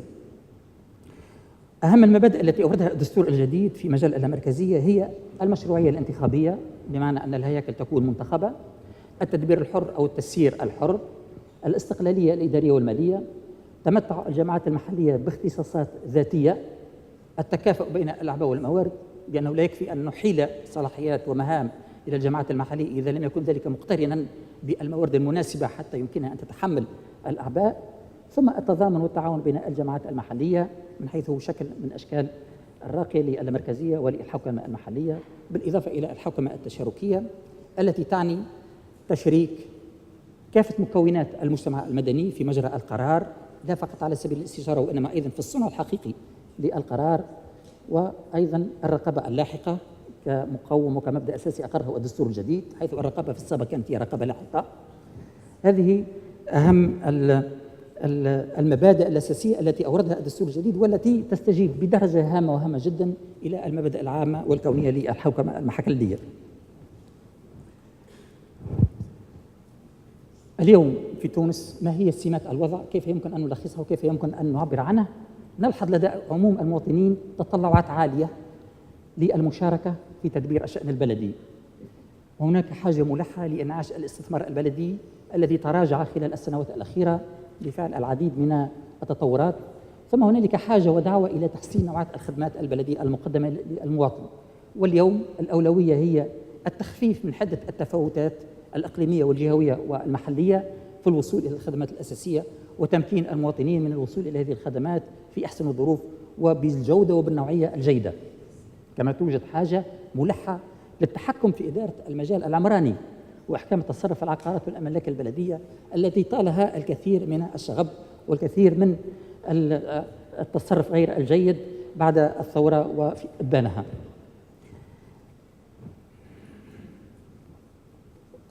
من مميزات أيضا السياق الحالي للحوكمة المحلية للبلديات في تونس يمكن القول أن هناك تركيز أكثر فأكثر على دور البلديات في التخطيط التشاركي، وذلك من خلال وضع المدينة في صميم عملية صنع القرار بحيث تصبح هي الدينامو المحرك، وفي صميم ممارسات صلاحيات السلطة المحلية، وبالتالي تعزيز مسؤولية هذه البلديات، بمعنى أعطني المسؤولية حملني ثم يمكن أن تسائلني بعد ذلك، فتكون أكثر استعدادا للمساءلة وللمحاسبة تجاه المواطن. وكذلك هنالك أيضا توجه عام نحو دعم اختيارات تكريس اللامركزية من خلال برامج تتجسم على المدى القريب والمتوسط تجعل البلدية في صميم سياق التنمية المحلية وتوفير الخدمات البلدية للمواطن. والسؤال الذي يطرح نفسه: أي دور لمركز التكوين والدعم المركزية في دعم الحوكمة المحلية وتمكين البلديات من تحريز قدراتها في هذا السياق الانتقالي؟ المركز وضع استراتيجية على المدى القريب والمتوسط والبعيد تتمثل في الارتقاء بأداء الإدارة الجهوية والبلدية في تدبير المرفق العمومي الجهوي والبلدي. ينشد المركز كذلك معاضدة وإنجاح الإصلاحات المتعلقة باللامركزية والحوكمة المحلية، بالإضافة إلى تلبية الطلبات التدريبية المتناوية والمتنوعة والصادرة عن البلديات بحكم ضرورة انتداب أعداد كبيرة وكبيرة جدا خلال السنوات المقبلة للجامعات المحلية، بالإضافة إلى متطلبات الارتقاء بجودة التكوين، ثم دعم جهوية التكوين من خلال إحداث مكاتب جهوية تمكن من الاقتراب أكثر فأكثر من المنتفعين بالتكوين، وتطوير علاقات الشراكة والتعاون. الآليات التي سيستخدمها المركز لتنفيذ هذه الاستراتيجية تتمثل في التكوين التأهيلي للمنتدبين الجدد، وذلك حاجيات كما قلت هي كثيرة متوقعة خلال السنوات المقبلة، وهذا النمط التكويني سيساعد هؤلاء المنتدبين على أن يشغلوا وظائفهم الجديدة بأكثر فاعلية بأكثر مهنية. ثم النمط الجديد للتكوين عن بعد، لدينا في المركز قاعدة افتراضية نعمل حاليا على تطوير خصائصها التفاعلية وتطوير المحتوى الرقمي ووضعه في متناول أكبر عدد ممكن من الإطارات الجهوية والبلدية وتيسير النفاذ إليه بأكبر قدر ممكن. ثم المكاتب الجهوية للتكوين تتمثل مهمتها في تأمين الأنشطة التدريبية بالجهات مما يحقق أكثر فاعلية ونجاح للنشاطات التدريبية هذا من ناحية، ولكن أيضا الاقتراب من الجمهور المعني بالتدريب، ثم الاقتصاد في كلفة التدريب، وهذا معطى مهم جدا. كذلك نعمل على التفكير في إرساء ما يمكن أن نعبر عنها بالوظيفة العمومية المحلية، وبالنظر لخصوصيات الإطار البلدي مما يتطلب التفكير في وظيفة عمومية ترابية أو محلية. فيما يتعلق بتنمية قدرات التصرف المالي، ما هو دور المركز في هذا المجال الشاسع؟ حوكمة التصرف المالي تمر بالضرورة، وهذا ما أثبتته التجربة وبينته من خلال التدريب والتأهيل. الموارد البشرية المؤهلة هي عامل نجاح للإصلاحات أيا كان نوعها، سواء كانت مالية أو مؤسساتية، وما بأولى وأحرى عندما تكون مالية، في حين أن الموارد البشرية غير المؤهلة تعطي نتائج عكسية وتكون عائقا للإصلاح. المحاور التي سيركز عليها المركز تتعلق بإشكاليات الاستخلاص وتعبئة الموارد، إحكام أعداد الميزانية، حوكمة الصفقات العمومية، أخطاء التصرف، والمحاسبة التحليلية. بالإضافة إلى ذلك هناك محاور تتعلق بالإعلامية في التصرف المالي، بالتركيز على أهم المنظومات الإعلامية المستخدمة في واقع التصرف البلدي. بالإضافة إلى ذلك هناك نمط جديد نسعى لتركيزه يتعلق بالتصرف الميزاني حسب الأهداف. النمط الحالي المطبق هو المحاسبة العمومية أو الميزانية وفق قواعد المحاسبة العمومية التقليدية، وهي محاسبة تقوم بالأساس على استخدام الوسائل، في حين أن الميزانية حسب الأهداف هي نمط تصرف راقي موجه بالأداء والنتائج، وينبني على مبادئ الشفافية والمساءلة، حرية التصرف، تقييم الأداء والنتائج، والرقابة اللاحقة. فيما يتعلق بقدرات التسيير التشاركي أو الشراكة، نعمل على إقحام الميزانية التشاركية والتخطيط التشاركي للاستثمارات البلدية، وذلك من خلال تقديم الدعم والمساندة لتوفير الخبرة الضرورية في هذا المجال، ومن خلال المساعدة على تقييم التجارب النموذجية، والمساعدة على توسيع مجال تطبيق هذه التجربة بصفة تدريجية. كذلك الحوكمة المفتوحة من خلال قواعد البيانات المفتوحة، والمركز يمكنه أن يدرب الإطارات المعنية على تصميم وإطلاق قواعد البيانات المفتوحة في مختلف مجالات العمل البلدي، سواء كانت مالية أو عمرانية أو حضرية. حفز الشراكة مع القطاع الخاص، يمكن للمركز أن يساعد في المراحل التحضيرية لإنجاز عقود الشراكة، أو من خلال النواحي التنظيمية والمالية أو المتابعة والتقييم، التعريف بالتجارب الناجحة لا سيما التجارب الدولية، ووضع كراسات شروط وعقود نموذجية تكون نماذج عامة يقع تكييفها وتطبيقها حسب حالات البلديات. المركز يمكن أن يقدم المساندة والدعم في هذا الشأن. الشراكة والتعاون الخارجي كمحور أساسي من محاور استراتيجية المركز. يعمل المركز على إنجاز مشاريع شراكة تعاون خارجي تدعم قدرات الجماعات المحلية، ومن أهم هذه المشاريع مشاريع التعاون الخارجي أذكر برنامج التنمية العمرانية والحوكمة المحلية الممول شراكة بين الحكومة التونسية والبنك العالمي، وهو مبرمج للإنجاز خلال الفترة 2014-2018، ويهدف إلى دعم قدرات البلديات لتكون ناجعة وفعالة في تقديم الخدمات البلدية، وتحسين الوصول إلى البنية التحتية لا سيما في الأحياء الشعبية وذات الدخل المحدود، بالإضافة إلى المساعدة على تفعيل التوجهات الجديدة للدستور الجديد في مجال اللامركزية. المشروع الثاني، وأنا أذكر أهم المشاريع مشاريع التعاون الخارجي، برنامج دعم الحكومة المحلية، وهذا برنامج ينجز بالتعاون مع جامعة البلديات الهولندية. ومن أهداف هذا المشروع تقويض قدرات البلديات في مجال الحوكمة المحلية، بالإضافة إلى التنمية المحلية المحدثة لمواطن الشغل، وأيضا تقويض قدرات النسيج الجمعياتي المحلي، وتقريب البلدية من المواطن وتقريب المواطن من البلدية.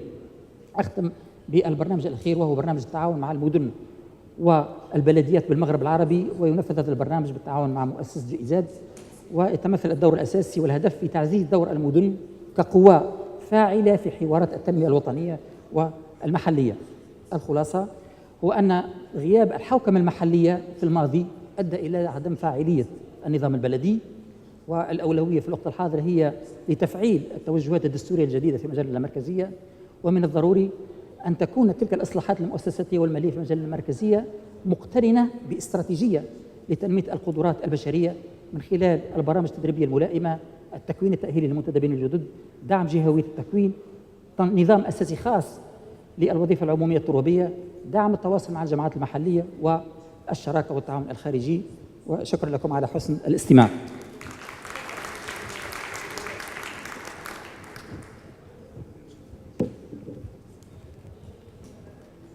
Thank you, Mr. Benchek. We'll have time for a few questions. So if there are questions, please.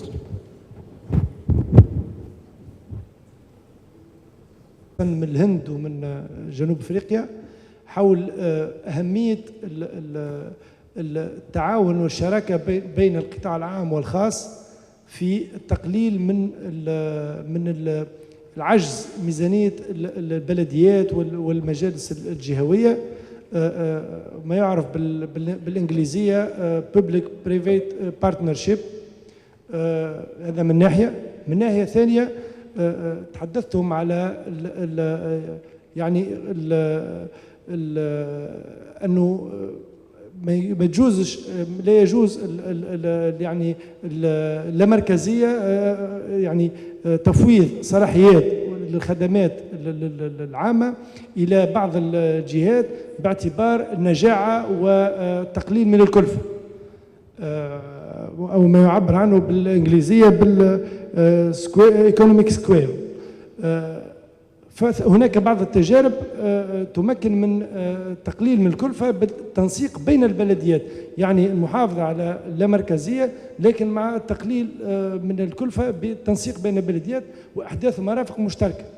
فهل أنه في البلدين هذم هناك تجارب في المجال هذا، وبالتالي نضمن أنه أكثر ما يمكن من الخدمات تكون والمرافق تكون يعني مفوضة إلى الجهات؟ وشكرا. We'll take the question. Hello, Ali Termos from Lebanon, from the American University of Beirut. My question is related to municipal bonds. I was wondering if the gentleman that introduced this means of financing in rural areas, they didn't elaborate much about the tax treatment of these bonds. As we know, in the United States, for example, municipal bonds are tax exempt. And this is a way to channel funds to rural areas. I'm wondering if you can give us examples from your regions or your part of the world, how tax treatment of these bonds is handled. Thank you.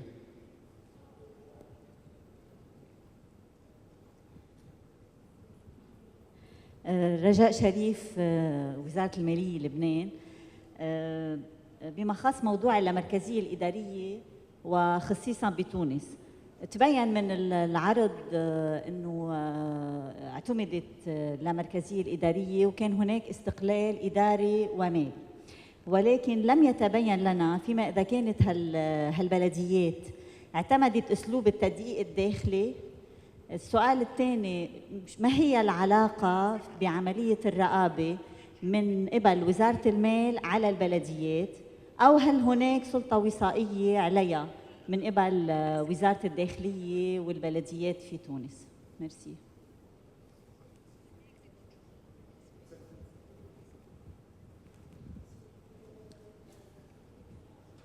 My name is Mohammed Yahya from the World Bank. My question is to the gentleman who made the first presentation.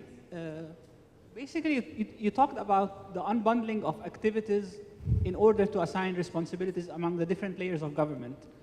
So who in the government apparatus is best positioned to take charge of this activity, of this allocation, and how we ensure that it's not diverted or driven by any vested interest or powerful or abusing some powers mainly at the center. I have another question for the gentleman from Mr. Riyad bin Sheikh in Arabic, so from Tunisia. سؤال بالنسبة للبرزنتيشن العرض بتاع تونس. الدستور الجديد فيه تركيز أكتر على اللامركزية. هل سريان هذا التطبيق هل هو وقتي ولا تدريجي على مدار يعني ليه فترة سماح، فترة تجهيز عدد من السنوات؟ واستفسار بسيط جدا، هو مركز التكوين في العنوان كان تابع لوزارة الداخلية، هل هذا صحيح؟ هل هذه وزارة الداخلية الشرطية؟ شكرا. For public-private partnership. In our system, although PPPs have been part of a legislative framework, the take-up of that in the local government space has been very slow initially. If I ask to answer you directly, the impact of that did not necessarily influence the surplus or deficit financial position of municipalities. What we have seen is when you outsource a core service to the private sector, then there is definitely benefit. But what's critical is in our system or any system is you need to create an enabling environment for the private sector then to follow. So in a government system, when there's failure or market failures, government tends to go first, and if you create the enabling environment, then the private sector would follow. So in our system, it did not necessarily have a massive influence on the bottom line or the surplus deficit position of any of those big cities. Thanks.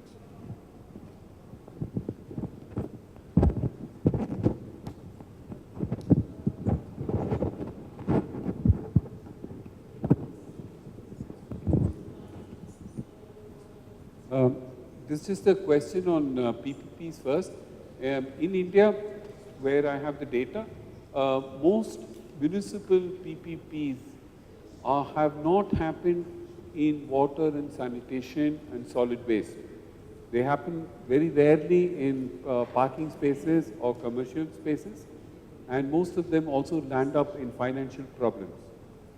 International experience is summarized in the PPIF website, which suggests that 87% of PPPs fail.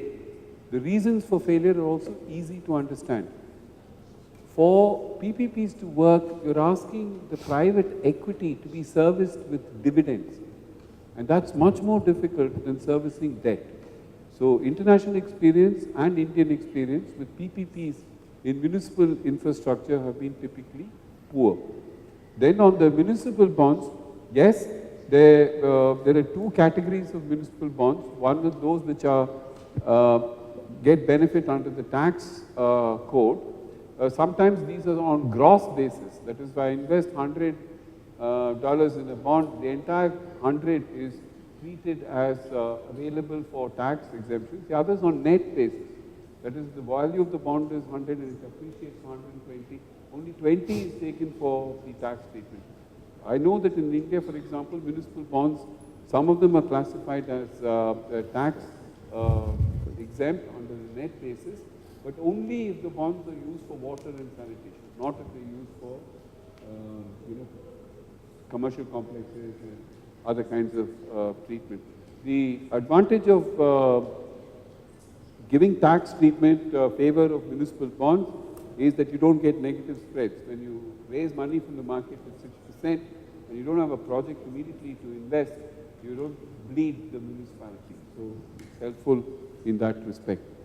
Just to add to the point that Dr. Rajiv made, the huge growth of the US municipal bond industry was triggered by this tax break or the tax exemption that municipal bonds had. So if you are above a certain tax bracket, you, as an individual investor, you tended to gain a lot by investing in municipal bonds. And that fueled the huge growth in the US municipal bond industry.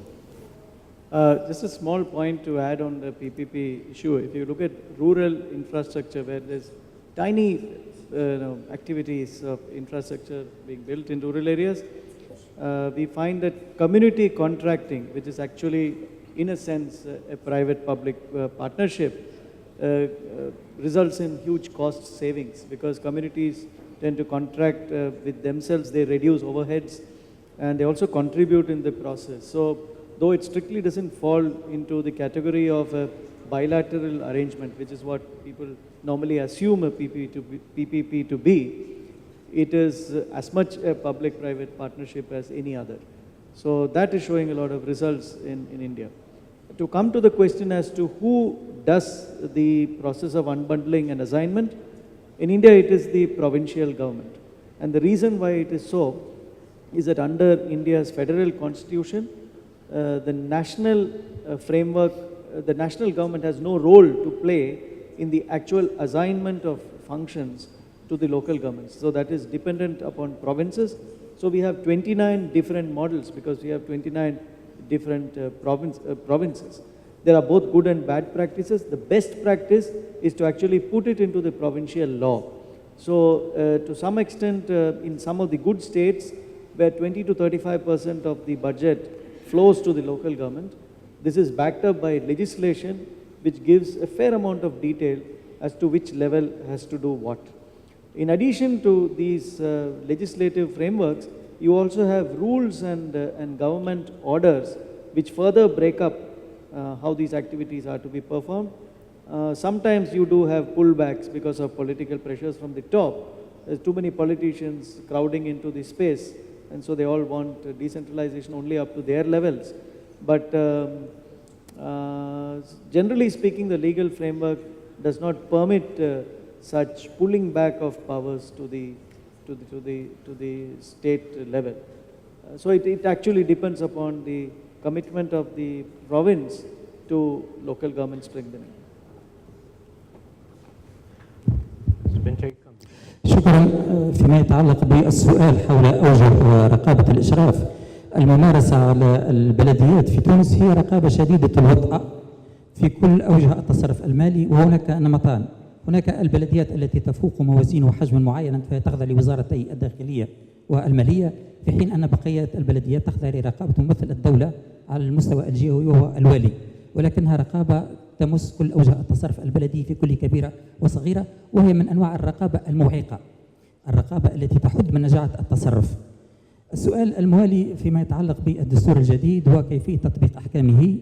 الدستور نص على أحكام انتقالية تقول أن هذا الباب الذي يتعلق باللامركزية لا يدخل حيز النفاذ وحيز التطبيق إلا بعد إصدار النصوص التطبيقية، ونحن في تونس أقول أننا في صراع مع الزمن للإسراع في استصدار هذه النصوص. أعطي مثالا عن التجربة الفرنسية. اللامركزية بدأت موجتها الأولى في بدايات سنة 80، ولكن النصوص التطبيقية الفعلية الحقيقية التي كرست هذا الإصلاح لم تصدر إلا بعد 10 سنوات وربما أكثر، مما فرط على الشعب الفرنسي اللامركزية وميزاتها وحسناتها. نحن في تونس نعمل على أن يتم في أسرع وقت استصدار هذه النصوص، وهذا تحدي حقيقي.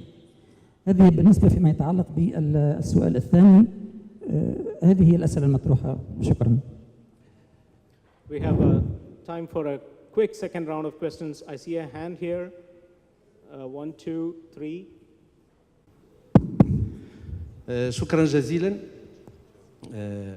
أود أن أشكر أيضا جميع المتدخلين على نجاعة جميع المعلومات وجميع يعني الأفكار التي جاءوا بها، والتي لها جانب مهم لأنها تهم أمور ناتجة عن ممارسة وعن تقييم الممارسة، وبطبيعة الحال يعني الإدلاء باقتراحات. بالنسبة لي ما نعيشه على مستوى المملكة المغربية، أريد أن أخبر الجميع في إطار تبادل الخبرات على أن التنظيم على أن هناك تنظيم رقابي مصاحب للامركزية أنشئ على مستوى المغرب، وقد أدى إلى خلق مجالس جهوية للحسابات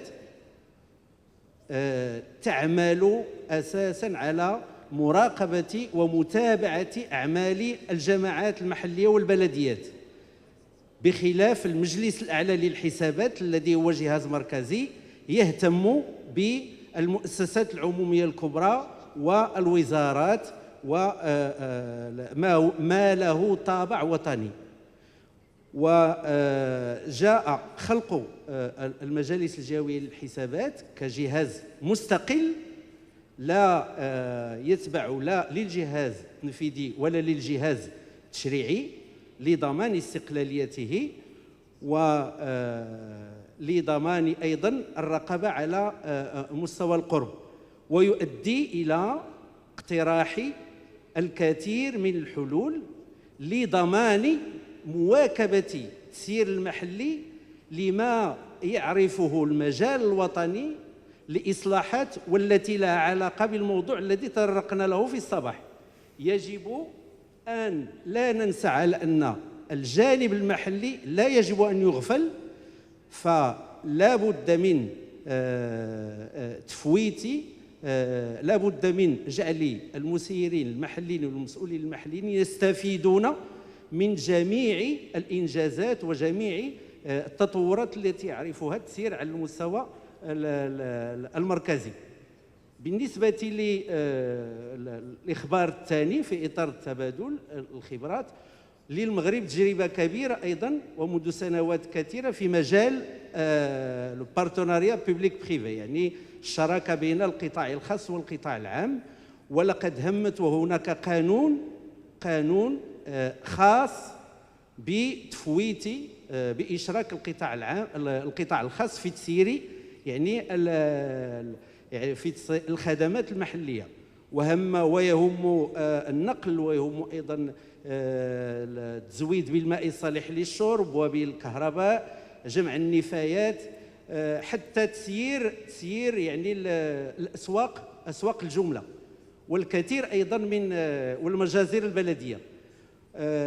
ما هو أساسي في هذا المجال هو أن المجالس الجهوية للحسابات التي ذكرت أعطيت لها الصلاحية لتقييم هذه العلاقة بين القطاع الخاص والقطاع العام، وإعطاء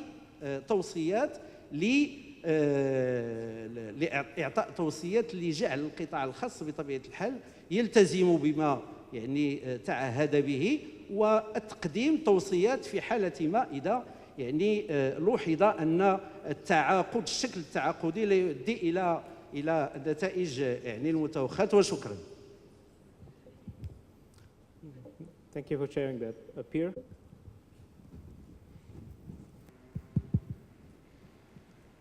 أنا بدي أحكي ببداية السياق اللي بيحكي به الإخوان، اللي هي العلاقة اللي الناظمة ما بين الحكومة كسلطة تنفيذية والهيئات المحلية كهيئات مستقلة ماليا وإداريا. كما نعلم والجميع يعلم أنه الهيئات المحلية تتمتع باستقلال مالي وإداري، من حيث أنه رئيس الهيئة المحلية منتخب من المنطقة اللي بيمثلها أو البلدية اللي بيمثلها. تمويل هذه الهيئة المحلية من الأموال التي تقوم البلدية أو الهيئة المحلية بجبايتها من المواطنين بواقع الخدمات مقابل الخدمات اللي بتأديها هذه البلدية أو هذه الهيئة المحلية للمواطنين. الرواتب اللي بتدفعها الهيئة المحلية هي من المبالغ اللي بتجبيها من المواطنين، وبالتالي هي تتمتع باستقلال مالي وإداري ولا تتلقى أي دعم من أي جهة حتى تقوم بمتابعتها والرقابة عليها.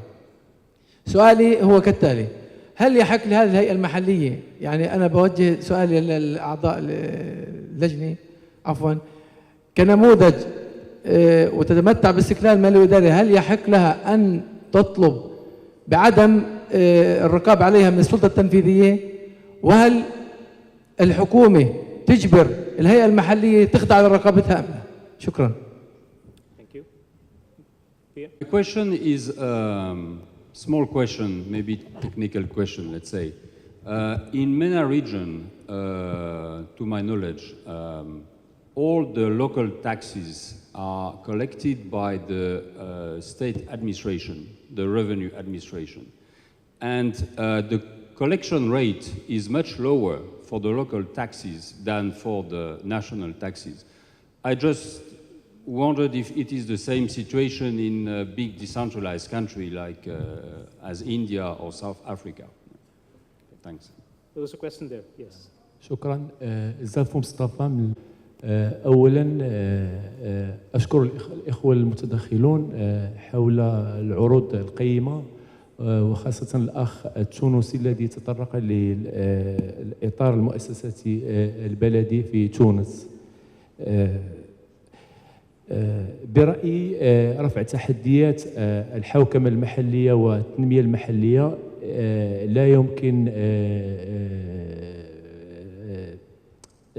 توفر أو رفع هذه التحديات دون تمديد وتوفر هذه البلديات على رأس المال البشري، لأن الإشكالية برأيي ليست بتمديد هذه البلديات بالموارد المالية قدر ما هو مرتبط أساساً بتمديد هذه البلديات بالأطر الكفءة التي بإمكانها رفع هذه التحديات. وأطرح السؤال في هذا الصدد: فما هي برأيكم الحلول الناجعة والسبل التي يمكن اتباعها من أجل تمديد هذه البلديات بالكفاءات البشرية، وخاصة تمديد جسور التواصل لإمكانية توظيف الأطر التي يتوفر عليها المركز في اتجاه البلديات؟ وشكرا. Is there a question? So we have one final question. شكرا. البلديات في عديد الدول وخاصة في تونس هي تجابع في الواقع معادلة صعبة باعتبارها محدثة لتحقيق الحكم المحلي، وهذا يفرض أن تتولى إنجاز التنمية اعتمادا على مواردها الذاتية. لكن في الواقع ما يحصل هو الواقع يبينها أنها غير قادرة على القيام بهذا الدور، باعتبار أن الطاقة الجبائية المتوفرة لديها والتي يمكن منها القوانين لا تسمح لها بالقيام بهذا الدور. إن أردنا أن يتم هناك تكافؤ بين تحقيق معنى التنمية والموارد، هذا يجعل أنه على كاهل للدولة في إطار معناها الإنصاف أن تسمح بتوزيع عادل لجانب من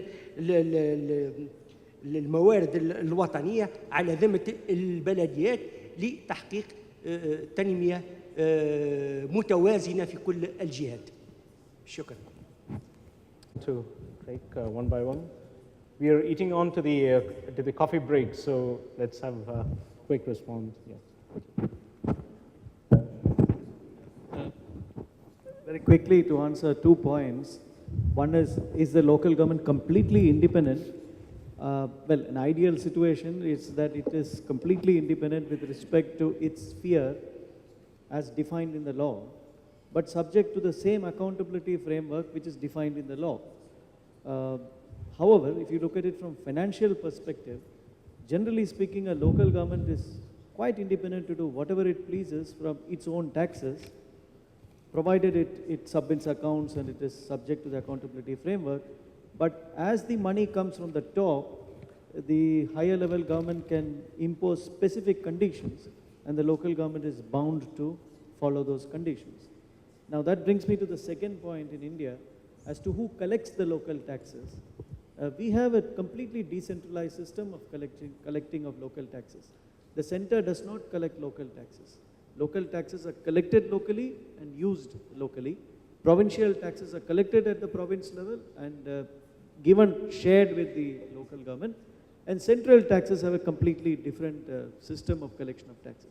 Now, whether it improves local taxation, yes and no. Where you have a lot of money coming from the center, it creates a soft budget constraint, and then this local government substitutes its tax effort for spending money that it gets from the top. In fact, that's a serious problem in India today because devolution has increased by about 400% in the last 10 years. And so many local governments have just stopped collecting local taxes because it's much better, much more fun to spend somebody else's money than to collect your own money and be accountable for it. So the psychology has to change, and we are trying to bring in what are known as fiscal responsibility laws to prevent local governments from not collecting their local taxes. Just to elaborate, because India is, as he said, different states. The specific question first is the salaries. The salaries and revenue expenditures of municipality in the state I come from are codified by state laws. So nobody can hike the chief engineer's salary in a municipality. Municipality can't do it because on the principle that typically revenue shares are about 60 to 70%. So it's not only your own money. The second question on collection ratios between taxes collected at the state and collection ratios of taxes collected by municipality. Typically in India, the sales tax, taxes on sales are collected at the state level, the province level, and taxes on property are collected at the local level. The important way to make sure collection effort doesn't drop is a stipulation that state taxes are not transferred unless collection ratios are above 90%. State I come from, for example, weighted average of 90% on current and arrear demand in respect of property tax, what's collected by the municipalities. have to be shown before the transfers made on the other one. Thanks. Thank you. As far as the role of councils in our system is concerned, they are fully accountable for all their revenue, expenditure, asset liability, and all decisions. However, in our system, I've said we've got a unitary state. And one of the challenges of that is that in our system, we've got a party list, and therefore it's not the elective representative at the local that then runs the municipality. So that's one of the design features of our system. However, if a council failed to fulfill its obligations in terms of the constitution, we have provision in our constitution as well as in our Public Finance Management Act where national government or provincial government can intervene. And in both cases, it's section 139 of the constitution or 139 of the MFMA. As far as revenue is concerned, at the national provincial level, we've got one entity that collects all the national taxation. And therefore, the money gets put into the revenue fund, and as a result of government priorities, the expenditure side of the budget is configured.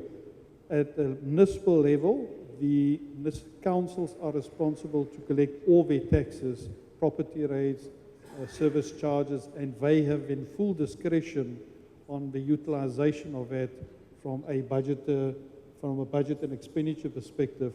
However, that money have to be appropriated in the municipal budget. And there we've set norms and standards for them to fulfill that process. We've also issued a set of ratios over time that they have to conform to. Lastly, as far as capacity of the human element, we have a massive challenge in our local government system in the sense of the movement of people. And in order to address this, we have issued a competency regulation, which means that you can attract more professionals in running your cities. However, after 5.5 years of allowing people to implement and conform, this is one of the challenges that we're still struggling with, because sometimes people are appointed for their political associations instead of their managerial competencies. So that's one of the significant challenges that we're still working on in our system. Thanks. Before Mr. Bedchik, the question that the gentleman from Tunisia raised on the sharing of resources, can this be equal? What are your thoughts from a principle base, as well as if you have any thoughts from India, South Africa? نعم بالفعل طرحت مسألة إعادة تقاسم الموارد الجبائية بين الدولة والجماعات المحلية، وهذا محور من محاور الإصلاح المستقبلية مطروحة كملمح من ملامح الإصلاح، وهذا شيء عادي ومنصف.